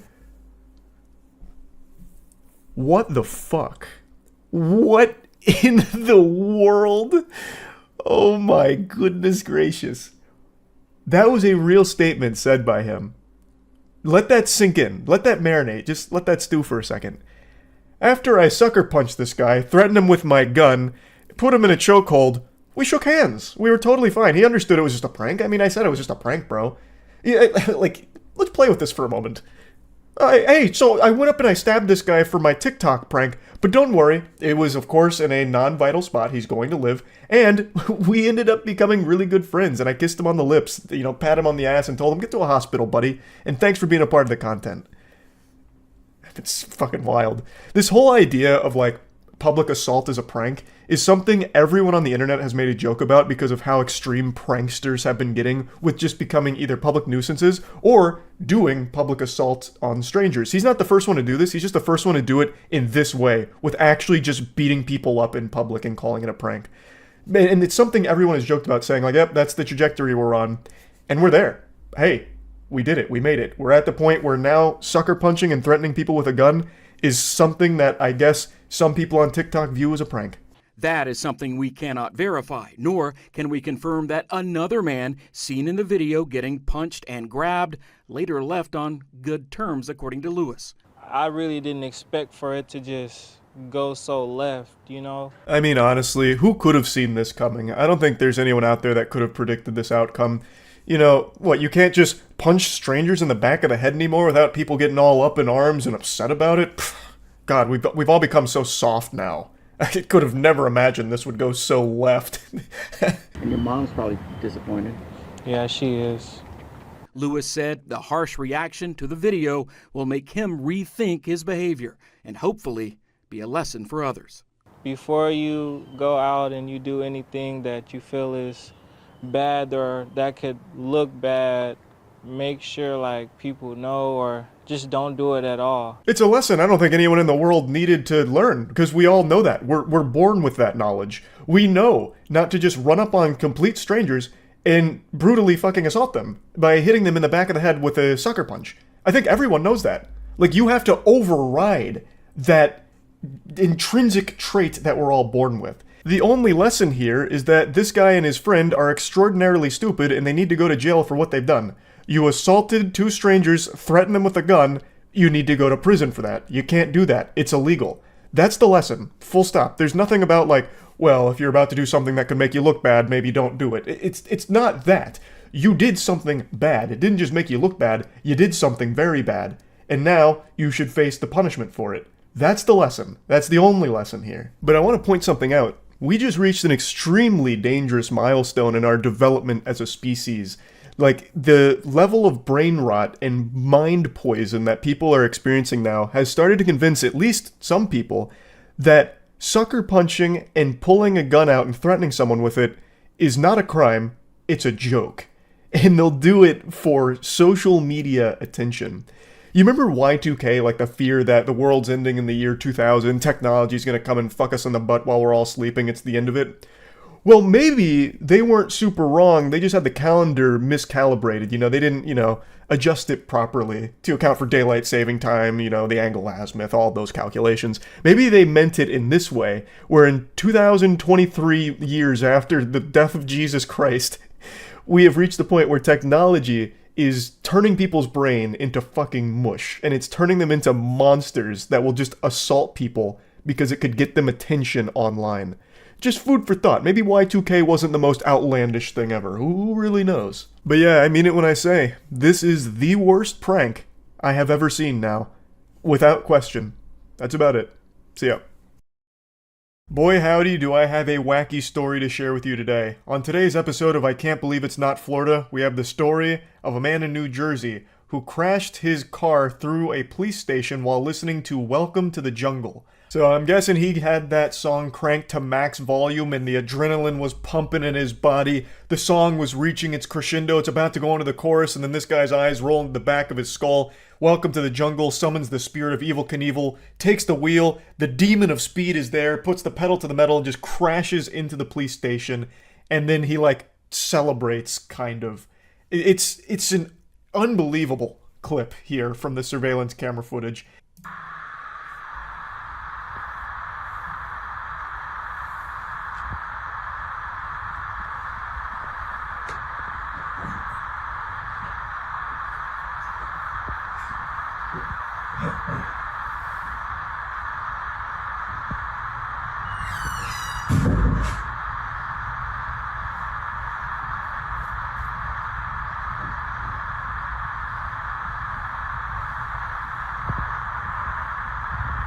He gets out of the car like a gymnast who just landed an impressive trick. He like strikes a pose like he was expecting some kind of huge celebration, a massive round of applause, as if it was a concert or something and he was performing. It's almost impressive just how much gusto he gets out of the car with.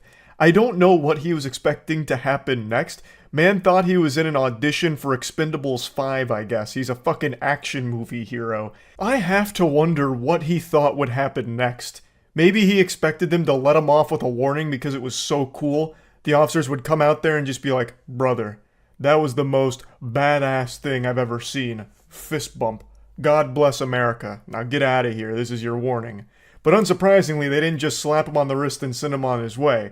He is facing potentially life in prison, not only for this incident, but he actually did something very similar previous to this. This isn't his first rodeo with crashing a car into a building.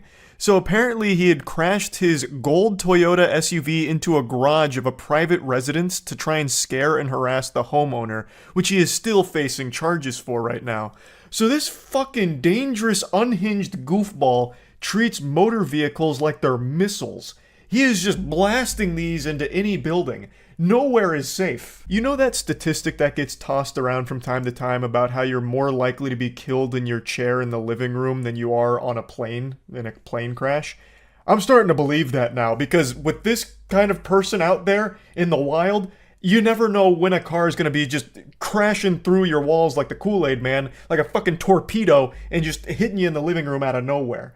Like, that is just, it's incomprehensible. So he's built up quite an impressive resume here with a lot of charges to his name. So for the first incident, he's facing burglary, criminal mischief, possession of a weapon for an unlawful purpose, and harassment.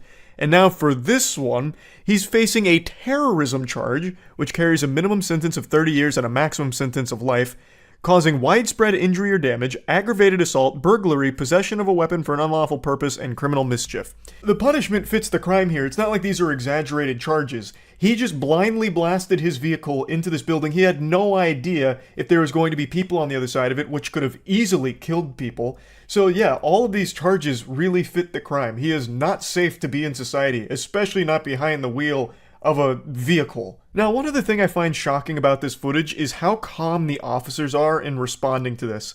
They make it seem like it's just routine, as if cars are just crashing through their walls every hour of every day. It's like they just get out there and they're annoyed, like bothered. Oh, jeepers. Jiminy Christmas. Another one? Alright, come here, son. I can't believe you've done this. Oh, bother. Alright, book him. Now we're gonna have to clean up another wall. I just don't know how it's possible to be that calm in that situation. They just look exhausted. They look tired and annoyed. Whereas, like, that would be the most shocking jump scare imaginable. Jump scares don't scare me in horror movies or horror games or anything like that, but this would probably actually have me shit myself. 100% I would stain my britches. That is the most unexpected thing to happen. And it's not like that's immediately what you would expect the sound to be. Like, they were in the room over, so they would have just mainly heard it as opposed to see it right away. That must have sounded like a bomb going off. My first thought would be that we had just been hit by a drone strike or something. I wouldn't immediately think like a car came through here or something. Like that I would be in a panic. I would be inconsolable. I'd be shaking. Meanwhile, these two officers here walk out like they'd just been rudely interrupted from their nap. It's just wild to me. Also, something I didn't mention. I mentioned that he had previously crashed into another building, a private residence. Well, what I didn't mention is that first crash had happened only minutes prior to this one. So this guy was just on a rampage. He must have been looping Welcome to the Jungle here, and it was bringing the worst out of him. Now, they haven't disclosed what the motive could have possibly been for crashing into the police station, but here's where I come into the equation, because I'm about to crack this case wide open. This is what I think happened. This is my theory. I got the corkboard up with a bunch of red lines drawn to a bunch of different scenarios. So let's piece together what we know for sure. His first crash into the private residence was due to a disagreement with the owner, and it was meant to scare and harass them. I think right after he committed to that, he knew shit was not going to go well for him, so he wanted to go out with a bang. So then he drove a few minutes away to the police station and turned himself in the only way he knew how, with Welcome to the Jungle sending him off like a WWE walkout song and a giant fucking explosion here of crashing through the building. I think his motive was truly he had just ruined his life prior by crashing through the private residence, and he just decided to go all in into the lunacy and then crash through the police station. That's what I think happened here, because there's no other potential explanation that I can think of, not even in the realm of science fiction. Like, I can't think of, maybe a possession or something, or like some kind of alien event or anything to try and explain away what could possibly have led to this. I really think it was him knowing that he had already committed a serious crime, and he just, I don't know, decided to go even harder for it and just call it quits by driving through the police station. Or another very likely explanation is he has severe mental illness and completely fucking snapped. That's also very possibly the case here. Who knows? I am excited to see when they finally reveal the motive, because he doesn't seem like a man who's going to be, tight-lipped. It doesn't seem like he's going to be hard to get the truth out of. He probably told them at the police station why he did it. They just haven't said to the public yet. He literally got out and celebrated like he just scored a fucking touchdown in an NFL game, right? This isn't a guy who's going to be super hard to get to the bottom of with his reasoning. He's probably an open book who will just tell them why he did it. But yeah, anyway, I just had to share this story and clip with all of you because, my goodness gracious, that is like something you would see as a fake headline in the background of a movie or a game or something. Just something that people would make up because it sounds ridiculous. But it actually happened. So yeah, that's really about it. So yeah. Have you ever read something online that for some reason or another just sticks with you forever, permanently etched into the soggy, wet network of your brain? And I'm not talking about random fun facts or anything like that. Did you know elephants have good memory? I'm talking about something more like deeply personal, perhaps. Like maybe someone was talking shit to you and they said something that struck a nerve, like really deep down to your core. Then that comment gets, for some reason, tucked away into the deepest recesses of your mind forever, and just lives rent-free, and you'll marinate on it from time to time. I feel like that is a very human thing. I feel like the answer to my question, have you ever had this experience, is a resounding yes from everyone watching this video. If you right now are saying no, then I know for a fact you are lying, and lying is a sin, so I hope you enjoy burning in hell for that, you coward. For me, I recently had this experience, and I think it's an interesting topic to go over. It happened 4 months ago during just a completely ordinary Twitch stream. And I don't remember exactly what they said verbatim. I just remember the series of messages they sent and the conversation they were having at me. It wasn't like we were, having a back and forth discussion, and they weren't even shit talking. It wasn't malicious. It was mainly just inquisitive. But I saw each message they sent, and it really just kind of still is like a series of messages that stews up here in the old noodle that I think on from time to time. So it was 4 months ago. It was right after I had released our third episode of the Moist Wrestling League, Warhorse vs. Genie Maker. This took us a long time to put together. It was a massive production that we underwent to make this happen, and super happy with how it turned out. That night on stream, I was giddy as a schoolgirl who found out her crush liked her, because I was so happy that people were enjoying it.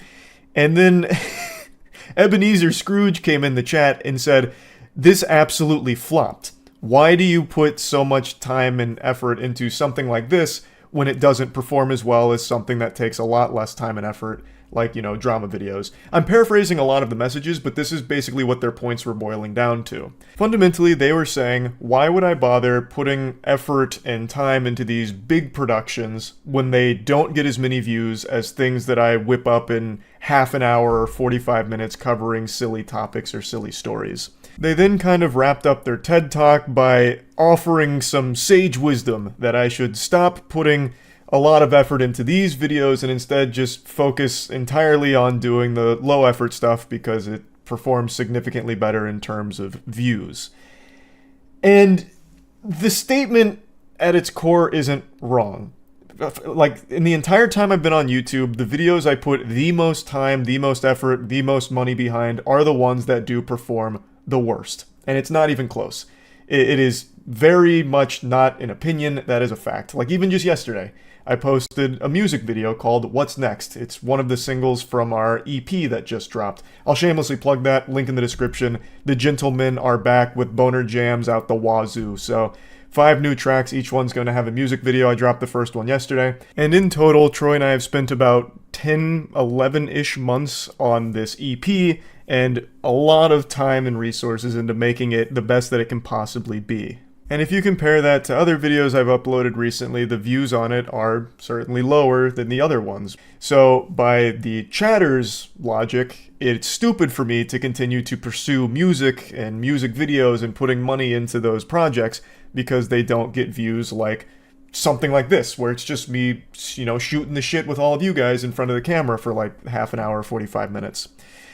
And it's something that I disagree with down to my very fucking soul. Now, before I really dive into the meat and potatoes of this, I want to show you the catalyst for what made me even want to talk about this subject in the first place. I watched a clip from Critikal on Brittany Broski's Royal Court, and this very similar subject kind of came up, and I just want to play that for you real quick. What is your favorite and least favorite video you've ever put on Jeff Bezos' internet? Oh, that's a good one. I think one of my favorites is I did like an anime style video like a long time ago. I ran like a 15K. I did like inner monologues. Cool. That's how we like narrated it. Yeah. Yeah, but it was like the weirdest, most creative video I've ever done. Whoa. And I'm still very proud of that one. What's the view count sitting at? Like, you know, probably a solid like 25,000. That's how it goes though. Oh, It's it like- ate shit. Yeah, bad. Yeah, Like a people bad don't like video. when you are creative and branch out. They don't People like do not when- like that. No, when we have joy, forget it. Yeah, they're like, we want to see the same shit. Yeah. So Critikal explains that the video he's most proud of is one that gargled fat ass, unfortunately, and didn't get huge views. But I imagine if you asked him if he would take that back and instead make 10 more That's Cringe videos, his answer would be no. Even though the That's Cringe videos would fucking spank the cheeks off of the performance of his anime video, I feel like he probably wouldn't change it.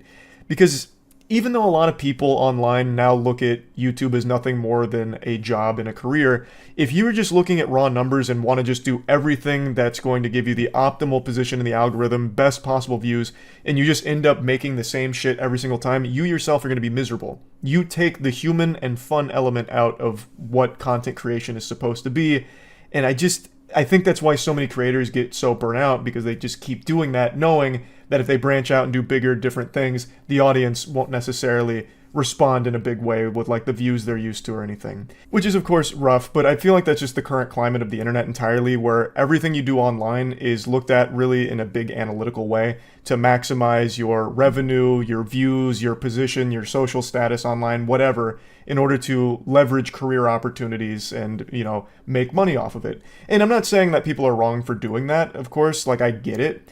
But that's just never been how I do things. So I would never stop doing something just because the views are lower than, you know, a low effort video I could make instead. I would hate to do that. And I know that runs contrary to what a lot of people like to say about me online, but it is the truth. From the very beginning, I never wanted anything online to feel like a job, because that takes the joy of creating things out of it. And I still don't feel like what I do is a job. Everything I do is motivated entirely by the fun of creating things. Whether it's covering stupid drama online, or silly stupid stories, or playing a game, speed running, wrestling, all of it is just because it's something that I had fun doing, and I share it online. I would never even toy around with the notion of not doing something or stopping something because the views on it would be lower than a lower effort piece of content I could make instead. I always just want to make and do things that I have a lot of fun doing, and I'm lucky enough that there's people that enjoy watching them, and it's all thanks to all of you. You've put me in the luckiest position on the planet where I get to be able to do a lot of fun different things. And another thing, it's not like the views on the music video or the wrestling video are bad or anything. Everyone has this really perverted perception of what big views look like online. Those are fucking crazy numbers. And at the end of the day, as long as people are enjoying it, I'm fucking happy. It makes me happy to create things and to see people that also share in the happiness of being able to watch it. I mean, it's an indescribable feeling. So I'll never understand. Well, I mean, I understand where they're coming from if you're looking at it from like a business perspective. Why put time, money, and effort into these big things when you can not put time, money, and effort into smaller things that are going to do better than the big thing?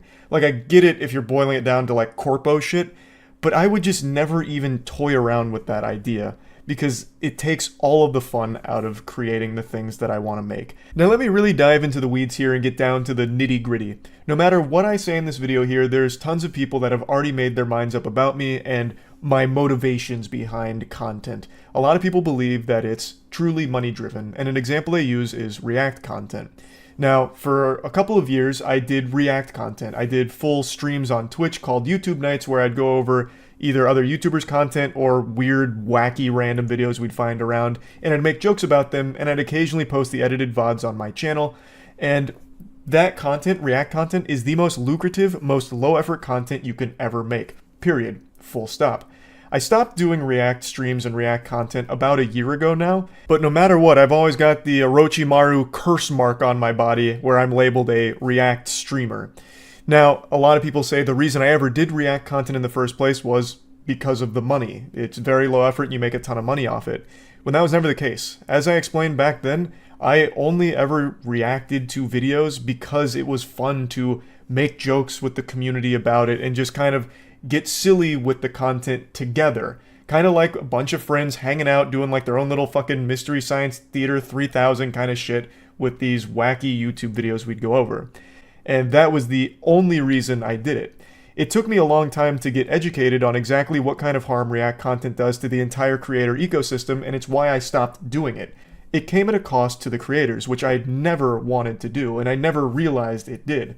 So after watching plenty of videos from like Dark Viper as well as other content creators that have covered React content for a long time, I learned that it is not a good practice to engage in, so I stopped doing it entirely. Before anyone starts wagging their finger, there is still one piece of content that I do react to, I suppose, and that's news broadcasts. So like the occasional car chase, like police chase, or if there is a news story I'm covering that has an associated news broadcast, I will watch that. Occasionally a game trailer here and there, but that's it. I never watch other YouTubers' content or anything like that. I know there's plenty of fringe cases you can point to where someone whose content gets reacted to blows up, but that's still not the norm, and it's also still not really an acceptable fair transaction where you just kind of have to cross your fingers and pray that the person who reacts to your video somehow has an audience that will also translate to you. Like, that doesn't happen very often. It does happen from time to time, but it's still not exactly the most optimal of exchanges, I would say. So I stopped and apologized for doing that. But the reason I'm bringing it up now is because it's never been a money-driven thing behind any content I make. And then when it comes to trending topics and drama, if I'm covering it, it's because I'm having fun making jokes about it. Not because it's going to be big in the algorithm or anything like that. It's because it's a situation that I'm getting goofy with, making jokes about, and since I'm always fucking online, I just do it quickly, and it's very fun for me to do. It's never motivated by trying to be the first one to something and talk about it so that way it gets out there quickest. It's just always me sitting here just shooting the shit about something and having fun doing it. I'm not a fucking journalist. I am not a news anchor. I am a goober who sits here and just makes silly stuff out of silly subjects or whatever. And all of this ties in to these messages that individual sent me, because I really think they came from a place where he believed all I cared about was views and money. So if that's the case, why would I continue doing the Moist Wrestling League, which performs much worse than something simple like talking about drama. And it hurts me to know that anyone has that impression of me. If I'm making something, it's because it's coming from a place of genuine fun for me to make. I have just as much fun making shit now as I did when I started this channel, and I will just always keep doing whatever I have fun doing, regardless of how it might perform or what the views might look like relative to other things. That just doesn't matter as much to me as having fun. So I'm going to continue to put time, energy, money, effort into big, wild shit. And I'll keep making things like this too, because I have fun doing this, just talking to you guys and joking about some nonsense found in the rotted cesspool underbelly of the internet that we can all joke about and get silly with. All of it is just fun. So yeah, just wanted to talk about this a little bit. That's about it. So yeah. Have you ever really taken a step back and got deep in thought and realized just how incredible it is that we as humans are able to speak to each other, language, and how mind-blowing that concept is? Communication is a blessing. But today I almost feel like it's a curse. I just read legitimately the worst thing ever, and it makes me regret that our ancestors at one point when they were still cavemen started grunting at each other to communicate, and then it eventually led to this existing. Oh my god, I saw this today, and it made me ill. And I thought, if I had to bear this burden knowing that this exists, you're gonna have to share in the load with me, so let's go on a little adventure here. It's from Tinder. Let me introduce you to the boy wonder Chris here. So, these two individuals matched, and Chris was making the first move here, shooting his shot. I better be your top priority, with a little winky face emoji. I don't know if that's the strongest opener. I haven't been on dating apps in many moons now, but that seems a bit weak, but hey, his heart's in the game. She responds to that in a pretty playful way, I think is what she was going for. So she says, let me know if you want to go out tomorrow so I can cancel my daughter's parent-teacher conference. To which our Casanova here says, such a good girl you are. I'm free tomorrow. It's already getting so yucky. Such a good girl you are. He's speaking to her like it's a dog or something, like he's about to offer her a treat. And then she says, I'm not, with a laughing crying emoji, to which he wants some clarity. You're not a good girl, or you're not free. And she clears up the confusion. She says, not free. I have to go to a parent-teacher conference. Already, this whole exchange is going cattywampus. The wheels are falling off pretty quickly. And somehow it just continues to go further downhill. A goddamn avalanche of cringe. So he goes, damn, I actually thought you'd be fucking bad AF and cancel. Ha ha. And she says, I'm alarmed that you would want to go out with someone who would do that. And he goes, ha ha, I mean, in the back of my head, I was hoping it was a joke, that you didn't actually have one. To which she says, unfortunately, I do. And then he goes, all good, you're doing well, giving me attention right now. And then she says, I can meet up for a drink if you want since you live close. I have my kids this week, but they're older, so it's not like I can't go out. I have them every other week. Where do you live? His response here is really confusing. What does that mean? All good, you're doing well, giving me attention right now. What's happening? Is she like scratching under his chin? Like, I don't get it. What is he referring to? They're just talking on Tinder, and why is she... So you're going to start to notice that as this exchange continues to unfold here, it feels as though they're having two different conversations. Like, it's super all over the place. Like, the dots don't connect at all. Like, they're in two different dialogue trees, and it's not matching up. Now, our boy Chris, the protagonist, is a lot of things, but a coward he is not. He tries to employ the most delusional strategy you could ever envision. This is not something you'd ever find in John Madden's playbook, I'll say it like that. So, after he asks which part of downtown she's in, she replies, not saying. He then tries to, like, assure her that he's not gonna, like, go out of his way to find her. He's not, like, a stalker. He's not weird or creepy. He says, I'm not gonna go find you, lol. And then he says, I just got done with the gym, now doing post-workout naked stretching. Chris, are you okay?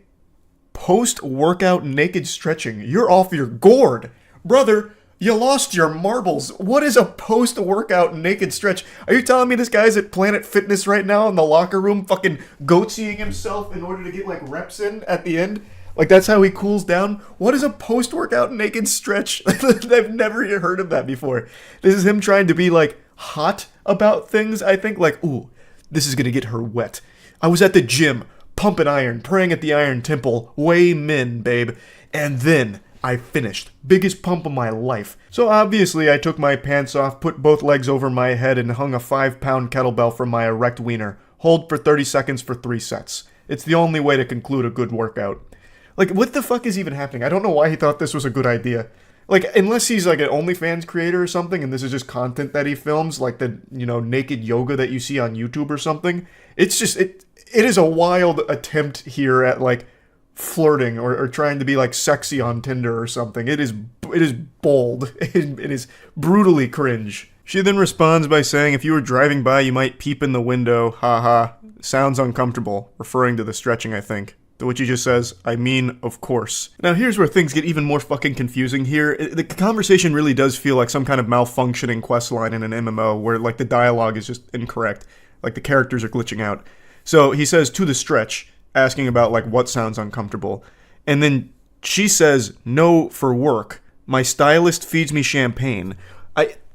I don't know, maybe I'm the problem. What is she talking about? Like, how does that fit into anything that's happened here with this absolute disaster that Chris is trying? I don't understand. Maybe she's just trying to change the subject.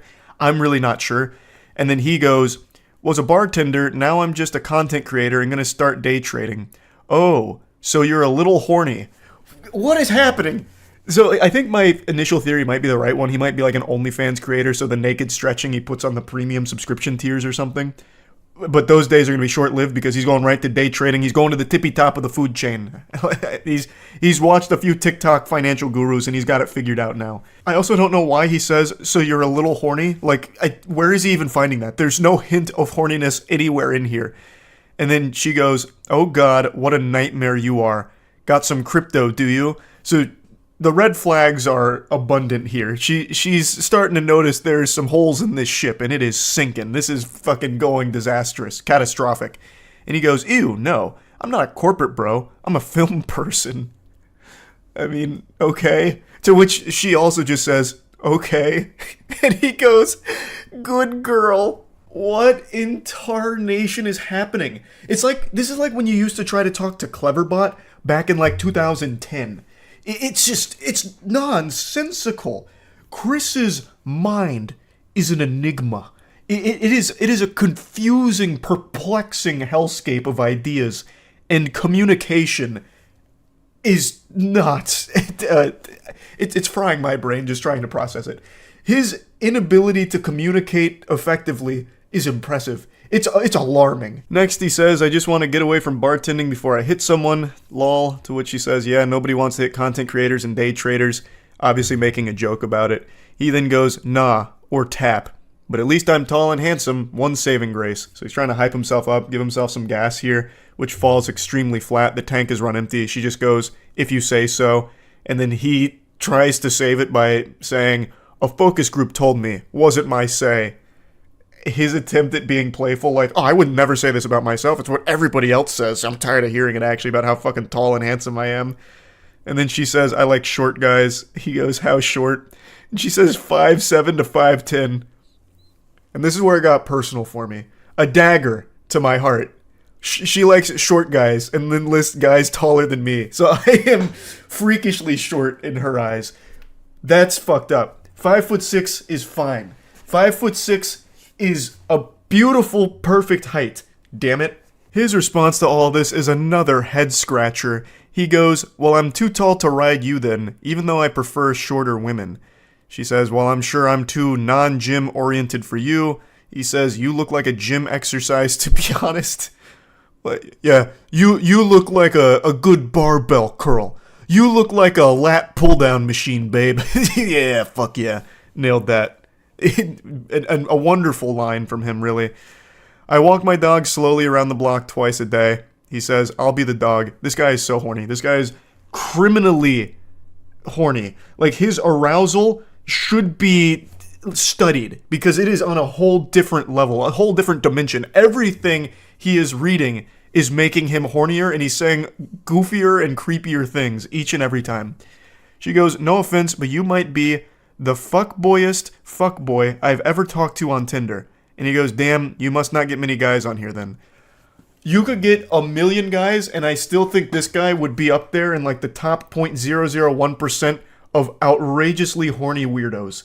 This is impressive. She says he's her first match in a year and a half, and he says, because this is light news compared to the shit I've heard, talking about like war stories, about to have a PTSD episode about the shit he's read on here. And then he says, doesn't help, I'm naked with a hard-on. And then her response is, I don't feel like I'm being very flirtatious. And then he says, the stretching and stroking while talking to you helped. What is happening? Somebody save Chris from himself. What is going on? This could be its own fuel source. Like, his sexual arousal, his non-stop, never-ending horniness on a conversation that has gone nowhere, talked about nothing, and yet he is still beating his meat to it, choking the chicken to what? To what? Like, there's not even, like, an imagination you can make out of this conversation that would be even remotely associated with something sexual. And he just keeps going. He's talking about being naked with a hard-on. What happened to your naked stretches? What are your stretches? What are those naked post-workout stretches? Does he put a butt plug in and wiggle it around or something to stretch out his ass, and that's why he's so horny now? Is hitting his G-spot? Like, what is going on? All she says to that is, okay. And then he goes, do you mind? I'm doing it whether you mind or not. I don't really care, but do you mind? Is that cool with you, you think? And then she goes, mind what? Me stroking myself while we chat. Oh, it's so yucky. Oh, it's so foul. Not at all. Can I tell you a story about last night when I was alone in my bed? Sure. My cat jumped up next to me and started hacking, and then she threw up in my hair. So this is her attempt to try and gross him out to ruin his mood, but she doesn't realize the raid boss of Cringe that she's up against.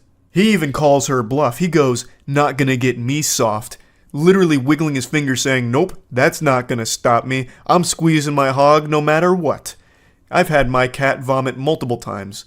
I had to get up anyway because I perioded all over my sheets. And he goes, yum, nice try. And she goes, through the mattress cover. He goes, bleach helps. Were you naked? Oh my god, he's still in it. He's still in the zone. He's in the flow state. He's in the mainframe. And she goes, I was wearing my hoodie-footy pajamas that have toasters on them. To which he says, with an ass flop. And he comes back to clarify that he meant flap, because ass flop makes no sense and wouldn't want to be rude, that'd be ridiculous. To which she also says, no, that's ridiculous. And he goes, of course, I'm harder than ever now. She just sends an emoji. He goes, yep, I'll leave you alone, unless I can show off. So he's finally saying, all right, I'm out of here. I've had my fill. I've done what I needed to do. I'm good. And then she closes this all out by saying, why do you even need to get a woman on the other end of the conversation? Just put a wig on a stuffed giraffe and show her your stuff and talk about how hot you are. So this whole conversation is one for the books. This is something special. This is so fucking weird. On every possible level.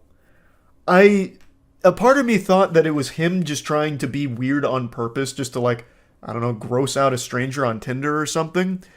But the more I read about it and read it itself, the sacred text here, the more I'm convinced that this guy is just an actual fucking freak. Like, just an actual lunatic. So yeah, I just had to share this. That's about it. So yeah. What an incredible week we've had. It has been a non-stop thrill ride of remarkable things going on in the world. Supposed alien corpses being displayed in Mexican Congress, Roblox drinking stupid juice and thinking that it's a good idea to introduce a dating app to Roblox, Unity doing its best to join the dinosaurs by going extinct, the greedy ghouls at the top of Unity's food chain have introduced a new policy that may very well repel more people than Axe body spray and send them going to competitors, which will inevitably lead to a huge problem for Unity. All the shit they're catching is completely deserved. They deserve more shit than a toilet bowl right now. Their decision, the policy, to charge per install is just so mindlessly greedy. Like, it is Mr. Krabs level of greed, and it's not surprising because the Unity CEO is actually a previous EA employee whom was too greedy for even EA. That's how you know the sirens should be blaring. That is a huge red flag. He was too greedy for EA. He, in 2011, entertained the idea that they should charge for reloading your gun in Battlefield because he believed that players in the middle of a firefight wouldn't be price sensitive, so they'd likely just pay for that next round of ammunition in order to finish off their kill. So he'd literally be charging you per bullet in that fucking game. He also said any developers that make games without monetization in mind are fucking idiots. This guy only cares about money. He literally is Mr. Krabs, but even worse. So it's not surprising to see the direction he's taken Unity, and I'm focusing way too much on Unity right now when that's not even what this video is about. The point I was making is every single day this week there has been wild new stories coming out, and today we've got another banger that just dropped. Just now, only a few hours ago, we were blessed with another wild situation developing. A mysterious hole. It's a huge, mysterious crater that looks out of this world. But is it? The unusual hole on Portmarnock Beach stopped local astrophysics enthusiast Dave Kennedy in his tracks yesterday, and he's certain the small but heavy rock inside it came from up above. As God is my witness, I swear that is one of the finest holes I have ever seen. There's no explanation I can give you for how this hole could have possibly came to be, which is why it's lucky the astrophysicist enjoyer happened to be on the scene in order to give us a reasonable explanation for what created this hole. As you can tell by here, there's a scorch mark on this side here, so that would have been at the angle that it came down at. And it is weighty. I'm not sure if it's composition, but we're definitely going to have to find out. He could very well be holding an entire brick of vibranium right there. Like just an entire fucking block of unobtainium in his hand, and he's a billionaire and we just don't know it yet. The striking hole soon caught the attention of passers-by, many hoping that what they're witnessing is the aftermath of a once-in-a-lifetime cosmic event. Dropping the sarcasm for a second, why? It's just a hole. You can make up any story at all to go along with it. I could have also come up with some fanfic too. I could have said this is where the Pacific Rim aliens enter and exit our world. It's actually a portal to hell. Like, I could have come up with any explanation at all. It's just a fucking hole. I just don't even understand how this became news. Like, they're making it sound like this is a once-in-a-lifetime opportunity to take a picture of this hole. It's not even that special. It's not even as cool as the holes that are on my body.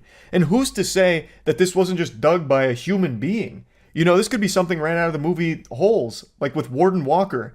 I'm tired of digging holes, Grandpa. Well, that's too damn bad. I think about that scene a lot. That's probably like one of my favorite scenes in all of cinema. Point is, it's just a fucking hole. Wow, I mean, look at the size of it. So we're down here quite a lot, and I've never seen anything like this before, so it's pretty spectacular. There has been no confirmation that this is the site of a meteor strike, but Dave is optimistic. I'm just going to rip the band-aid off here before finishing the news segment. This is not the crash site to a meteor. This was dug by a couple of dudes on the beach using children's toys.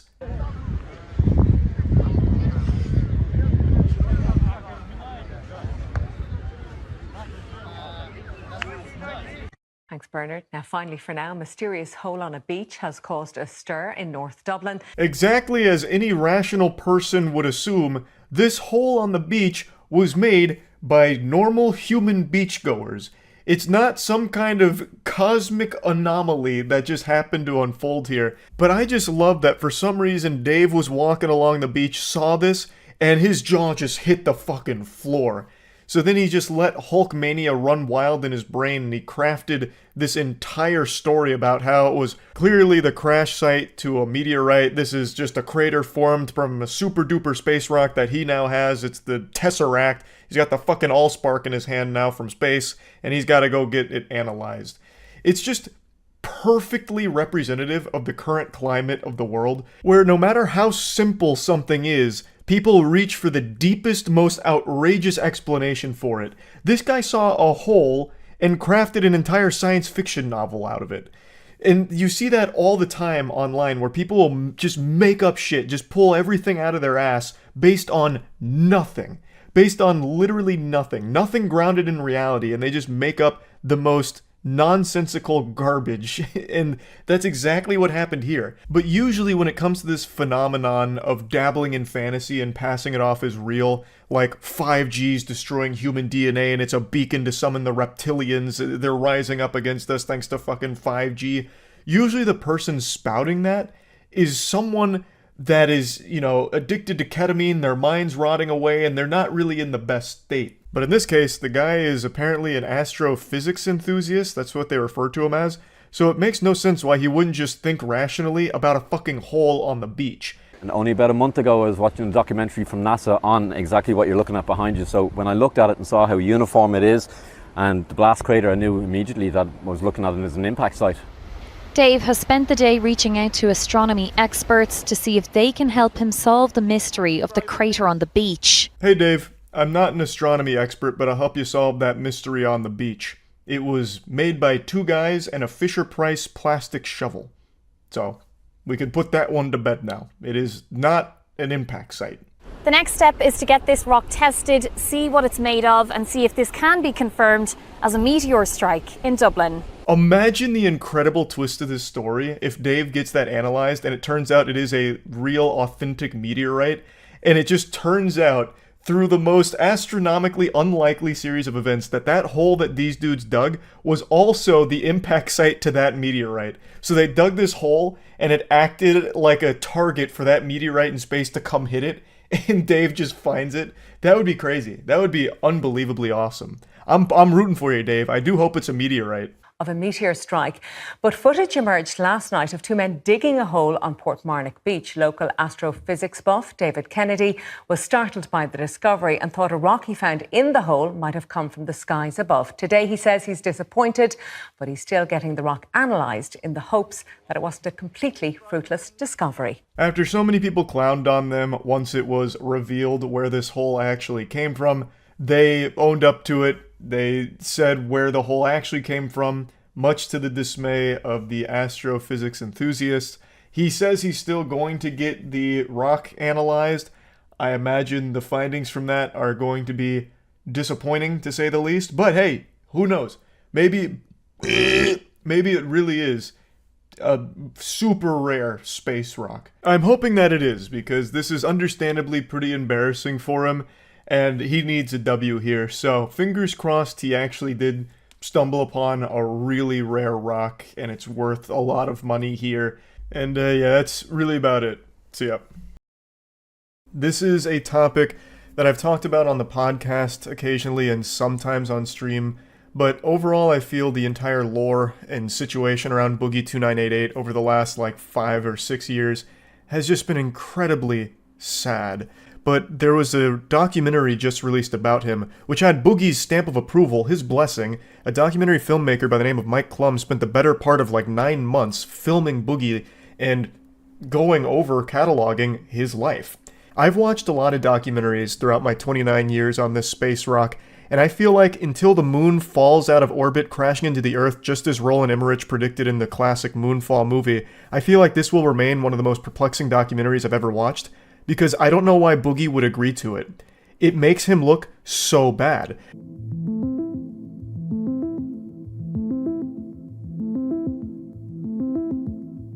I took women on vacations, and I took them out to fancy dinners, and I took them to Disneyland and shit. I'm not going to show you all the main components of the documentary, I just want to focus on 2 core ones here. If you're at all interested in the story of Boogie2988, I highly encourage you watch the whole documentary here. It's probably one of the most honest looks at anyone I've ever seen. Boogie is just an open and honest book here that's a little bit hard to read from because it is pretty eye-opening stuff. But anyway, his fall from grace on the internet is an extremely well-cataloged downfall. From the repulsive, awful things he said in the past to his manipulative tendencies and his behavior, all of it has led to Boogie going from a well-respected content creator to basically a joke, or someone that's looked at in disgust for his behavior. So, for those that don't know, Boogie is an OG YouTuber who was absolutely at the top of the game for a long time. He won a fucking award for being a nice guy in the gaming community, basically. They used to call him the Mr. Rogers of the internet. But then, Twitter and Reddit happened, and Boogie had this inability to shut up. He would constantly publicize the most foul opinions that he had about situations. He would always talk about the saddest and most depressing aspects of his life because it felt like he was addicted to being viewed as a victim. It felt like he loved the feeling of people viewing him as pathetic. And it's something I know he's touched on in the past that even has a level of self-awareness where he also recognizes how detrimental it's all been to his career and just downright self-destructive. But he just can't stop himself from just posting on Twitter every single private thing that should never be publicized to strangers, because he seems to just be enamored with that attention that he gets when he is viewed as like someone to feel sympathy for at all times. And it's just a really weird and sad set of circumstances. However, after watching the documentary, I'm starting to believe he is just not a good person. I was always under the impression that buried deep down is a caring individual who had a good heart and good intentions and just got a little lost and confused along the way. But after seeing this and all of the worst aspects of his life that he just proudly highlights here, I just really am starting to think he's just not a good guy. So the first thing I want to show you is his addiction to sex workers. He has spent a pretty penny on paying for sex, as well as paying for like vacations and stuff for the sex workers to accompany him, this and that. And it also gives an insight into the way he views women, which I think is a pretty repulsive perspective he has on a lot of it, at least from what he describes here.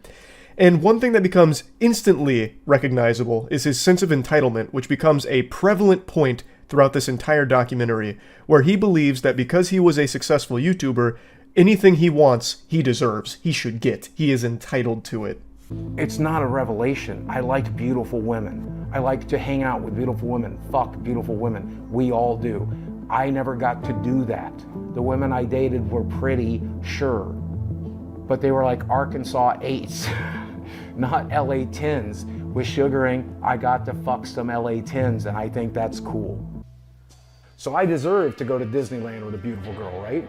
I deserve to go to New York and explore Times Square with a beautiful girl, right? Like, I deserve that, and I want that, and I've never had it. Why do you deserve that? Because you filmed your 20th Francis chugging Mountain Dew while pooping his pants and putting popcorn in a microwave video? Like, what? It's such a deranged mindset that he believes he is entitled to all of these women wanting to slobber on his meat because he is a famous YouTuber. He shouldn't be settling for an Arkansas 8. No, he deserves the LA 10s. So he pays for sex workers because Boogie deserves that top shelf pussy with the pinky out. And to me, this audacity is alarming. To me, this screams that he only views women as objects to be conquered sexually. He shouldn't be settling for something that's an Arkansas 8. That's beneath him. Have they looked at his subscriber count? No. What he deserves is the LA 10s. So he gets into the sugar baby community. She's definitely a little thicker than I necessarily would always go for, but there's nothing wrong with that.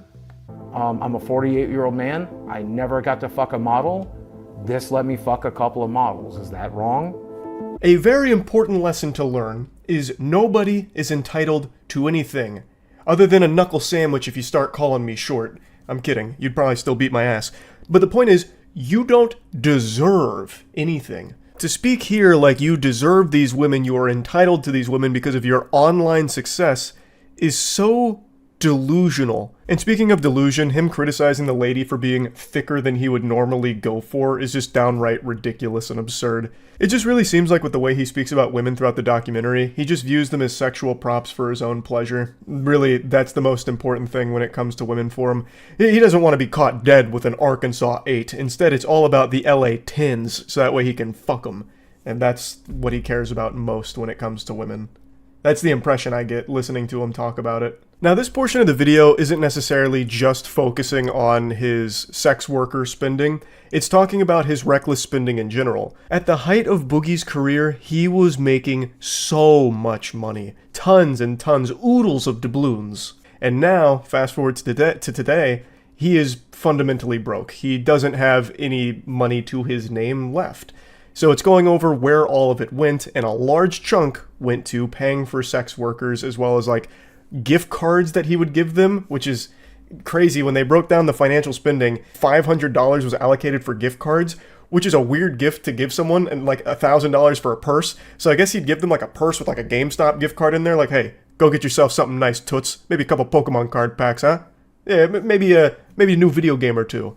Like the whole thing is just all about his spending habits, which has left him in a financial crisis. All of which is his own fault, which he also recognizes. His entire career's spiral into the shitter is entirely his own fault.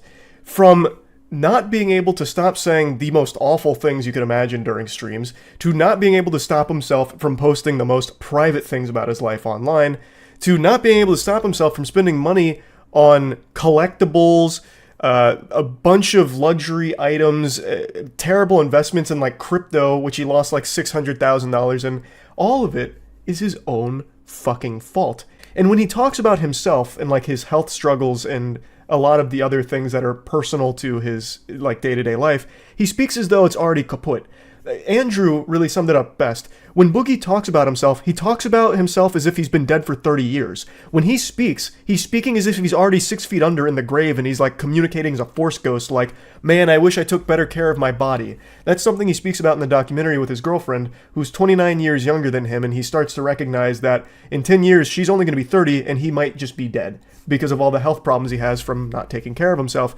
And he just speaks as though there's nothing he can do to fix it. He's just like, damn, I should have put more time into fixing my body a long time ago. You know, it's already over. When he can start now. He can still start doing that now. He can still fix his career now, work towards improving his career. But he just doesn't. He refuses to. He just speaks as though he's completely given up, which is another thing that becomes very clear in this documentary, where even though he feels this sense of entitlement, he feels as though he doesn't have to work towards anything. He just deserves all of these women. He deserves all of this money, all because at one point he was a very successful YouTuber. It's a fucking baffling and infuriating mentality to witness in this film. Now, the next thing I want to showcase here, and the last thing that I'm going to focus on in the video, is him getting another job, because YouTube has been collapsing on him, and the documentary filmmaker suggested maybe getting another job. It's also something everyone else in the world has suggested to him, getting a real job. And so he finally decides to go through with it and do like a mock interview to see if maybe he can find a position somewhere in the working world. It's Dawn. Dawn, I'm Boogie, or Steve. Okay, what do you prefer to be called? Honestly, probably Steve. Let's go with Steve. Okay, Steve, no problem. Whatever you prefer. And so you are here today because you are seeking employment. Yeah. I did work at a small gaming store back in 2006, 2007. I am disabled, recognized by the state of Arkansas, but also the United States government. There's that. Now, the downside of that is I am extremely depressed. So there's some mental health issues that we bring to the table. And then physically, I am morbidly obese. I have no references, no work history, and no education. And when you Google my name, you might see rumors that I beat my ex-wife and I'm also a pedophile. Should mention I'm also a felon. When I first saw this clip, it wasn't in the documentary, it was floated around on Twitter. I thought it was just part of a skit. I was blown away. I was like, damn, Boogie's got some real acting chops now. He's really been hitting the thespian troupe out there training. I was like, damn, kind of a fire, comedy sketch. No. This is real. This is authentic. This is more real than my 3-point jump shot. This is actually how he conducted himself during this interview. Now, of course, this isn't a job interview per se. It's to try and help find him work. But he goes in here and just intentionally sabotages it. This is not as though he's really taking it seriously. He's taking the piss here, if you ask me. And that becomes extremely clear because after the fact, he says that he can't just get a real job or anything. He has 4 million YouTube subscribers. A job is beneath him. So I feel as though he went in here and just intentionally wasted her time and his time. It's in the time of the documentary filmmakers. Because this is just, no one would do this. To go in there and say shit like this, talking about if you Googled his name, you'd find out that he has rumors that he beat his wife or that he's a pedophile. Like, what the fuck? Okay. What's the nature of your felony? Aggravated assault. How old is it? About 2 years. Okay. So I think there are some avenues you could explore. I definitely don't think it's impossible, but you have some challenges. Yeah. Lots of things in life are about your mindset, and you're using weight and disability. I can't. If that is the attitude that you're going to have when you approach everything, then you can't, and you won't. I did work in the porn industry for the better part of 7 years, so I mean... Be real with me. Do you really think it would be a good idea to go to a real interview and reference porn? It depended on the job, I would think. I love that she immediately picked up on what everyone else on the internet has also picked up on over the years. She nails it immediately. His mentality is, I can't, just giving up on everything. That is how he's approached everything online, yet still feels a sense of entitlement where he shouldn't need to put a whole lot of effort into YouTube or anything. People should just be giving him money for existing. She picks up on that mindset right away. That's how clearly he wears this on his sleeve. It's his whole personality of just feel sorry for me, and here's the reasons why you should feel sorry for me.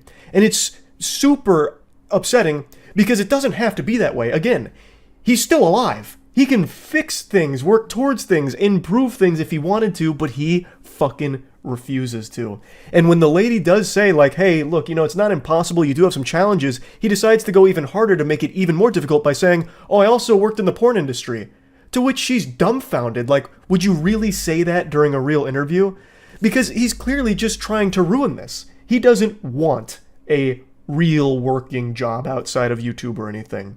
And he makes that super clear with this phone call that with this message he leaves the documentary filmmaker. Violent crimes or sexual crimes have to be... Hey, Mike.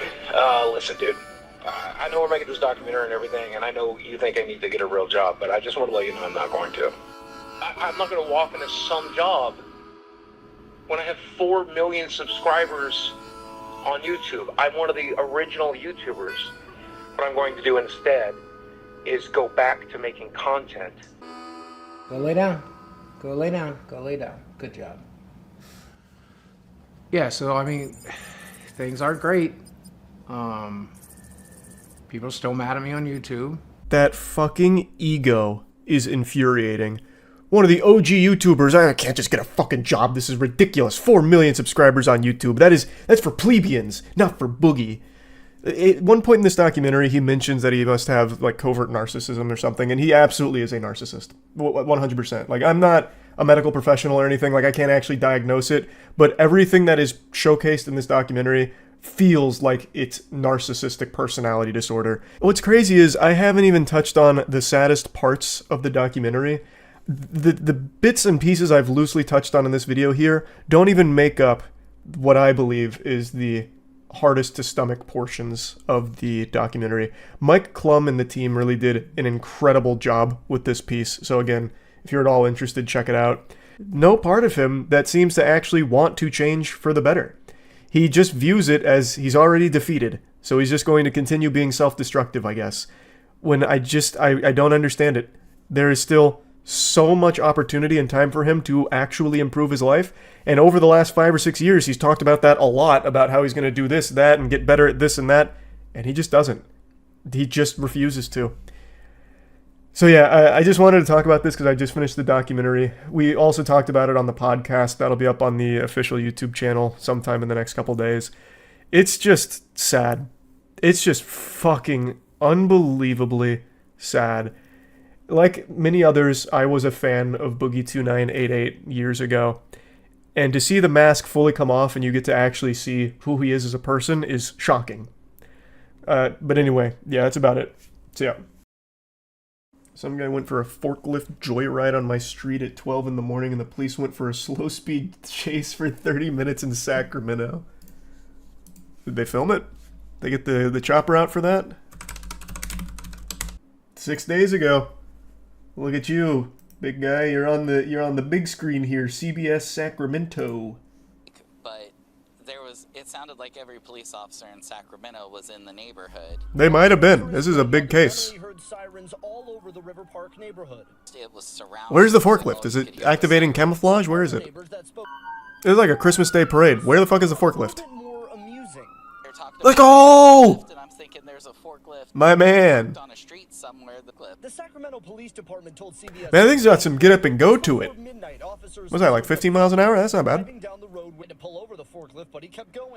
Man, I love that every neighbor has security cameras and a Ring doorbell for this. So many angles. He ran through the fence. Wait, what? Can you show me your dash cam for that? Wait, how the fuck is a forklift getting through the fence? It's got to be like the worst thing for it to go through because the tongs are going to get stuck in the chain link, right? I mean, it's not going to like destroy the forklift or anything, but he's going to just be dragging the chain link behind him and it's going to slow him down even more. A wood fence maybe? Oh, interesting. Okay, interesting. Yeah, good point. Taken into custody on the bike trail near Howe River accident. For what? What did he do wrong? 47-year-old Wayne Mathern was Can't drive a forklift on the road anymore? resisting arrest and vandalism. Resisting arrest. He was probably just finding a good place to pull over. It broke down. Damn. Broke down my ass. Forklifts don't break down. They spike trapped him. He almost got away. Man had 6 stars and was cruising. Yeah, it doesn't have a whole lot of information here. Oh, here. The forklift is believed to be stolen, but investigators have been unable to locate the owner. They make it sound like a lost dog. So for now, we've taken it in and fed it food and water. The forklift is doing just fine, albeit a little shaken up. Coincidentally, on the same day, there was a man in Seattle who stole an excavator to try and build himself a house. Maybe they were in cahoots or something. They called each other up and said, "Bud, execute Order 66. You get the excavator, I've got the forklift. We'll meet in the middle." I mean, this happened 2 months ago in Florida. Another stolen excavator. Excavators must just be super easy to find. This happens all the time. This man drove it into a fucking Walmart. Just look up stolen excavator Seattle. Okay.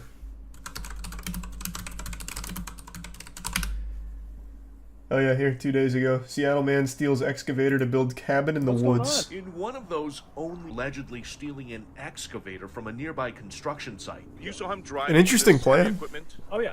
Yeah. At Jose Rizal Park. He goes, "I'm building the cabin down there," and I said, "No, you're fucking not." Volunteers with homeless outreach group We Heart Seattle called 911. Okay. The words out of his mouth was, "I was told I can do this. This is everybody's land." And Andrea Suarez says the criminal... Hey. That's not a bad defense. I mean, what happened to it being a free country? What, you can't build a cabin in the woods anymore?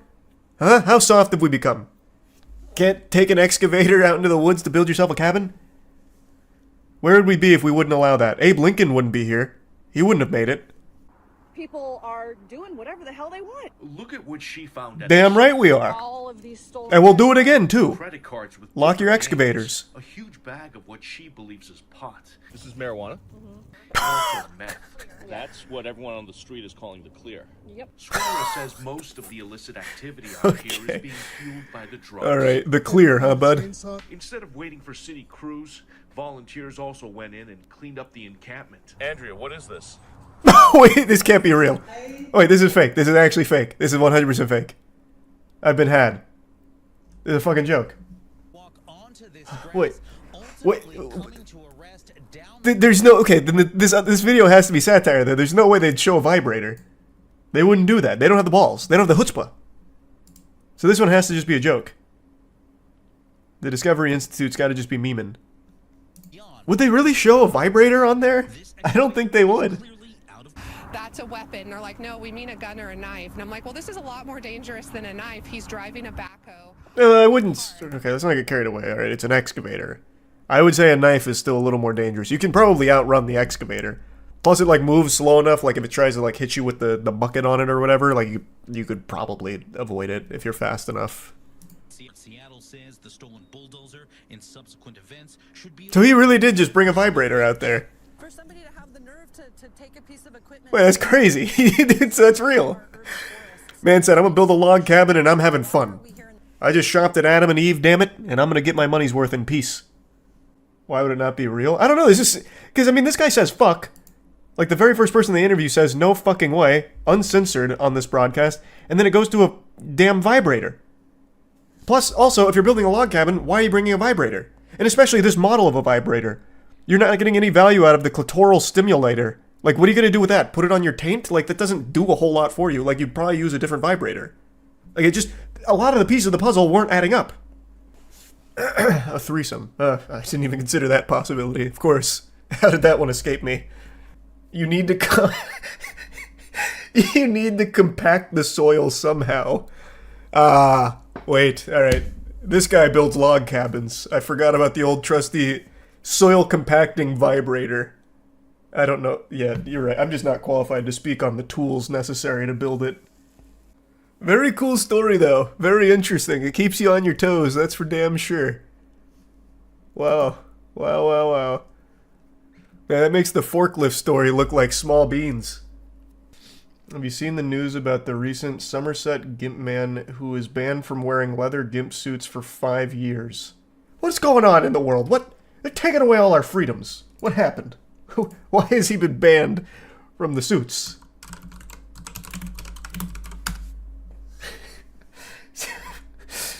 Oh, come on. Free my man. Somerset gimp banned from wearing a gimp suit in public and crawling and wiggling or writhing on the ground for 5 years.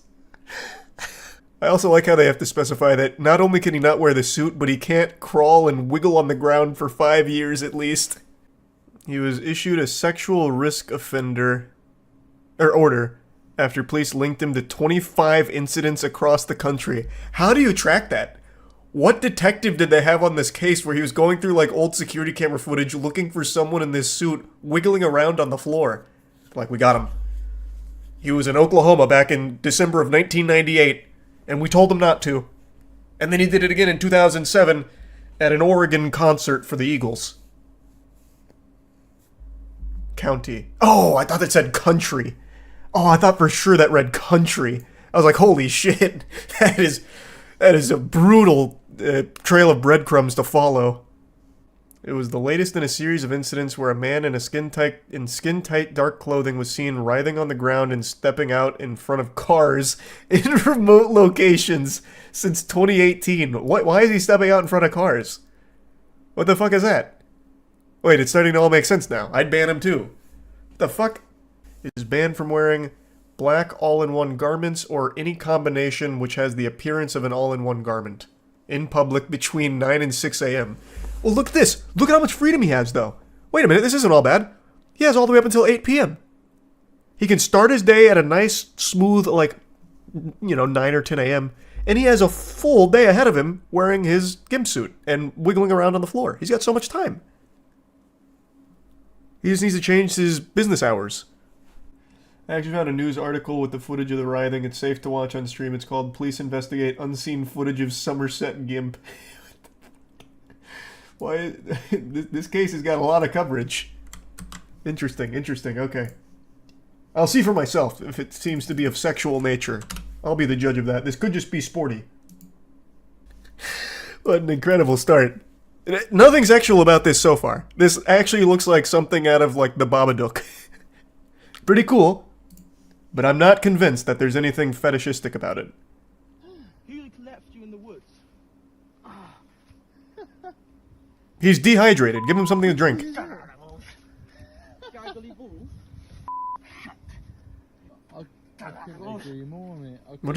What is he saying? Bro was just chilling. Why are they bothering him? Well, they weren't. He kind of wiggled up to them. Well, they probably thought he was dead, actually. I can totally understand why they'd, be a little concerned. You're just going to the park and this happens. You'd probably be a little, on edge, too, I think. I love how in this video he is the suspected gimp.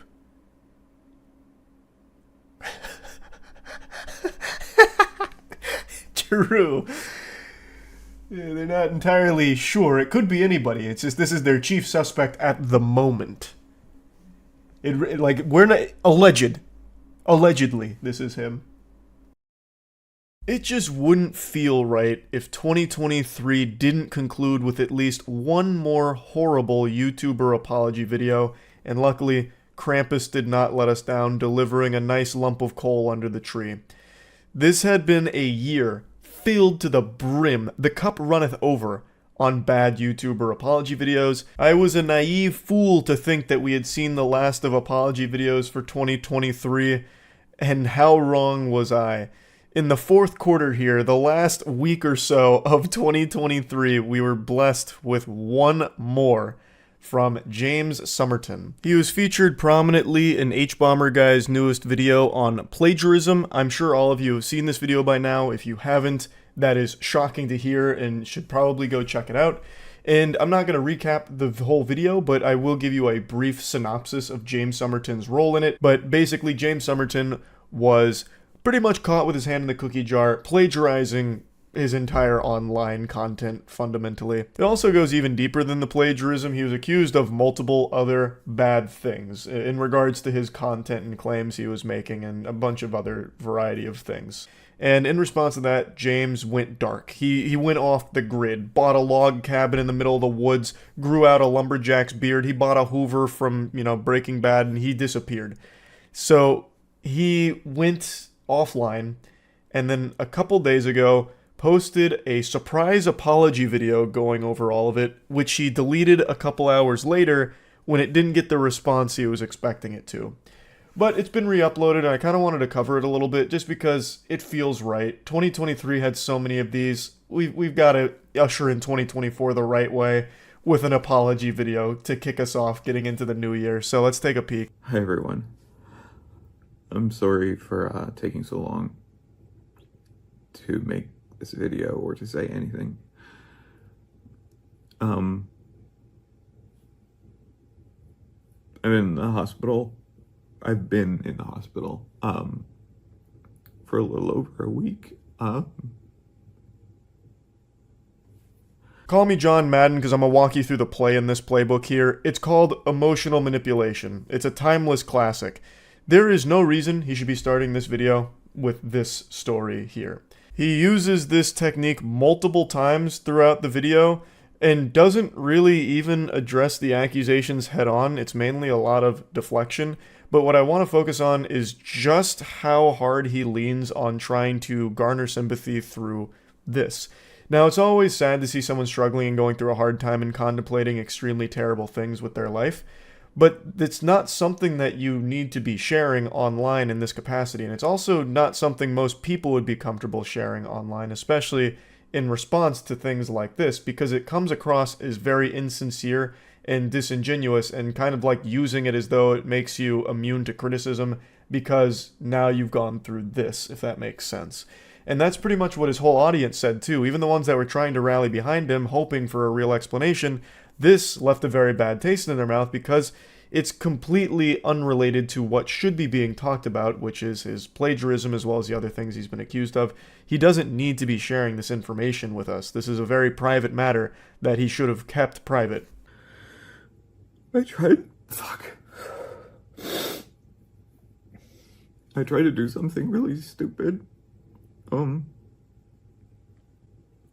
really only here now because before I did it, I called my dad to talk to him one more time, and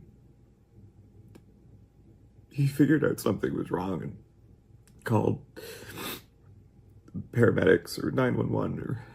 Once again, there is no reason to be telling this extremely personal story to your audience when this is supposed to be a video addressing all of the accusations against your content. It's just the only reason this is here is so that way people can sympathize with him and feel sorry for what he's been going through. And make no mistake, from what he describes here, it's an extremely horrible experience that I wouldn't wish upon my worst enemy. But it has no place in this video. It just comes across as super fucking tone deaf here. Just talk about, if you want to make an apology video or explain your side of things, then do that. And don't go into the private side of what's been happening behind the scenes since the accusations came out. They got here and I woke up in the hospital and yeah,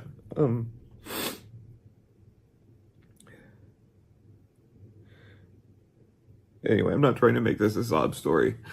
I'm just trying to explain why I've been so quiet.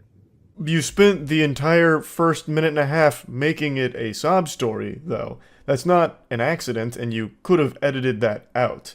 It's here because you wanted it to be here to start with immediately trying to get the waterworks going with people crying over how awful this experience is before you get into what's supposed to be your side and your apology over everything. It's just textbook emotional manipulation trying to make everyone feel bad for you even though you were the guilty party who got caught, and this is you trying to talk about that, and you still haven't yet, even though we're already kind of deep into the video. Now, it is a 34-minute video, so a minute and a half isn't like the bulk of it, but he sprinkles this throughout the entire thing, so you can't really make a good argument that it's only here to try and explain why he took so long to make this video. A, you don't need to explain why you took so long. You really don't. If you really wanted to give an explanation, you could just make it super concise, like, hey, had stuff going on. Or this has been an extremely stressful period of time in my life from all of this, so I've taken some time to process everything, and now I feel comfortable going forward. Like, you didn't need to dive into it like this, and you didn't even need to explain why it took you that long in the first place. And on top of that, he does also still go over these really sad things in his life throughout the whole thing that aren't just there to explain why it took him so long to talk about all of this. So it really does feel like he's trying to emotionally manipulate people with his apology video. But even when he is done going through this story and actually trying to talk about what's been going on, he takes really no responsibility. He does say, "I'm sorry," a lot, but it feels kind of hollow when he starts throwing somebody else under the bus for things and then kind of belittling the whole situation itself, boiling it down to something far simpler than it is. Like, there were a lot of accusations against him, none of which he really defends himself on in any meaningful way whatsoever. It really feels like the main purpose of the video is to make the audience feel bad. Like, make them, like, blame them, basically, for what he's going through, as opposed to taking that responsibility for fucking up with plagiarizing his whole career. Really, really sorry. Really, really sorry. For the stuff in the videos, not crediting people, and I lost my best friend because of this. Nick and I had been best friends since... I don't think I really need to show you more of the video itself. You get the idea of exactly how this goes for the rest of the 30 minutes of it. It's just a really baffling decision to post this in the first place, and it's something he recognized pretty quickly when he saw the responses coming in, the Yelp reviews. So here's his community post addressing it. Earlier tonight I uploaded a video apologizing for what I've done, but it's become clear after hearing from several people that I am not in a healthy frame of mind to be posting anything online. I only returned home from the hospital yesterday, so I should have never filmed it. I've deleted the video, but I'm sure it has been downloaded and will be shared by others online. I promise to apologize properly and in detail when I'm more mentally stable. Until then, please know that I am sorry. He understands that this wasn't a good idea, but insists that he is sorry and will return at a later date to make a better apology video. And I have to say, that doesn't seem like a good idea. Like, I don't understand why he's even going to bother trying. There is really nothing that's going to improve for his online career through an apology. His audience isn't going to stick around through it. They were there for his content, and his content was stolen. It was all plagiarized. Like, there's no reason for them to stay, and it's not something he can just move on for and keep pumping out bangers, because no one's going to believe that it's original work or anything that he himself created. So there's nothing he can possibly gain from even making an apology. He should just do something else that's not being a YouTuber, or find a completely different niche on YouTube to try and make it big in. Like, there's just nothing he can really do for the James Somerton brand here. So I don't know why he's going to try and make another apology video later. It just seems kind of silly to even bother. He doesn't have anything that proves him innocent from the claims. He really was kind of, caught pants around the ankle here. It's kind of kaput. Like, it is clear he plagiarized a lot of things, and there's a lot of other accusations on top of that as well from the way he conducted himself and some of the content, like in some of the things he said.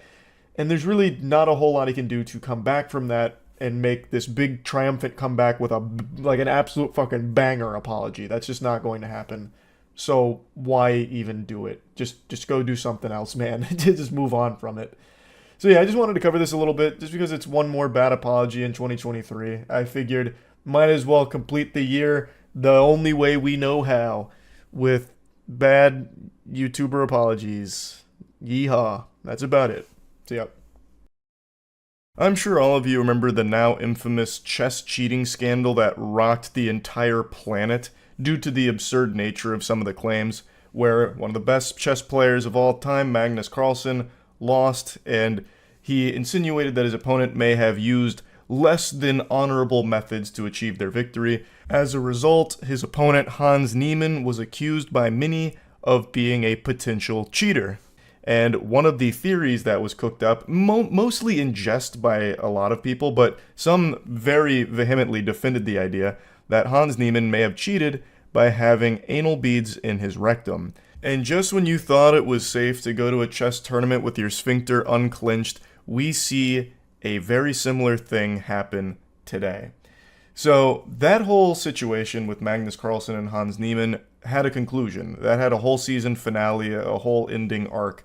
But the idea of anal beads to cheat still persists.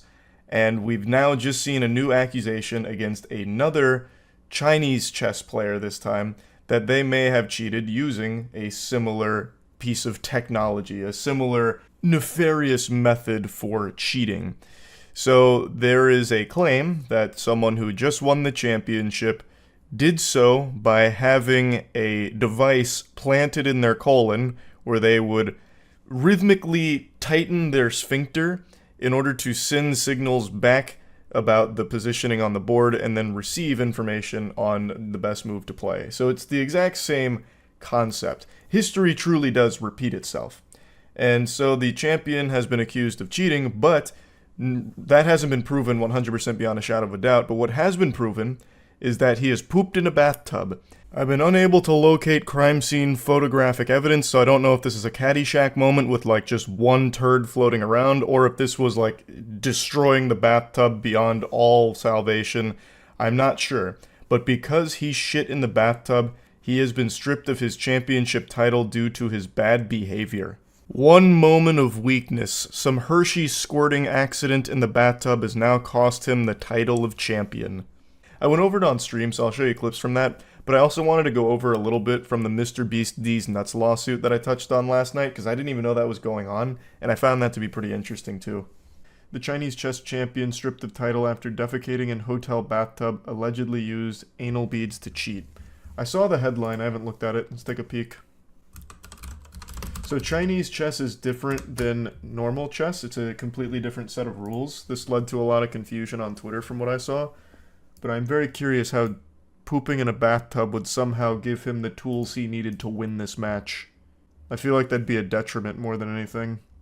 The world of Chinese chess is in an uproar over rumors of cheating and a bad behavior scandal that saw the national champion stripped of his title on Monday after a victory celebration ended with him defecating in a hotel bathtub. I mean, if you're not shitting in a bathtub, are you even really celebrating? I don't even know why they'd be upset about that. Why would that be an issue? His joy was short-lived, with the CXA on Monday announcing that Yan would have his title revoked and prize money confiscated after he had been caught disrupting public order and displaying extremely bad character. The association was also forced to address rumors circulating online that Yan had cheated during the competition by using anal beads equipped with wireless transmitters to send and receive signals. How would that work, though? You can't have anal beads and be in a bathtub at the same time. Like, those two just wouldn't mix, right? I imagine the water would short-circuit it. Or maybe I'm just not familiar with where anal bead technology is. Maybe it's more sophisticated than I give it credit for. Yan allegedly clinched and unclinched rhythmically to communicate information about the chessboard via code to a computer, which then sent back instructions on what moves to make in the form of vibrations, according to reports circulating on Chinese social site Weibo. Based on our understanding of the situation, it's currently impossible to prove that Yan engaged in cheating via anal beads as speculated on social media. But he was stripped of his title and banned from playing for a year after his celebration went wayward. Yan consumed alcohol with others in his room on the night of the 17th and then defecated in the bathtub of the room he was staying in on the 18th. In an act that damaged hotel property, violated public order and good morals, had a negative impact on the competition and the event, and was extremely bad character. Okay, I misunderstood. I thought he was playing Chinese chess in the bathtub for the championship and then pooped himself. Okay, so these are totally separate instances. So he's being accused of cheating via the anal beads method, and then after winning via cheating, went and pooped in the bathtub. Got it. Okay. Used his prostate as a Morse code receptor. Well, not a receptor, a Morse code transmitter. It's basically like the Lorenz machine from the World War II era. He's sending code back. I'm curious, is there any more on this? I want to see the scene of the crime. Can I see how much poop was in the bathtub? Like, maybe it was just like a small log. Or maybe he'd like actually destroyed the bathroom. Yeah, it doesn't look like we have any proof of the defecating. I'll take their word for it, though. God, I just need you to see this. This isn't necessarily about the story, but this is the most ads I've ever seen on a website so far. Since I turned off ad blocks, that way I don't have to, like, go around and go through hoops to get to websites anymore, this is what I get. This is unusable. This is actually unfucking usable. It's 5 ads per 3 blocks of text. Per 3 blocks of text. Bare minimum. Bare minimum. And auto-playing videos out the wazoo. It's fucking miserable. I'm just trying to see a picture of the pooped-in bathtub. That's it. Did you see the latest on Wander Franco? He was on the run in the Dominican Republic and police found him today. Oh, they already found him? Damn, one of the video ideas we had was to track down Wander Franco, since he played for the Rays. We thought it'd be fun if we were the ones to catch him, like Dog the Bounty Hunter. Fuck, they beat us to it? Okay. YouTuber Mr. Beast. Oh, he lost. Loses D's Nuts lawsuit against Florida company. I thought this was an ongoing thing. Mr. Beast was ordered to stop selling candy with the name D's Nuts after losing a lawsuit to a Florida business owner. Damn, you can't fuck with Florida, I guess. Who got him? A Jacksonville man took Feastables and Donaldson to federal court after he noticed the name sounds similar to his gourmet peanut business, D's Nuts. Oh, interesting. Okay. So these nuts belong to D. So D's Nuts owner Brian Detour named the company after his grandma D and owns the copyright. In the lawsuit, Detour claimed Donaldson's near identical product name was dominating search engine traffic that would have otherwise gone to his company. Detour argued that the use of D's Nuts was causing confusion, mistake, or deception and infringed on his copyright. His attorneys filed an injunction last week seeking to block Donaldson from using the name. On Wednesday, U.S. District Court judge sided with Detour and ordered Donaldson to stop using D's Nuts or a similar name. The candy was still available for sale with its original name on the Feastables website as of Thursday. That's super interesting because it's just after the meme. But it is a similar product to what he was selling, I guess, so you could make the argument. No, I guess not really, though. He's making a gourmet peanut. This is chocolate with peanuts. I don't know. He lost, though. I'm not a fucking judge. I would say it's clearly not meant to infringe on your copyright. It's based off of an extremely popular meme. I just don't really see who would get confused. Him saying the traffic would otherwise go to his company is interesting. Yeah, it really is a very interesting claim to be making. But he won, so it worked out. 11 months ago, the internet was set ablaze by an explosive scandal that gripped us all by the throat and wouldn't let go. A cheating scandal that changed butt plugs forever. I'm talking, of course, about Hans Niemann vs. Magnus Carlsen chess cheating allegations. I'll go ahead and bring you up to speed with a brief lore recap in case you forgot. Hans Niemann is a very strong chess player, and he played against one of the best of all time, Magnus Carlsen, in a tournament. And Hans Niemann shocked the chess world when he beat Magnus. But no one was more shocked than Magnus, and he made some insinuations that there may have been foul play afoot during their match. He outright refused to play against Hans going forward, and it got real messy real quick. We started playing in the pig pen and things were getting dirty. This led to a huge avalanche effect where everyone was coming out to speculate on what the fuck was going on. And not just smooth-brained goober idiots like myself, but some of the most well-respected players in the entire world, grandmasters, came forward to offer their perspective on this. And Hans Niemann did have a past of cheating in online chess. but never in person. And cheating at an in-person over-the-board chess event is a very hard thing to prove. Eventually, the community started to come up with their own theories on how could he have cheated if he did. And naturally, the only sane explanation that makes sense, the only logical conclusion to draw, is that Hans Niemann must have cheated by having a vibrating butt plug lodged deep inside of his asshole that would vibrate for the correct moves to play against Magnus in this match.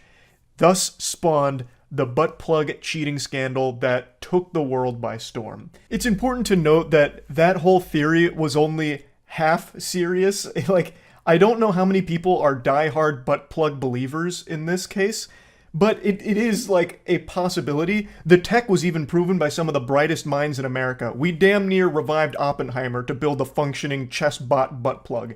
We had a lot of people on YouTube in particular come forward and make working prototype chess bot butt plugs that you could plug into your colon to help you be better at chess, just to prove that, you know, we as a species can make this. We have the technology.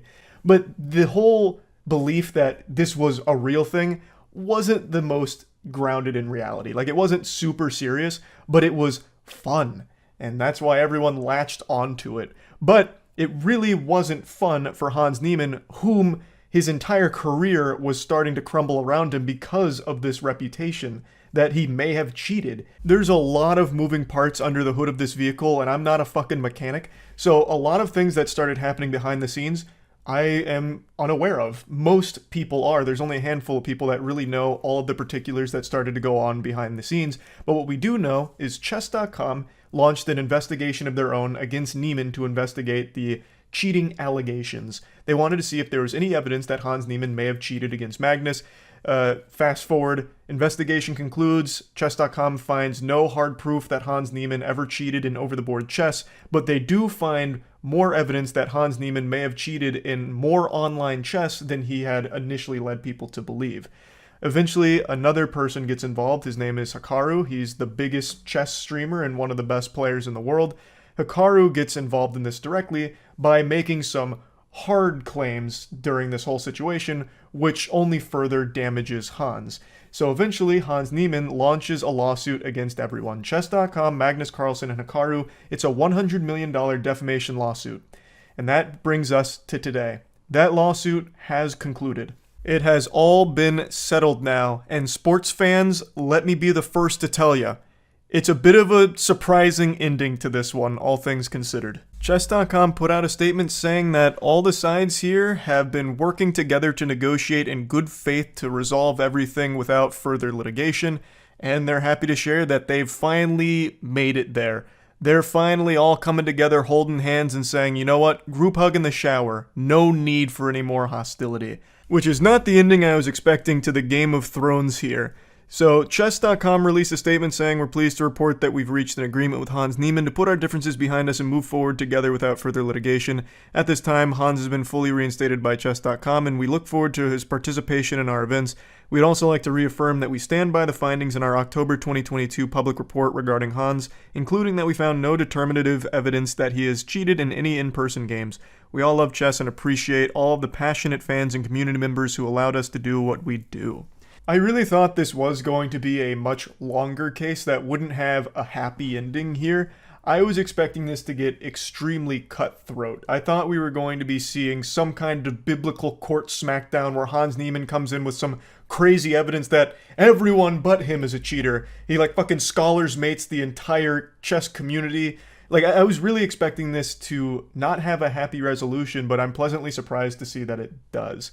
I gotta be honest with all of you here, though, sports fans. Just like the man in the yellow hat, my George is getting a bit curious as to what this agreement they reached could have possibly looked like. It had to be financial.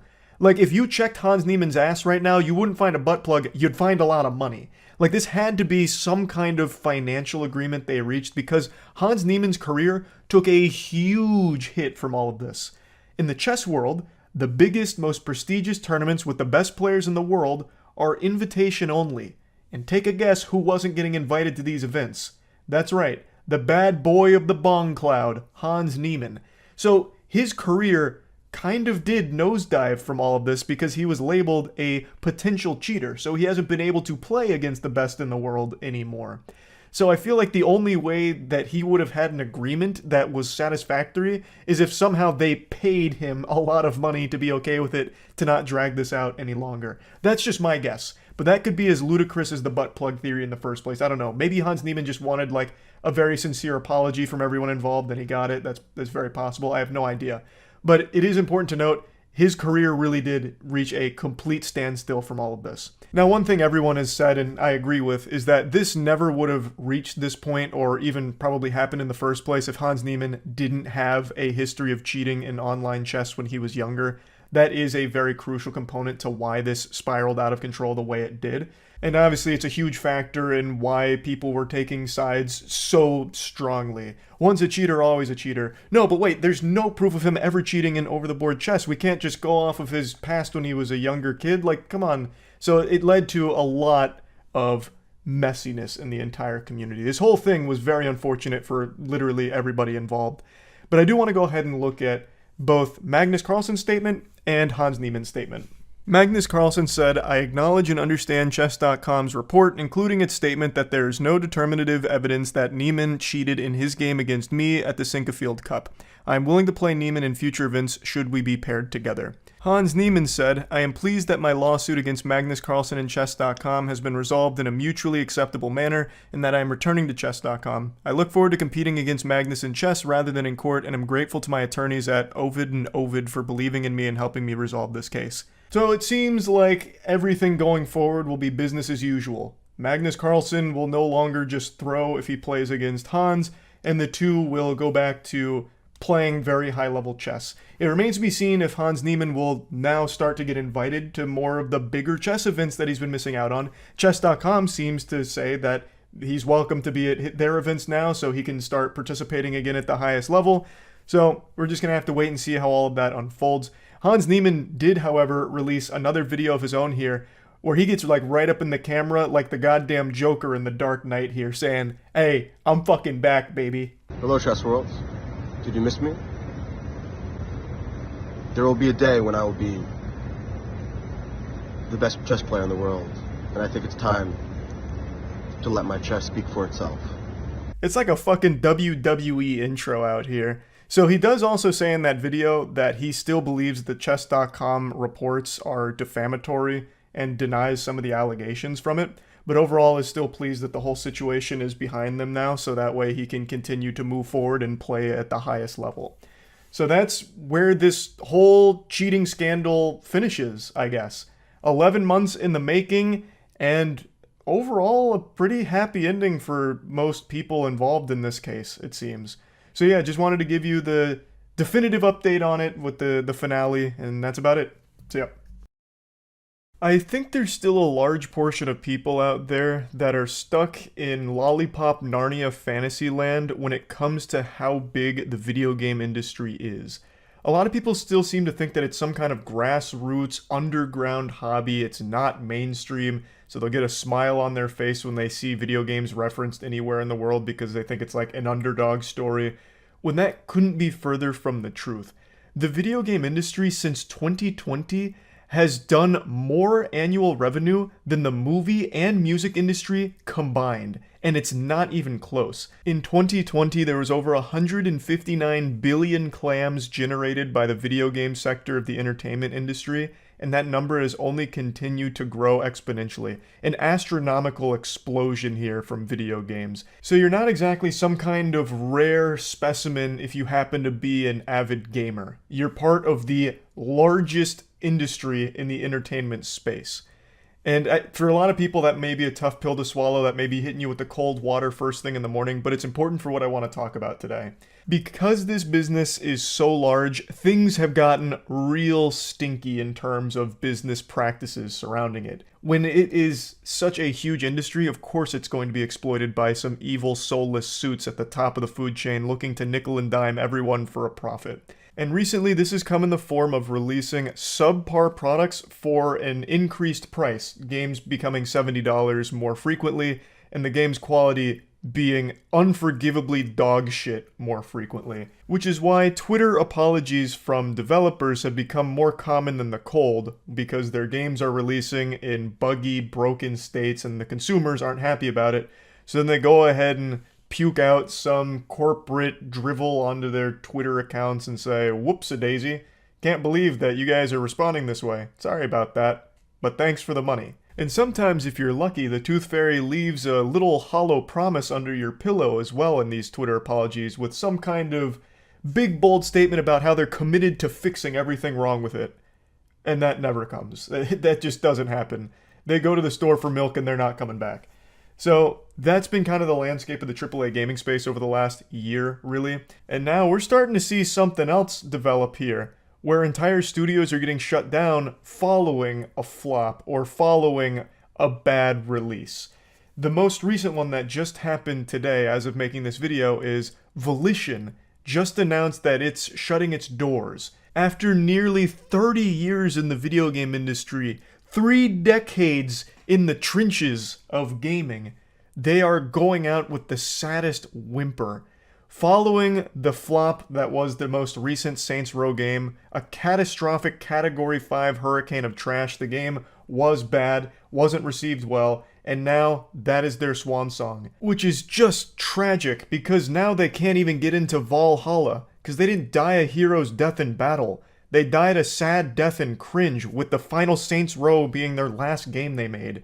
It's really unfortunate, because for the most part, their resume slaps. They're responsible for some iconic bangers that I look back on so fondly even today.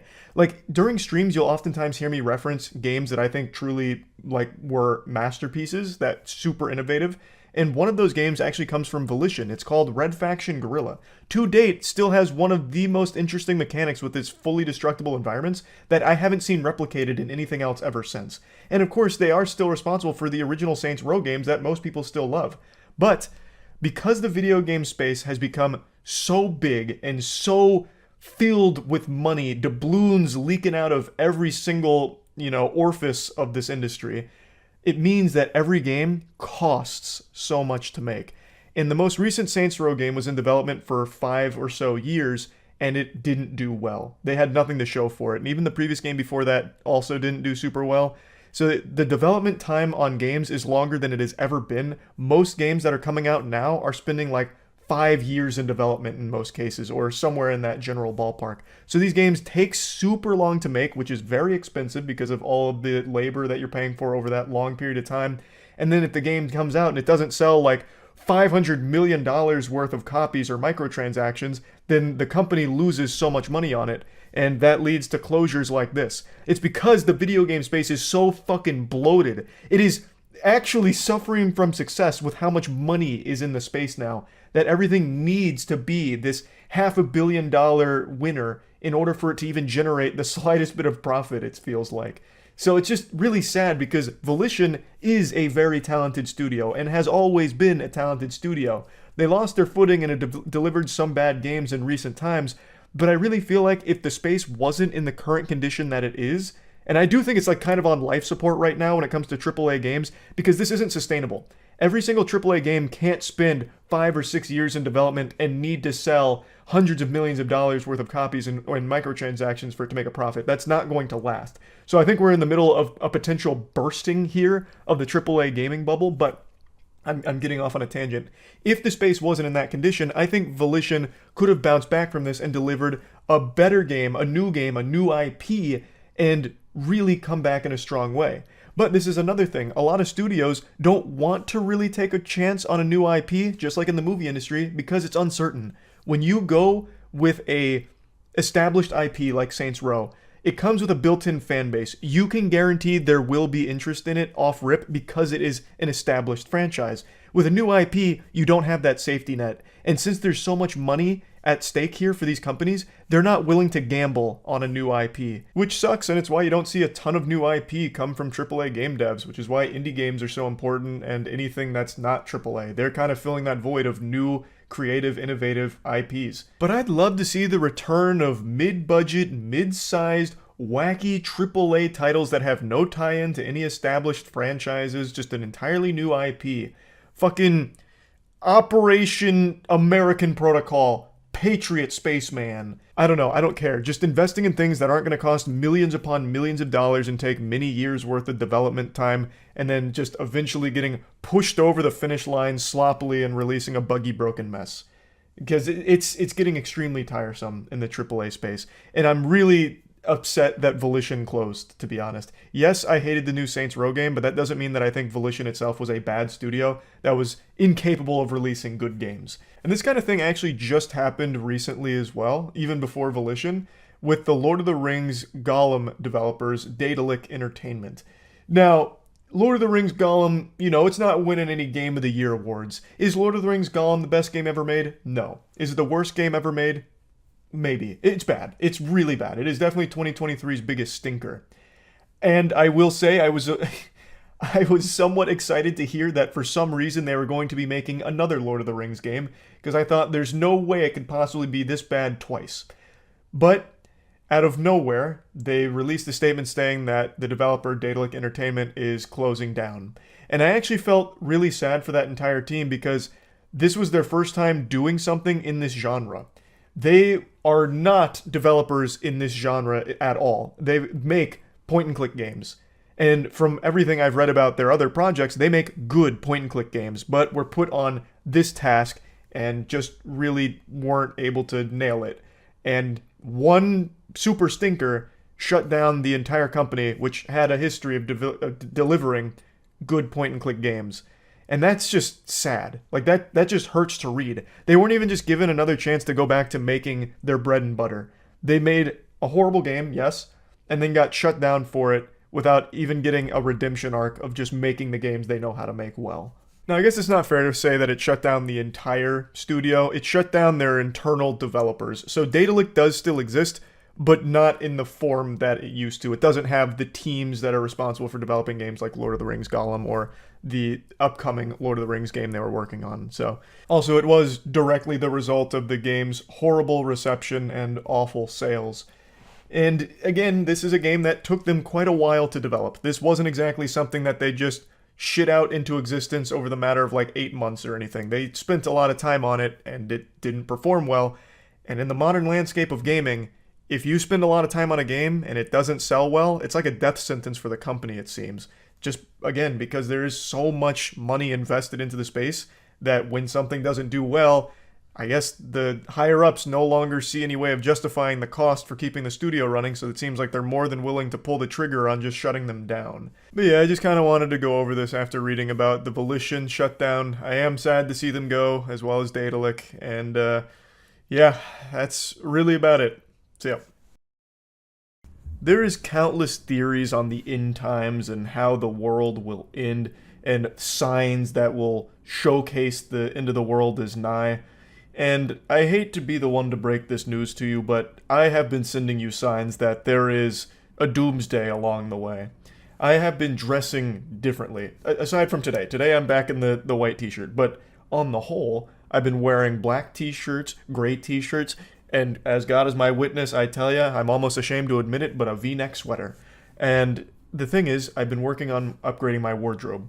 This is one of those telltale signs, I think it even ties back into the Bible at some point about how, you know, the apocalypse will roll through, that the end of the world is on its way. And now we have confirmation that there's a chance.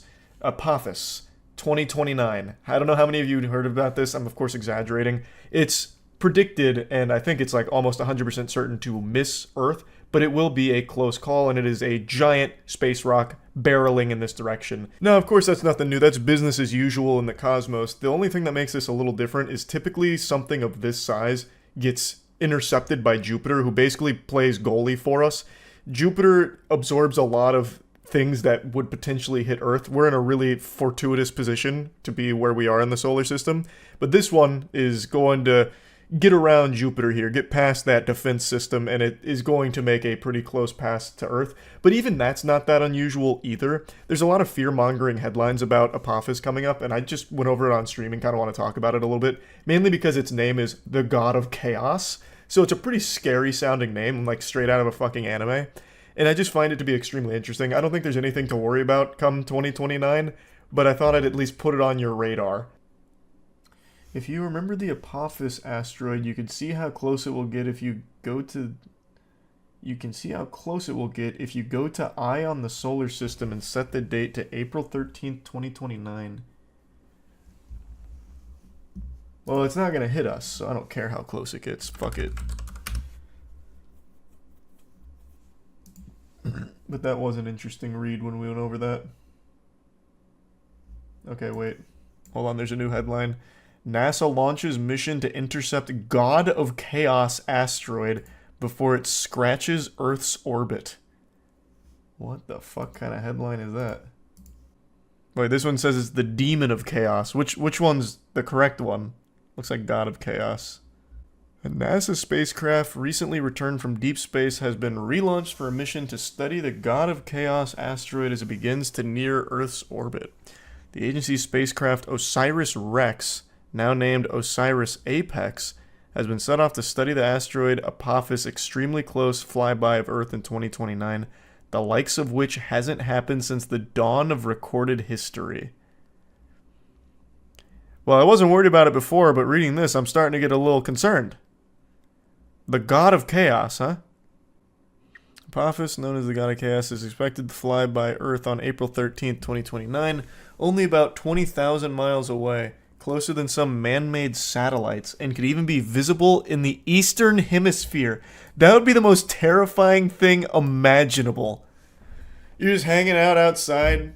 Maybe you're coming back from playing a little pickup ball with the boys, and you look up and you're like, oh my god, it's a fucking asteroid. That would be terrifying. They ruled it basically has no chance of impact. Well, that's what I read last time.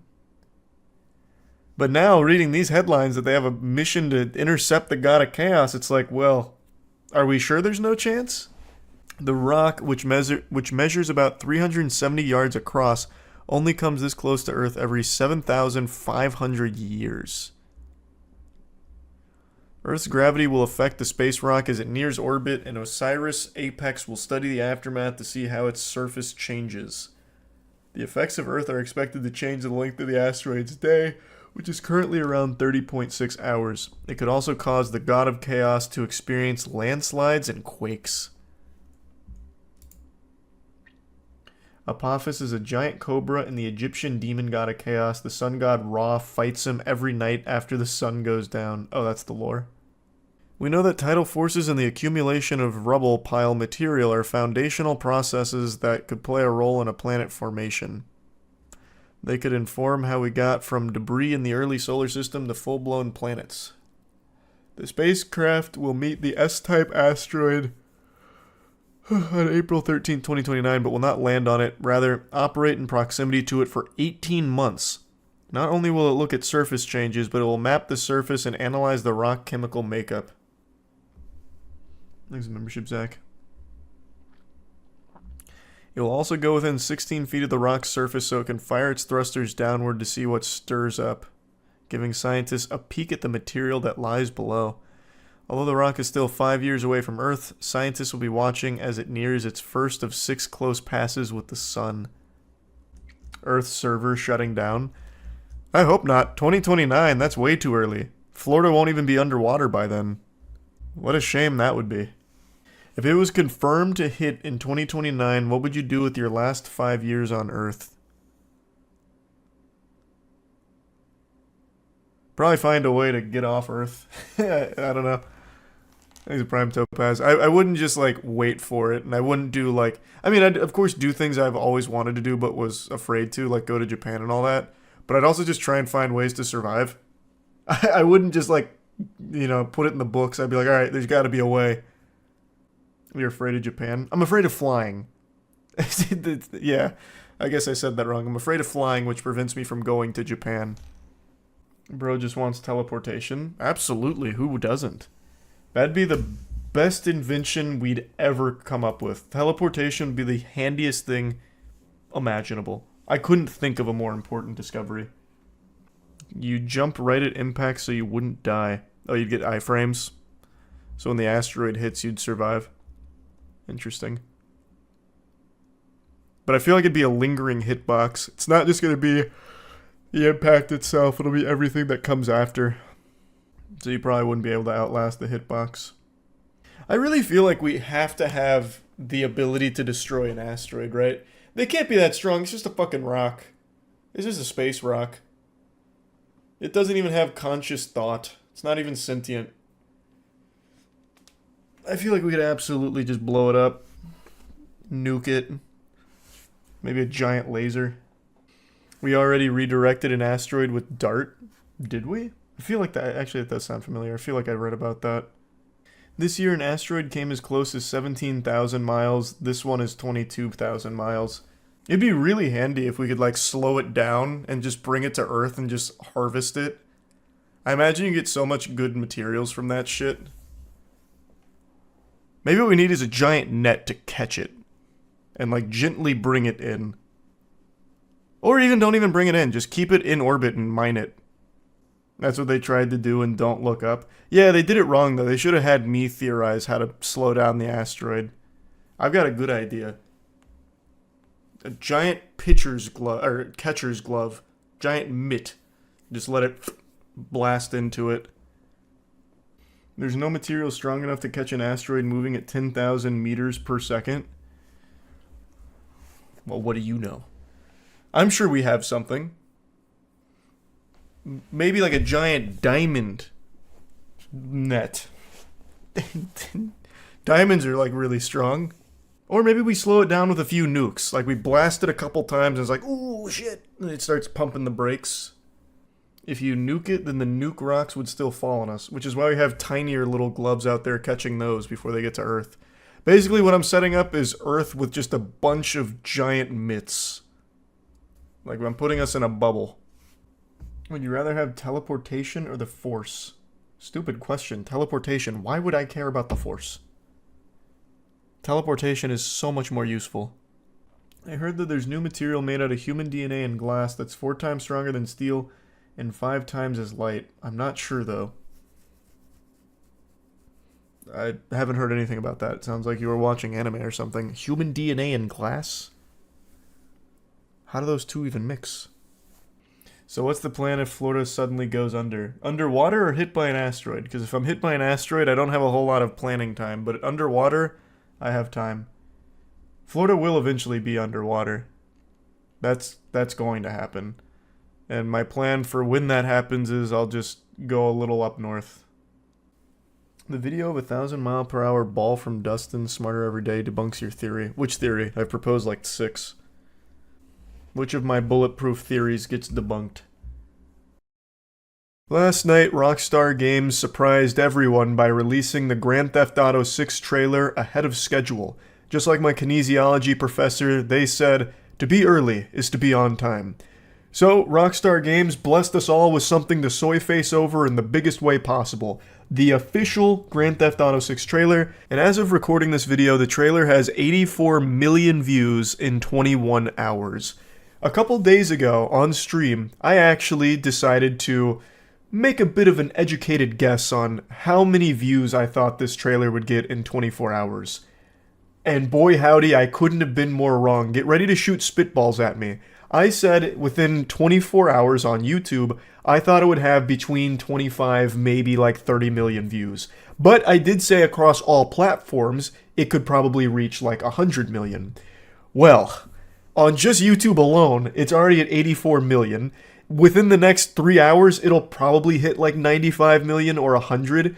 So I was way off the mark here. I was out of my gourd. It's impossible to accurately convey just how popular this franchise is.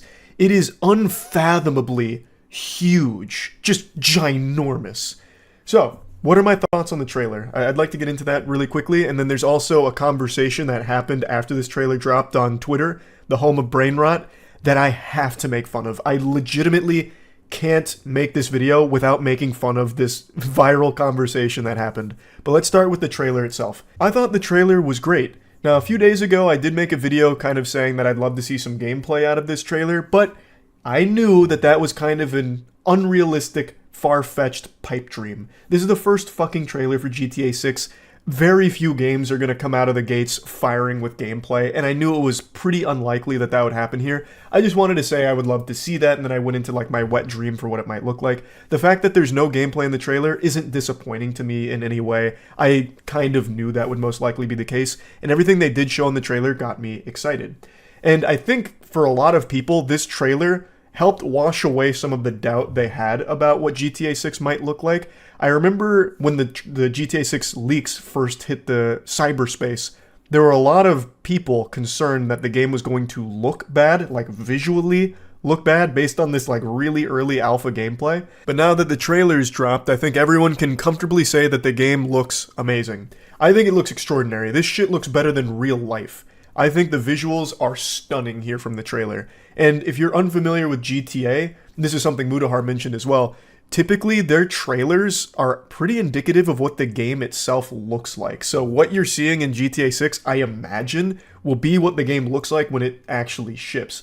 Rockstar's got a pretty good track record when it comes to not over-promising and under-delivering based on their trailers. Like, for example, a lot of other AAA games will really juice up their trailer to look the best it possibly could, and then when the game actually comes out and makes it to your greasy, grubby little fingers, it looks like a fucking Game Boy game. Looks nothing like the trailers led you to believe it would. Just like really misleading marketing because they put all of their fucking resources to get you hook, line, and sinker to buy into this product that is not going to look like the trailers led you to think it would.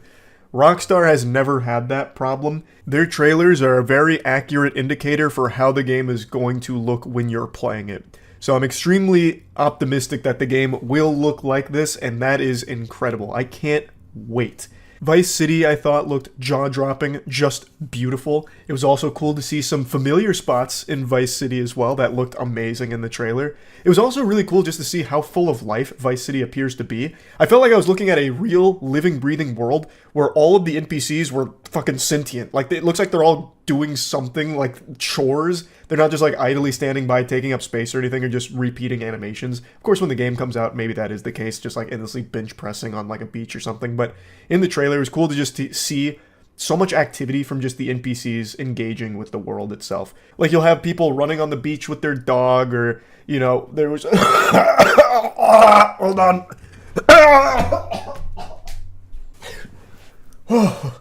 I'm back. Yeah, so, I can't keep a secret from you. I'm sick again. So I've got a lot of mucus in my throat, and sometimes that shit just bubbles up, and it needs to come out in one way or the other. But anyway, I'll wrap up my thoughts here. I don't want to gush and grannies too long on the trailer. I thought, overall, very exciting trailer, and it's got me super, super hyped for GTA 6. And we now know a release year, which is incredible. And it's not that far. 2025, I actually thought it'd take longer, to be honest. I thought there'd be a lot more of a wait. So, hey, all good news here from GTA 6, and let's get to the thing that we all need to point and laugh at. This breathtaking dog shit of a thread here featuring the king of cringe, Elon Musk, and his sidekick, his little henchman that keeps trying to attach himself to Elon's asshole, Ian. So, there's a tweet made saying, a list of games I have not played, GTA 1, 2, 3, 4, 5, 6, basically just saying, I haven't played any of the GTA games. Nothing wrong with that. I think you're missing out if you've never experienced GTA, but hey, to each their own. Elon Musk then replies saying, tried, but didn't like doing crime. GTA 5 required shooting police officers in the opening scene. Just couldn't do it. To which Ian responds, I'm glad shooting cops in Cyberpunk 2077 is completely optional. Never finished GTA 5 either. If that isn't the most pathetic read you've ever had on Twitter, I don't know what is. Elon Musk has many times in the past touted how soft society's become. Oh, everyone's such a uptight, sensitive softy. Meanwhile, he's saying, pardon me, pinky out, I couldn't play GTA 5 because I don't like crime. I'm such a good guy that I couldn't deal with the act of shooting a police officer in a video game. Those pixels on the screen representing a police officer, they were too much for me. I had to go into the shower, turn it on, and just let it wash away my tears. It was traumatizing. This fucking goober and his goofball hemorrhoid that keeps trying to attach himself there, Ian, they can't separate video games from reality? That's just dangerously delusional. Like, that is a bad mindset if you're fucking lost in the sauce and can't separate a fucking fictional work from the real world. And I guarantee I guarantee that's not why he stopped playing GTA 5. Because I know if somebody Elon didn't like said something similar, like, if Mark Zuckerberg made a statement like, I couldn't finish Elden Ring, I had to drop it because I couldn't come to terms with having to take a life. Murder shakes me to my very soul.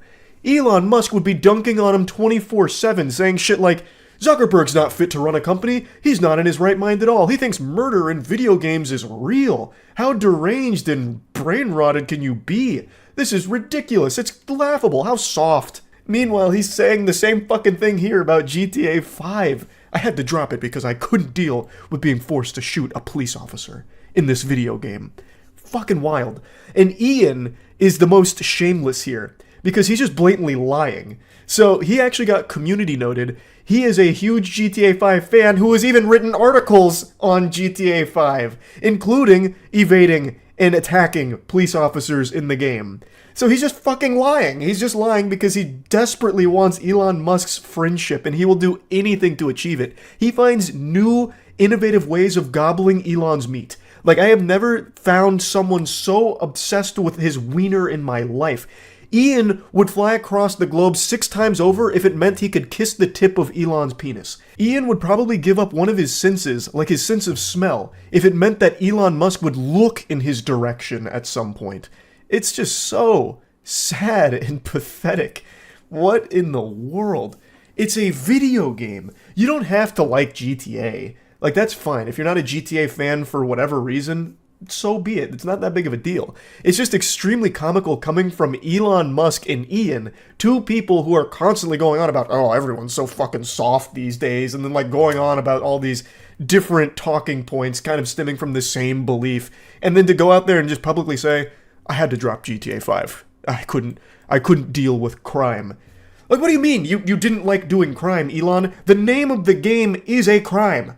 Grand Theft Auto is a crime. It is the name of the franchise. You obviously knew what you were getting into. What the fuck? How stupid can you be? And I know he's lying. I know he's just lying. But what are you even lying for? No one's going to applaud you for this. This isn't brave or interesting. Like, what, it's so quirky that you dropped GTA 5 because you didn't want to kill a police officer in the video game in the opening scene? Like, what the fuck? Were you expecting everyone to just stand up, give you a standing ovation? Wow! Look at Elon! He's such a fucking hero! He gave up GTA 5 because he couldn't deal with the magnitude of a decision like this. Like, it's so dumb. I'm actually getting heated over the stupidity. It's crazy. But anyway, I've been yapping enough about that Twitter thread. Just such a shockingly degenerate performative piece of bullshit. Like, it's so dumb. So yeah, super excited for GTA 6. I thought the trailer was great. Again, if you're not a GTA fan, you're not hurting my feelings. I don't make the games. I'm not personally offended. It's not that big of a deal if you don't like them for whatever reason. It's just, for these two goofballs, their reasons are super, super silly, considering the kind of persona they like to exhibit online. So, yeah, that's really about it. So, yeah.